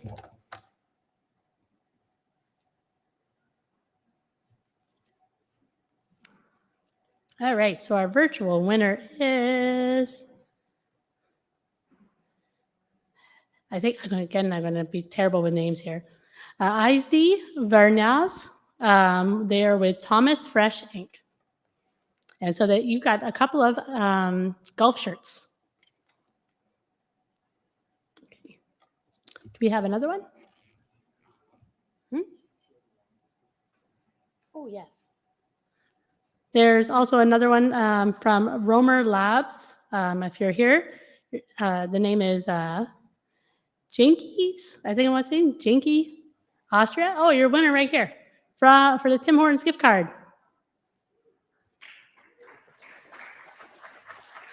Wonderful. Did I say your name right? Okay, good. I'm terrible with names. Okay. Now we're on to, for our Loblaw supply standards expectations. This is being done by our very own Andrew Clarke, who is the Senior Director of Quality Assurance at Loblaw's Companies Limited, where he heads a dedicated team responsible for supplier approval, performance management, and overall safety and quality of products. As a supplier for Loblaws, I have to say the quality portal is excellent to navigate. So I really enjoy the portal that they have for this for the supplier approval program.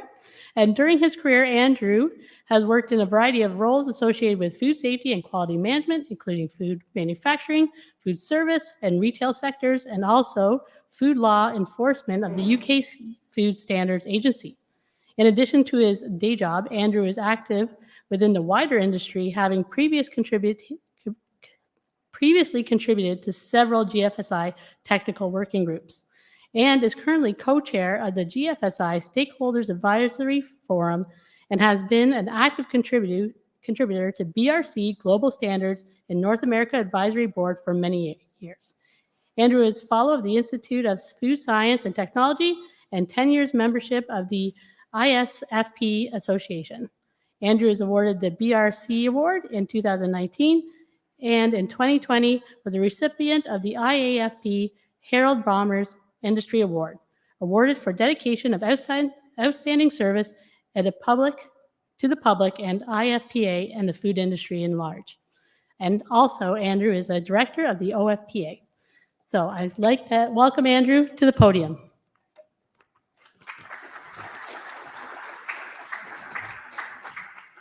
Wonderful. Wait, right there.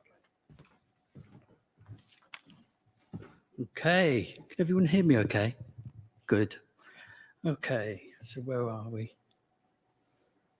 Right, thank you to the association for inviting me here today to talk about the Loblaw brand's expectations. It's really an exciting time for me to talk about, and I've got quite a bit to tell you, but what I'll try and do is keep to time, so I'm going to go rapidly through it. To start off, let's move on. First of all, a big thank you to the industry, and we've spoken about it already today, but without the dedication of food safety professionals, we wouldn't be in the position that we are at the moment. We need to recognise everyone that's gone forward in the last 2 years to actually drive the business and to support us as Loblaw, and that includes our third parties that we work with diligently. I'll talk a bit about those later, but also our vendors that somehow have managed to keep food on the shelves.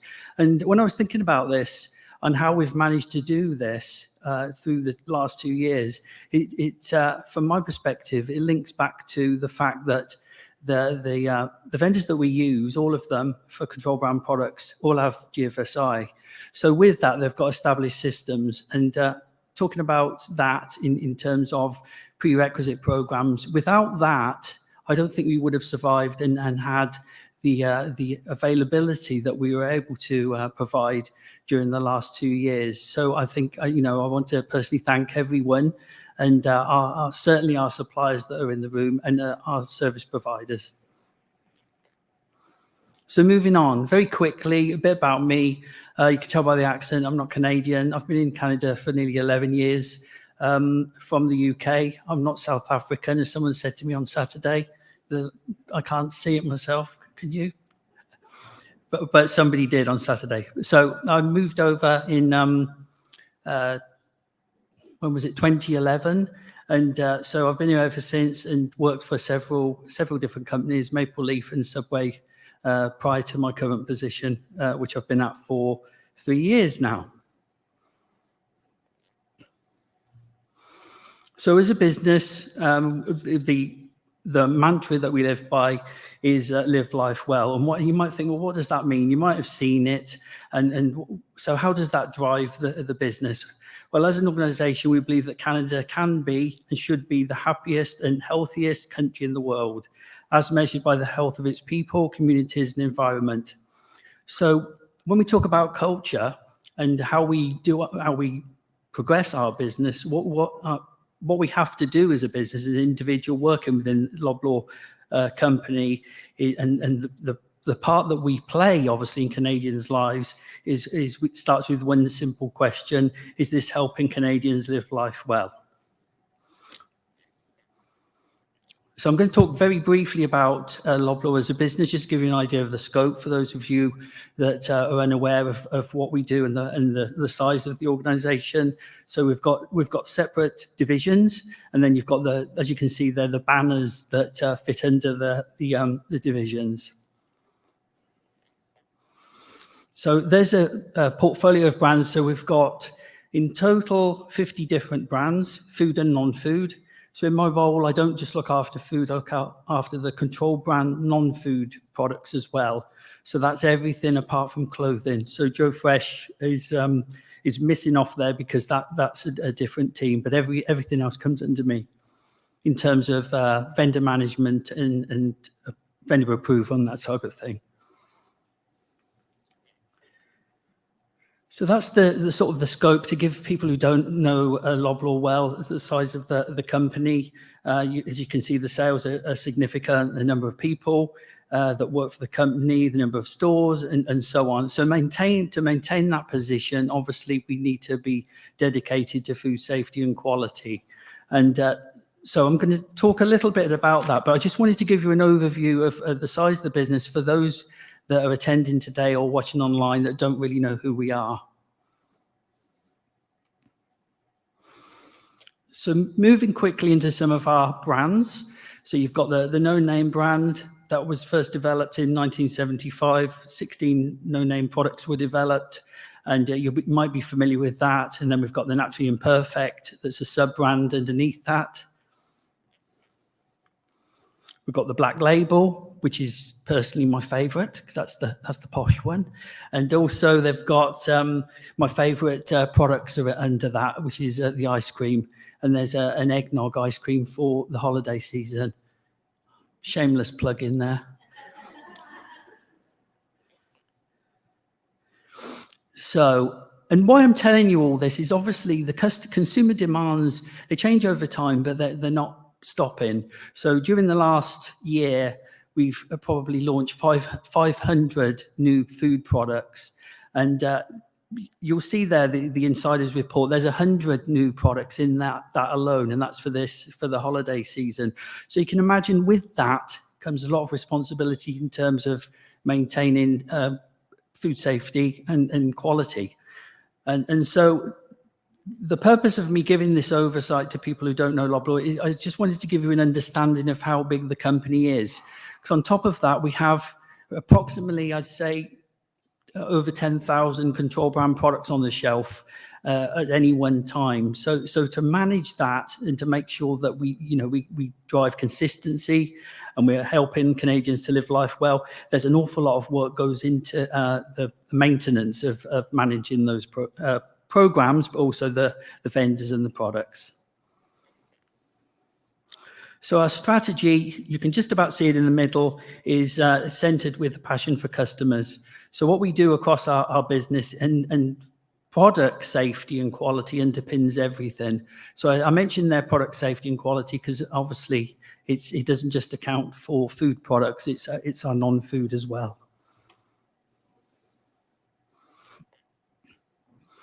So our core values as a business, we all go through training on this. The blue culture is, core stands for care, ownership, respect, and excellence. So it's just making sure that it's instilled in us that our approach to our everyday work and also what we expect of our vendors follows this sort of mantra, really.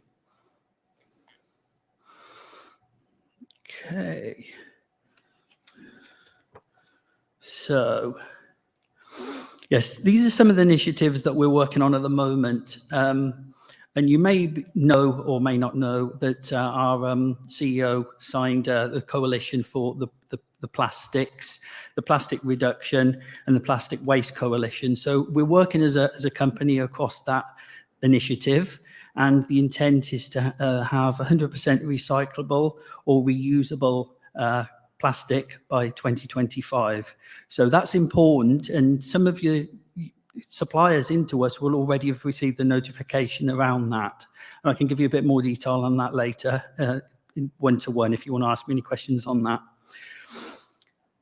Top of one of the initiatives is the reducing food waste across across Canada. So we've managed to achieve 86% reduction in food waste from store level, and that's by the introduction of, if you're familiar with flash food and things like that. So it's been really beneficial to us. So instead of going to landfill, it's being sold at discounted rates. And so we've managed to sort of reduce the food waste on that level. Food access, you can see there, we've donated more than £1.5 million of food through our partners called Second Harvest. So again, trying to reduce landfill, food that goes to landfill again. So I know that when I was a supplier into Loblaw, there was a bit of reticence to actually say, well, the product quality didn't get there, so I need to discard it without telling Loblaw. And that's fine if you want to do that, but I'd rather you tell us and we can give the go-ahead then for a donation. So as long as it's safe, if the quality is not there, that's fine. We can make a decision on whether it goes to a food bank or not. And I'd much rather people did that than discard it and pay for costs, removal costs. So that's one thing that you really need to consider. Lots of work on sustainability. You've probably seen all the work that we've done in terms of sustainable fish and that type of thing. We keep that program going, and it's very, very important to us that we maintain that. And at the bottom there, the engagement of and advocacy. We work repeatedly with the regulators and obviously GFSI. My manager, Vanessa, is on the steering committee for GFSI. And as you heard, I'm on several of the working groups. So GFSI is certainly important to us. You may remember that, well, before my time, Loblaw introduced in 2010 the mandate that control brand vendors had to be certified to GFSI. So on top of that, our national brand vendors, where we're the importer of record, also have to be certified to GFSI as well. This gives us the level of oversight that we need, that we know that sort of the foundational element, that we know the suppliers, be it the national brand, where with the IOR or control brand, from a regulatory perspective, we still have to comply with Safe Food for Canadians regulations. So that's why we've initially in 2010, the requirement for GFSI certification came in. It just makes it easier, and it gives us a foundational level to work from. And so to be a supplier, a control brand supplier, you need to be working towards GFSI or have GFSI. Okay. So some of you will be familiar with our program, how it works, with obviously the innovation and how we develop products. It goes through a factory trial, it goes through first production, it goes to our partners, Meriu or Silica, whatever you want to call them, for sensory endorsement and testing. And then it goes through a QA clear process. That's where the product's assessed to make sure that it fits what we need it to be. And so what we're doing at the moment is revamping. In the next year, we'll be looking at all of these processes to sort of streamline them a bit, because they're a little bit clunky. From my perspective, they are. And so what we're doing in the next year is looking at them to try and make it easier and simpler and not so admin heavy as it is at the moment. And I'm fully aware of that. And so what we're going to do, and you'll see more coming out about this later on in towards the end of next year, because it's going to take some time to change because that's a lot of program changes there.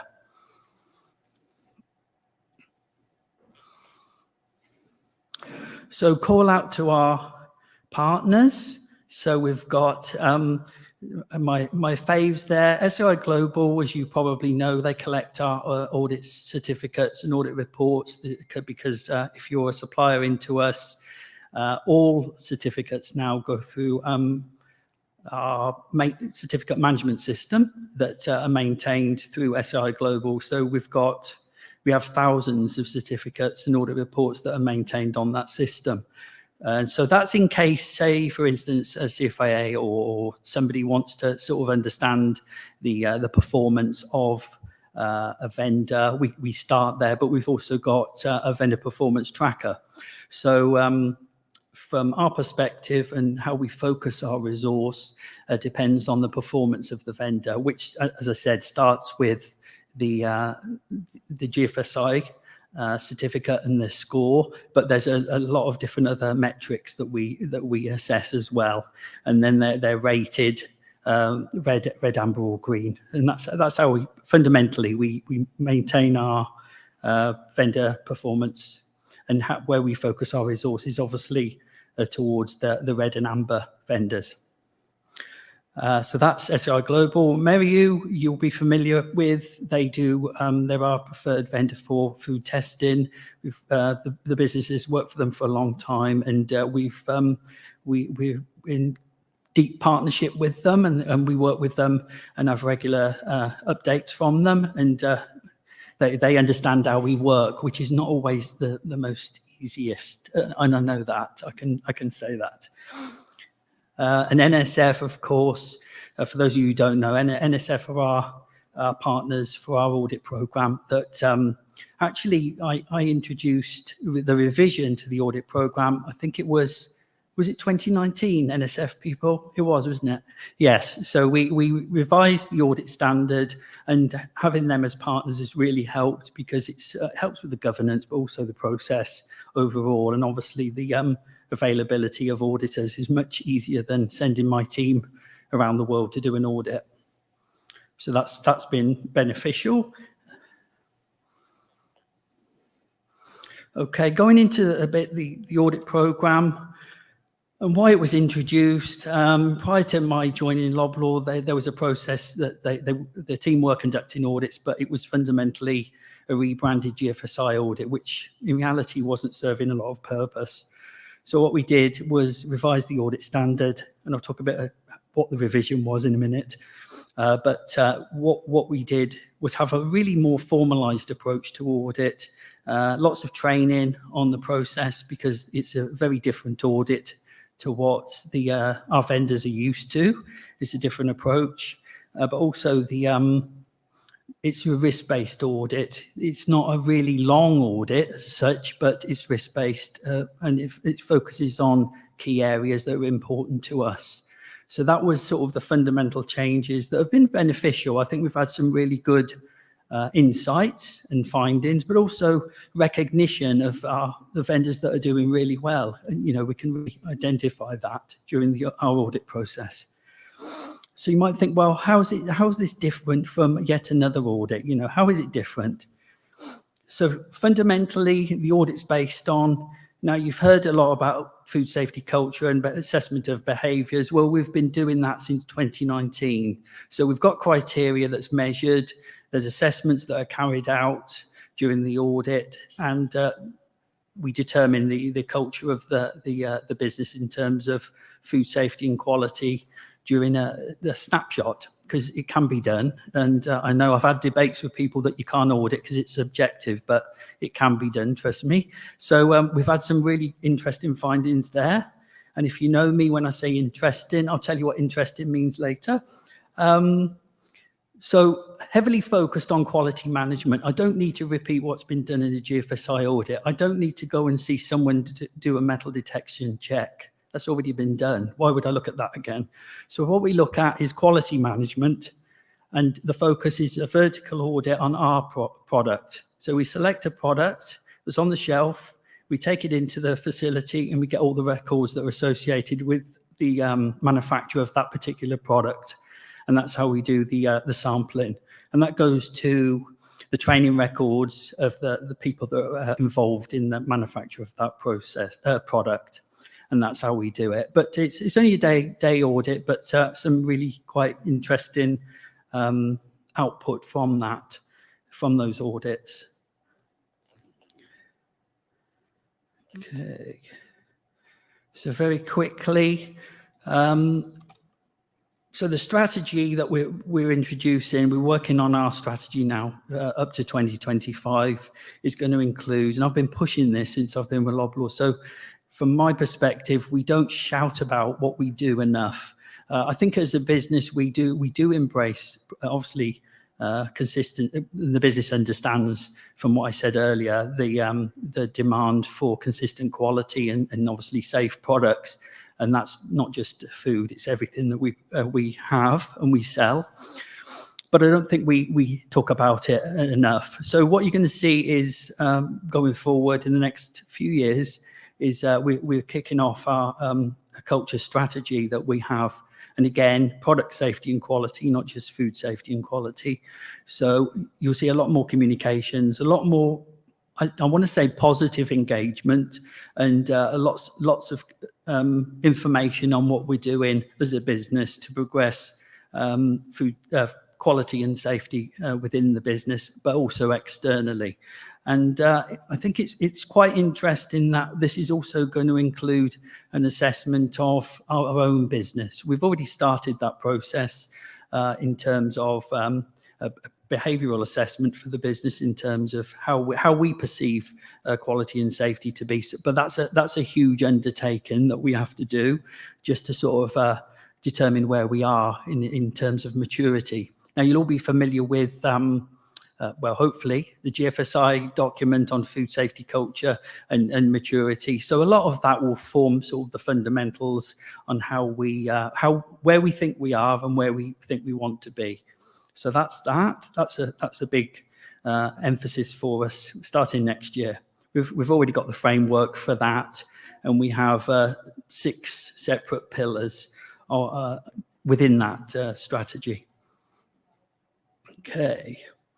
So one thing that's new for my department, well, the group, within QFR, that's Quality, Food Safety and Regulatory Affairs, we've got approximately, I think it's about 165 people working across the business. That sounds a lot, but then they cover stores, development, vendor management, and the DCs as well. So that's not as big as it sounds. You know, there's an awful lot to manage there. But we've got a centre of excellence being sort of formed, and within that, and I'll be sort of, and you might have seen on the first slide, my title was vendor management and technical support. So I'm sort of not leading that group, but I'll be supporting it significantly. So that group, it will be looking after that, and that's new for next year. They'll be looking after all the fundamental quality management that we follow ourselves, you know, in terms of SOPs and that type of thing, internal audits, external audits, and so on. So that's quite a significant change for us. Now, some of you will be familiar with the Loblaw Academy. Anyone put their hand up? Yes, fun. No. Okay, no, I agree with you. So a complete revamp of that content and how it's going to be delivered, and that's going to be quite exciting.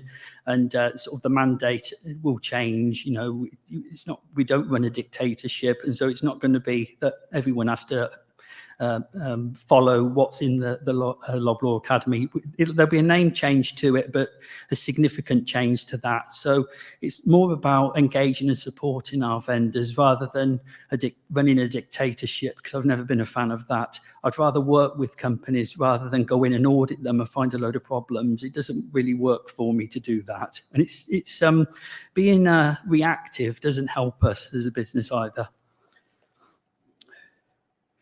And lastly, the training and education program, that's one of the pillars of our product safety and quality culture strategy, and I'm leading that within the QFR group. And I've got the framework ready for that training and education, because what I need to do is raise the competency internally within the QFR group. And making sure that everyone's consistent in their decision making, so we can make faster decisions and we can inform and support our supply chain and vendors in a much more constructive manner than we do currently. So that's going to be quite interesting. So there's about 40, I'll be delivering about 40 courses over the next year, and then we're expanding it out into the wider group, because there's already been interest shown outside of QFR for other people that want to participate in my training for some reason. I don't know why, but they want to get involved in that. And so we're going to be doing a bit of that. And then ultimately, by the time we get to 2025, we'll start to be doing some formal training for our suppliers in some form. I've got some ideas on that. And how that's going to work, but that's going to be quite exciting, because I'd much rather, as I said, be proactive in the approach that I take rather than reactive, because a lot of the work I do at the moment, since I've joined Loblaw, is dealing with issues, and you know, there's common knowledge, you've seen them in the press and that type of thing, but it's quite often that we're having to do recalls and withdrawals and that type of thing, just because there's little silly things have gone wrong. So I'd rather put my energies into something more constructive. So I've sped through that. Any questions?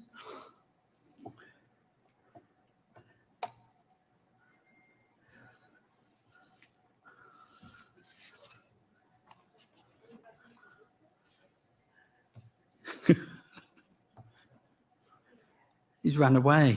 He's scared of you, Tatiana.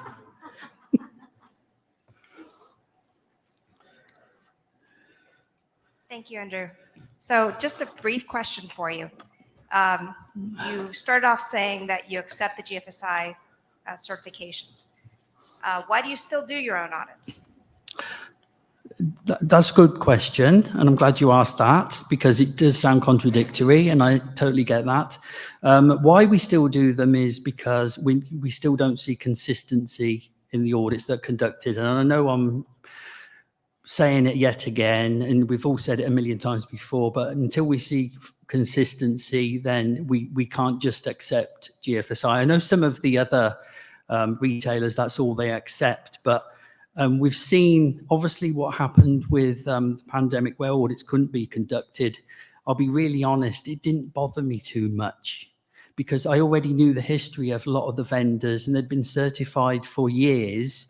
So if they can't do an audit and they're following the programs and their rating is good, I don't need a certificate really to tell me that. I know that sounds contradictory, but it's a fact, and that's what the way we focus on that, and that's it really. That's why we still continue to do our own audits. And some of the findings, particularly with assessing behaviour, has identified some glaring gaps in businesses that have been, I'd say they've been presenting an audit, not actually going through an audit. So they know how to sort of work an auditor and present and get all the paperwork ready and say the right things, but we don't just talk to the QA folks when we do an audit. And that puzzles people when I'm starting to talk to other people, sort of the plant lead and so on. So it's been interesting.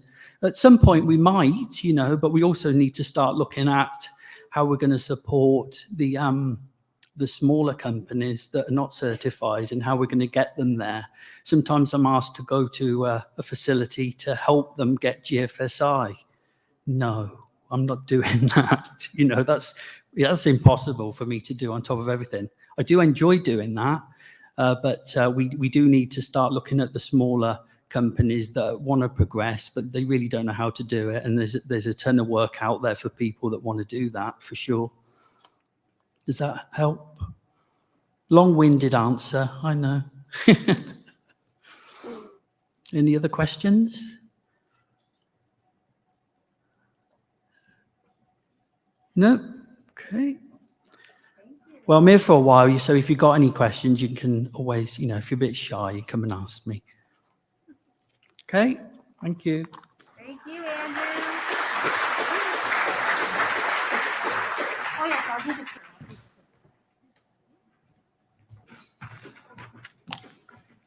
Thank you very much, Andrew. Appreciate the presentation. Actually, I want to start with some more door prizes, if we can. Actually, Jenkins has brought back the Tim Hortons gift card because she's the one who donated it. So we're going to put her name back in, and then we'll take another draw. Hold on. If it comes up again, then it's just meant to be. Okay, for the Tim Hortons, we got Marjana from Integrative Facility Services. Are they here today? Okay, we'll take another draw then. I'll put that one back in. We'll come back.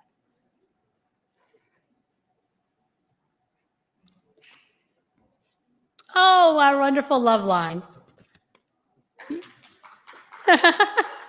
You've got a wonderful Tim Hortons card.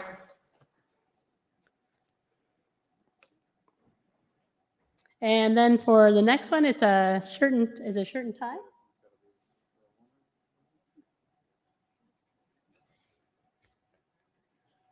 Bring this to love line here.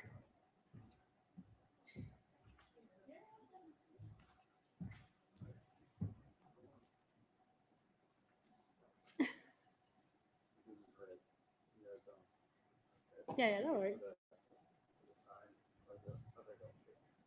Okay, for the golf shirt, we have Mr. Ron Judge. Oh, he's already gone for the day. Okay, let's get another. Everyone's trying to beat the rush home, huh? There we go. Oh, from BRCS. Manish? Sebastian? Yay! And that's for the shirt. One more? Oh. Are you sure?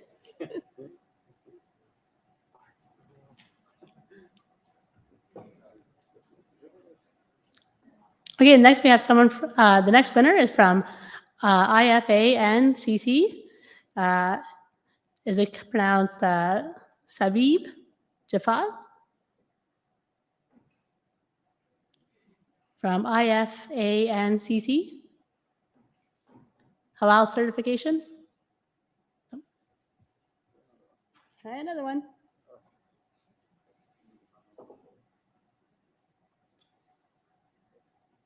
All right. Oh, we might have a winner from NSF, Stephanie. Yay!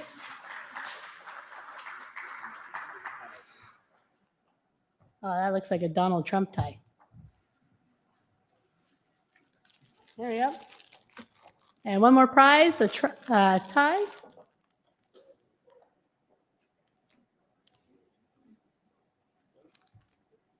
Thank you so much.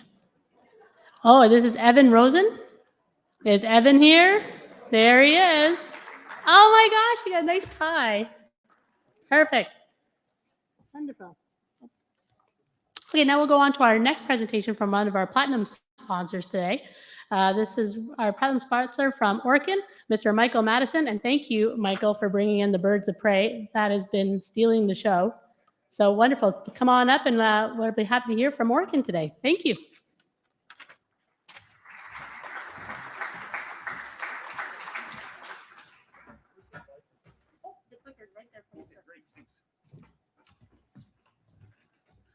Well, this is the nicest part of this. Take that mask off. How's everybody? So there's only like me and a couple other presenters, and then the bar's open. So I'm going to get through this really quick. Okay, so this way, I think. There we go. So I've been involved one way or other with Ontario Food Protection since 1990. So really proud to be a supporter again this year. Why Orkin Canada? Well, we've got 850 employees right across Canada, 30 branch offices, 11 quality assurance people. And Kathy Cano retired today, so we'll take resumes back in booth number 11 for quality assurance people. Okay.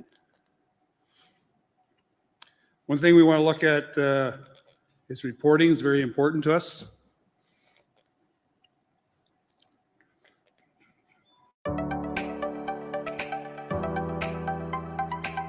Effective pest management takes an ongoing commitment. Orkin Insight provides a comprehensive view of your pest management program in a convenient online dashboard. With Insight, you can manage multiple locations, assess seasonal pest trends, or capture extensive documentation for a third-party audit. Let's take a closer look at Insight's powerful features. Finally, all your reporting in one place, available on your desktop, phone, or tablet, 24 hours a day and in real time. Detailed records of inspections, service reports, pest sightings, and corrective actions are all at your fingertips. Orkin Insight lets you generate as many types of reports as you need. Dashboards for trend analysis are configurable, so you can always find the information that's important to you. Access to all your past issues can be found right in the platform to help you adjust your pest control program over time. Manage your service across multiple locations in one online portal. You can also address account issues, questions, or needs with features that connect you with your Orkin team. Orkin Insight alerts you to pest activity and areas for program improvement the moment they're reported by your Orkin team. Get text alerts, phone calls, and emails automatically based on your preference. Pest alerts can be set to specific threshold levels, so you get the information you need the way you want it. Orkin Insight is the digital command center that makes your job easier. Get visibility into the performance of your pest control program today.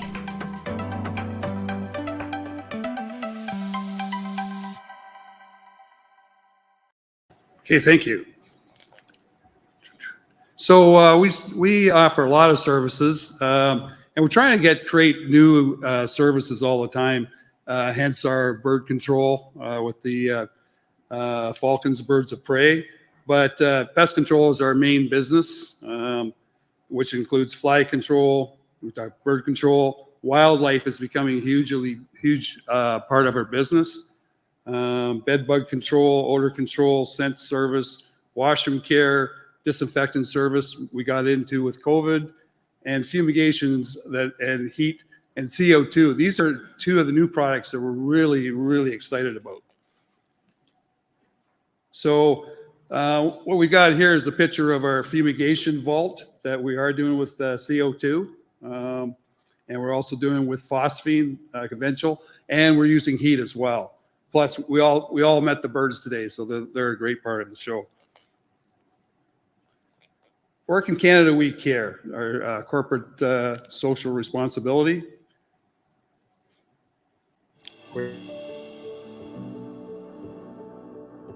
It's very important to Orkin Canada to give back to our local communities where our people live and play. Habitat for Humanity has been in Canada since 1985. They've helped thousands of families across Canada, bringing to them shelter and just a better life. Orkin Canada has been involved with Habitat for the past 2 years. We've had a lot of fun on our days where we go to build sites.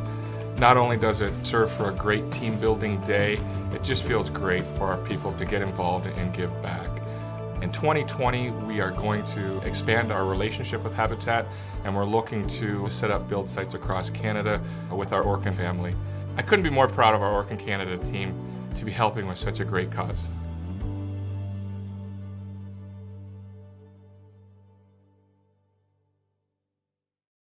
Today I went to the Restore down on Dixie Road. We built some pretty ugly stuff. But the good news is I have a fireplace at home. So another thing we've got is we're proud to be bee friendly.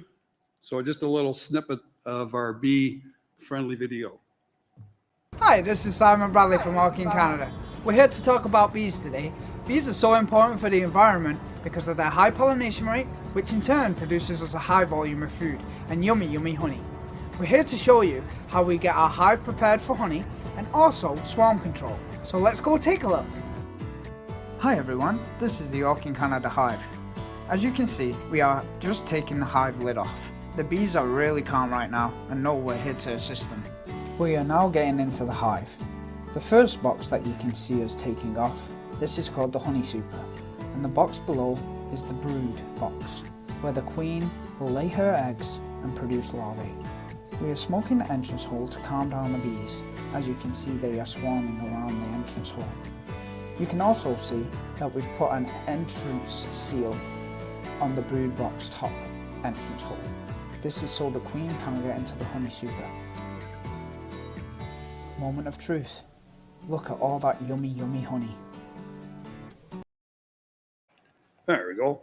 So we're, matter of fact, tomorrow at our head office, we have a pancake breakfast and we're using our own honey. So that's kind of the fringe benefits of raising bees. Every one of our offices that we're allowed, a lot of times we can't put the hives on our office, but the one in Kennedy, we have a hive. We got one out in Burnaby. As our leases come due, we try to write that into our lease that we're allowed to put bees on top of our roof or on the side of the building or wherever, which is really strange for a pest control company to be so adamant about saving bees, but that's what we do. So if there's any questions, I will be here for a cocktail after, so just come over and ask me. I'll be back here at my booth, so I'll leave that. We'll try and get things rolling again, and thank you very much, and thank you, Ontario Food Protection.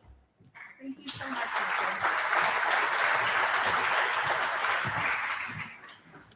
Well, thank you so much, Michael. We have actually we're going to do a couple more door prizes. We got another few more to give out.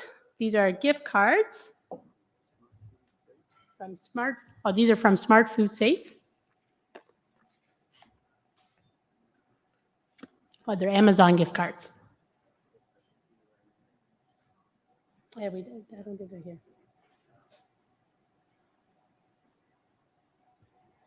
Oh, from Trophy Foods, Catherine.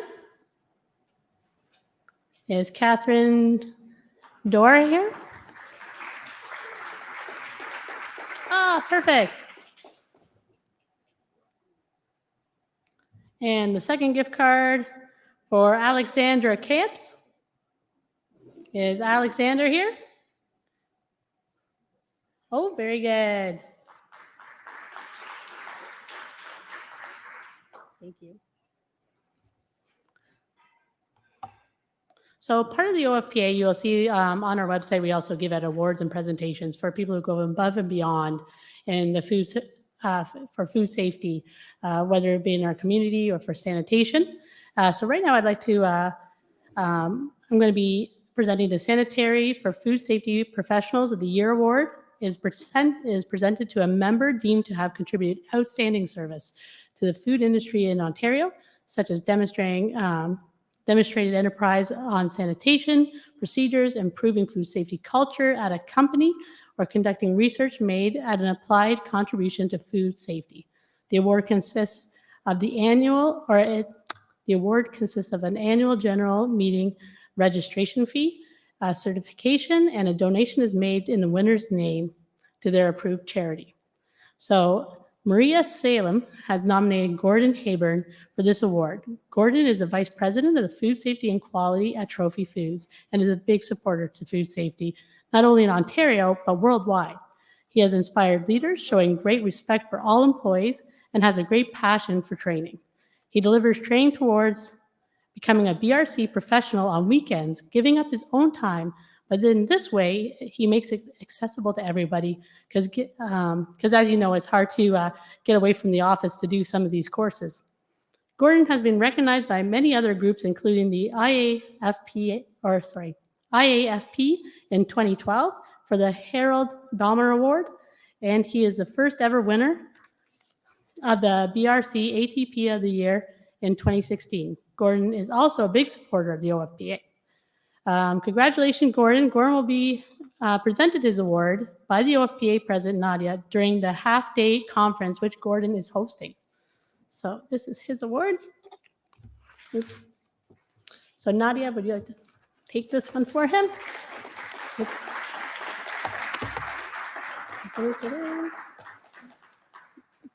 This one's Gordon. You'll accept it. There we go. Okay, and can I just say two things? Absolutely.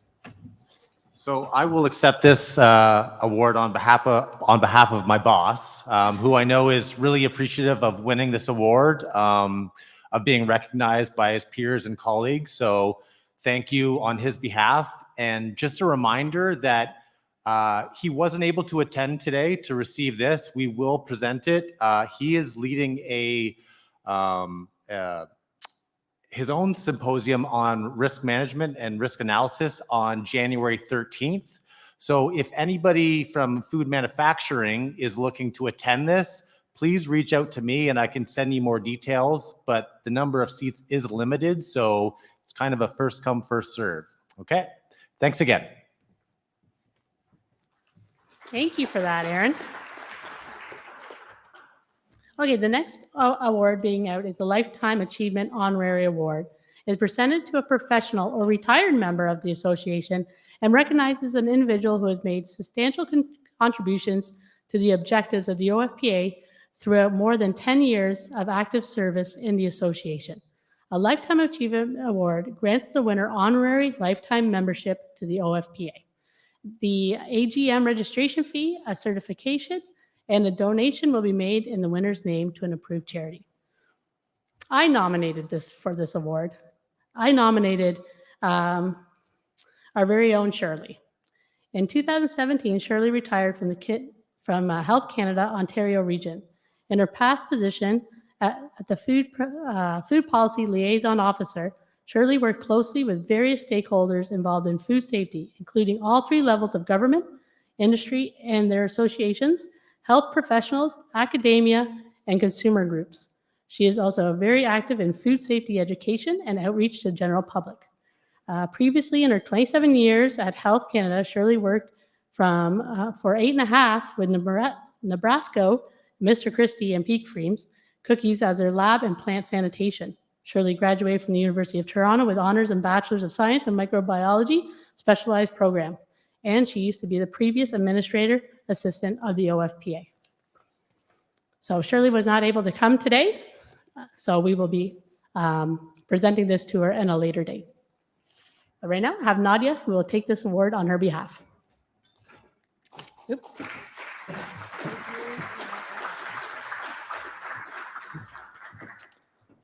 And she was quite the firecracker, that's for sure. And now we're going to go on to the silent auction. So here's Jessica with the silent auction winners.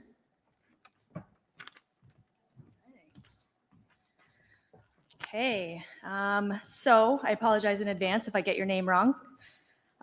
So we've got the gift basket donated by Aaron Aboud. Darcy Seguin, you won that one. So what I should say is that if you have won, just acknowledge that you're here, and then go see Denise Horseman, who's going to be at the red. Oh, she's actually right there. She's putting her hand up right there. So go see her, and she'll take your payment. And then you can grab your prize as well. And then we've got a plastic cutting board set donated by Embassy Ingredients. Fintan O'Connell won that one.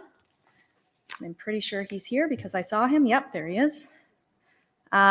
We have a wireless meat thermometer donated by Embassy Ingredients, and Nathan Burke won that one. I know where he is. And we have a gift basket donated by PJRFSI, and this is Vamia Davidonik. I'm so sorry. I just butchered your name, I'm sure. Is anybody? Oh, there she is. Perfect. Thank you.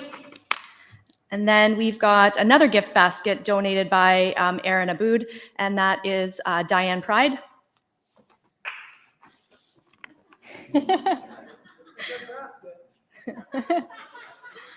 And then we've got a gift basket full of President's Choice and Loblaw products donated by Trophy Foods.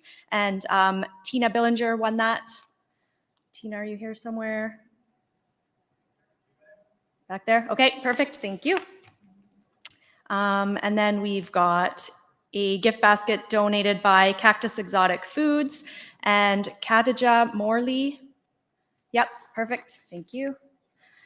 And then we've got another gift basket donated by Good Leaf Farms, and it's Vanya again, so I know you're here. And then a no-name gift basket donated by Loblaw Companies, and that is Heather Gale. I know where she is. She's out in the lobby right now, so I'll make sure to let her know.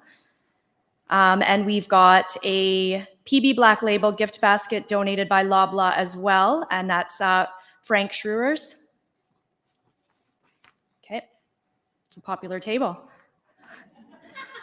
Another Loblaw Company's donation, a President's Choice gift basket, and that's Nicole James. Okay, again. And the micro food safety learning cards donated by Loblaw Companies, also won by Nicole James. Okay, and then the last thing we have is the $500 gift card. So that was for filling out the passport, and I'm just randomly picking one out of here. This is the big one. Stephanie Sonneveld. Has everyone at that table won something? Okay, so for the gift card, you're going to see Nathan Burke, or you can come see me and I will find him for you. And that's it. So thank you everybody very much for your generous donations to go towards the silent auction. And that's it. Congratulations.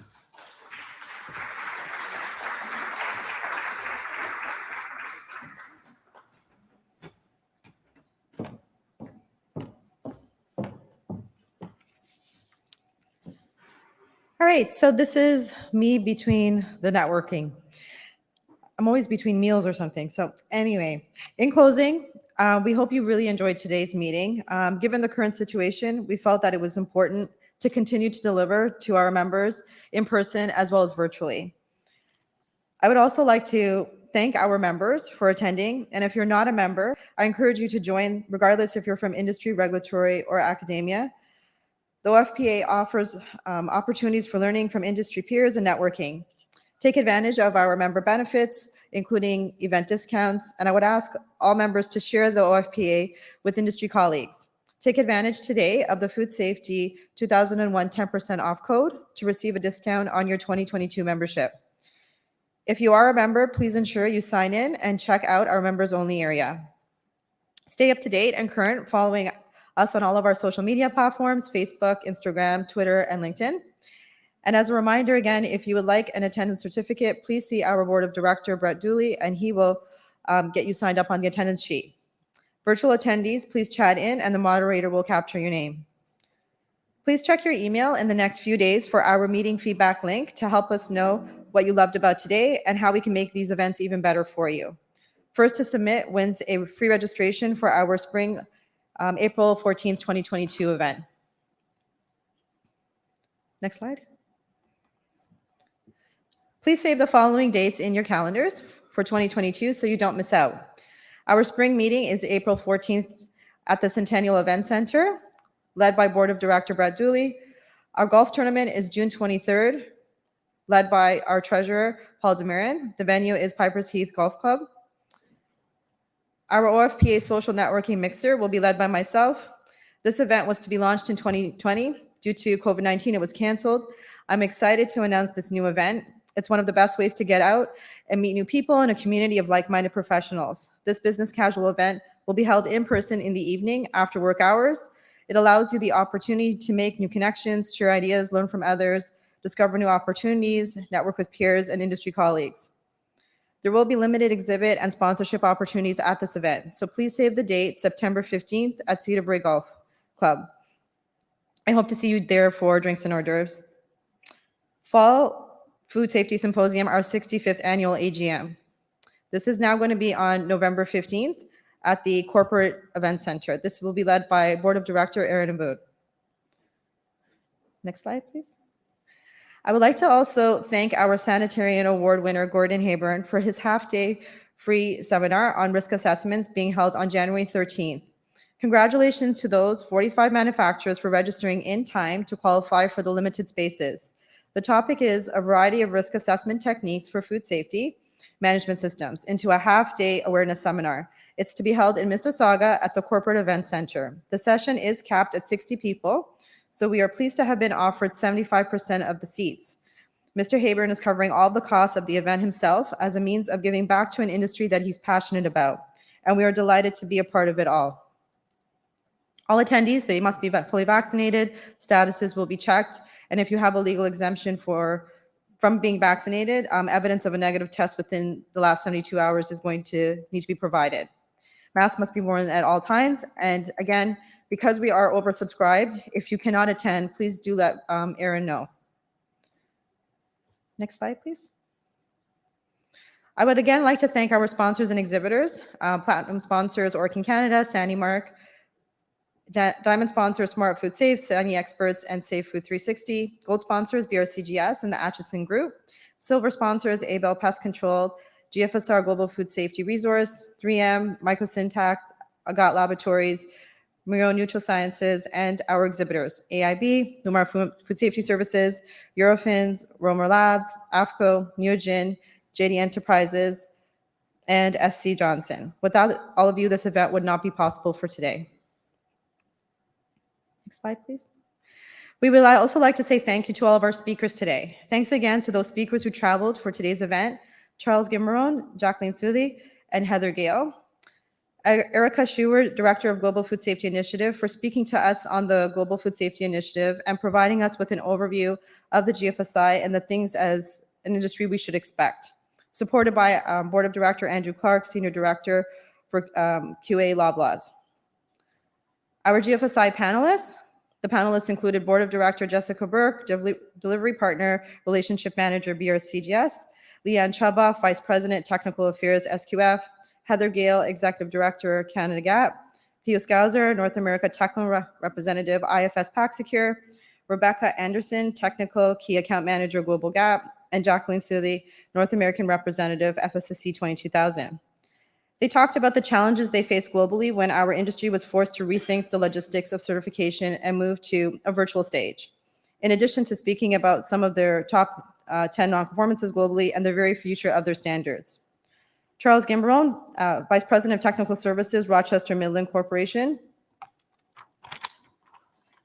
who spoke to us today on environmental hygiene monitoring, rationales and tools to verify and validate your program. Charles provided us with considerations for EMP, including how to clean and sanitize plants, including hygienic design and traffic patterns, in order to implement an effective EMP program. He also discussed some of the common EM design issues and flaws faced by many companies. On our second panel discussion for claims, Richard Rapkin, Managing Director, Core Kashrut Council of Canada, Maureen Kirkpatrick, Quality Standards Program Manager at the Big Carrot Natural Food Market, EcoCert, Joel Atkin, Division Manager, Evaluations English Canada, Melissa Seekard, National Executive Director, Canadian Celiac Association, and Mohammed Sabir Ali, President of the Islamic Food and Nutrition Council of Canada, where we heard some of the common misunderstandings with claims, and what we can do as an industry to ensure that we avoid them in the future. Ending our day was Board of Director Andrew Clarke, Senior Director of Quality Assurance Loblaw Company Limited. Andrew discussed the fundamental food safety and quality requirements necessary to become an approved Loblaw's control brand vendor. He spoke to the audit program and the expectations of the current suppliers and those who would like to become a supplier to Loblaw's. We had an incredible lineup of speakers, and I personally would like to thank you all for making this event a memorable one. That brings me to an important slide. Next slide, please.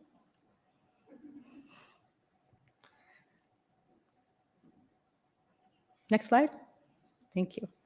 So join us in a few minutes for our social networking event. And again, each of you should have received 2 drink tickets. We ask you to drink responsibly, and if you are unable to drive, please feel free to reach out to any board of director, and we will make arrangements for you to get home safely. Check out our sponsors and exhibitors for one last time, and enjoy live music by Nathan Burke. The entire event will end at 6 p.m. Lastly, but certainly not least, our fall planning committee. A lot of you may not be aware, but most of the fall planning committee joined the board less than a year ago and have all stepped up to ensure this event was a success. The committee was led by myself, Paul Demirin, Aaron Aboud, Andrew Clarke, Jessica Burke, Megan Saunders, Anal Dave, and our board administrator, Denise Horseman.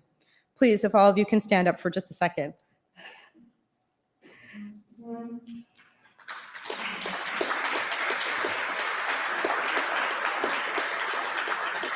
This group has met monthly since the start of this year, and since August weekly and in between.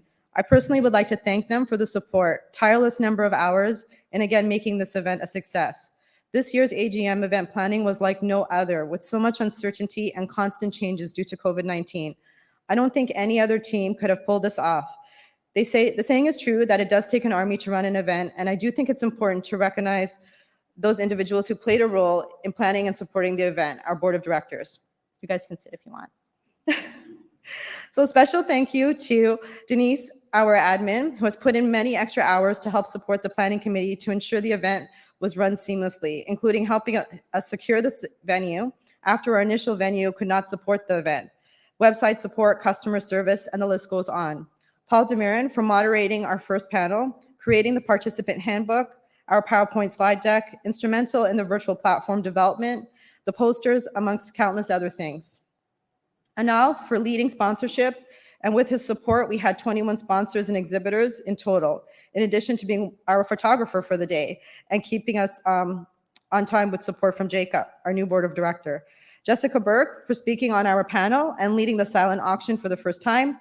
Aaron for moderating the morning and taking, oh, well, actually, that got changed. You didn't take pictures. That was all Anal. And helping to coordinate speakers. Gwen Sisker for leading our online virtual platform with support by Paul and Megan, and website support. Lori for moderating the afternoon and helping with registration, and Megan for supporting moderating our second panel and helping at registration. Brett for leading our videos for the YouTube platform and registration. Andrew for helping with coordinating our keynote speaker, panel speakers, and for speaking as well today. There is so much more that I can add, but time is limited, and I know all of you want to drink. So I just want to thank you, and I'm so excited to work with you all in 2022. And to all of the board of directors who also donated to the silent auction and door prizes, Andrew, Paul, Anal, Lori, Gwen, and Aaron, thank you again. My final comment to you is, being food safety professionals, our goal is to protect the food supply chain and to stay up to date and current in our ever so changing industry. Our industry spans a wide range from farm to fork, and we aim to identify hazards and to determine if there is a risk and mitigate that risk. And so I'm thankful that you're here today. Thank you, and please continue to stay safe. And I hope to see you in person at our OFPA spring event on April 14th in 2022. And now I look forward to joining you at our social mixer. Thank you.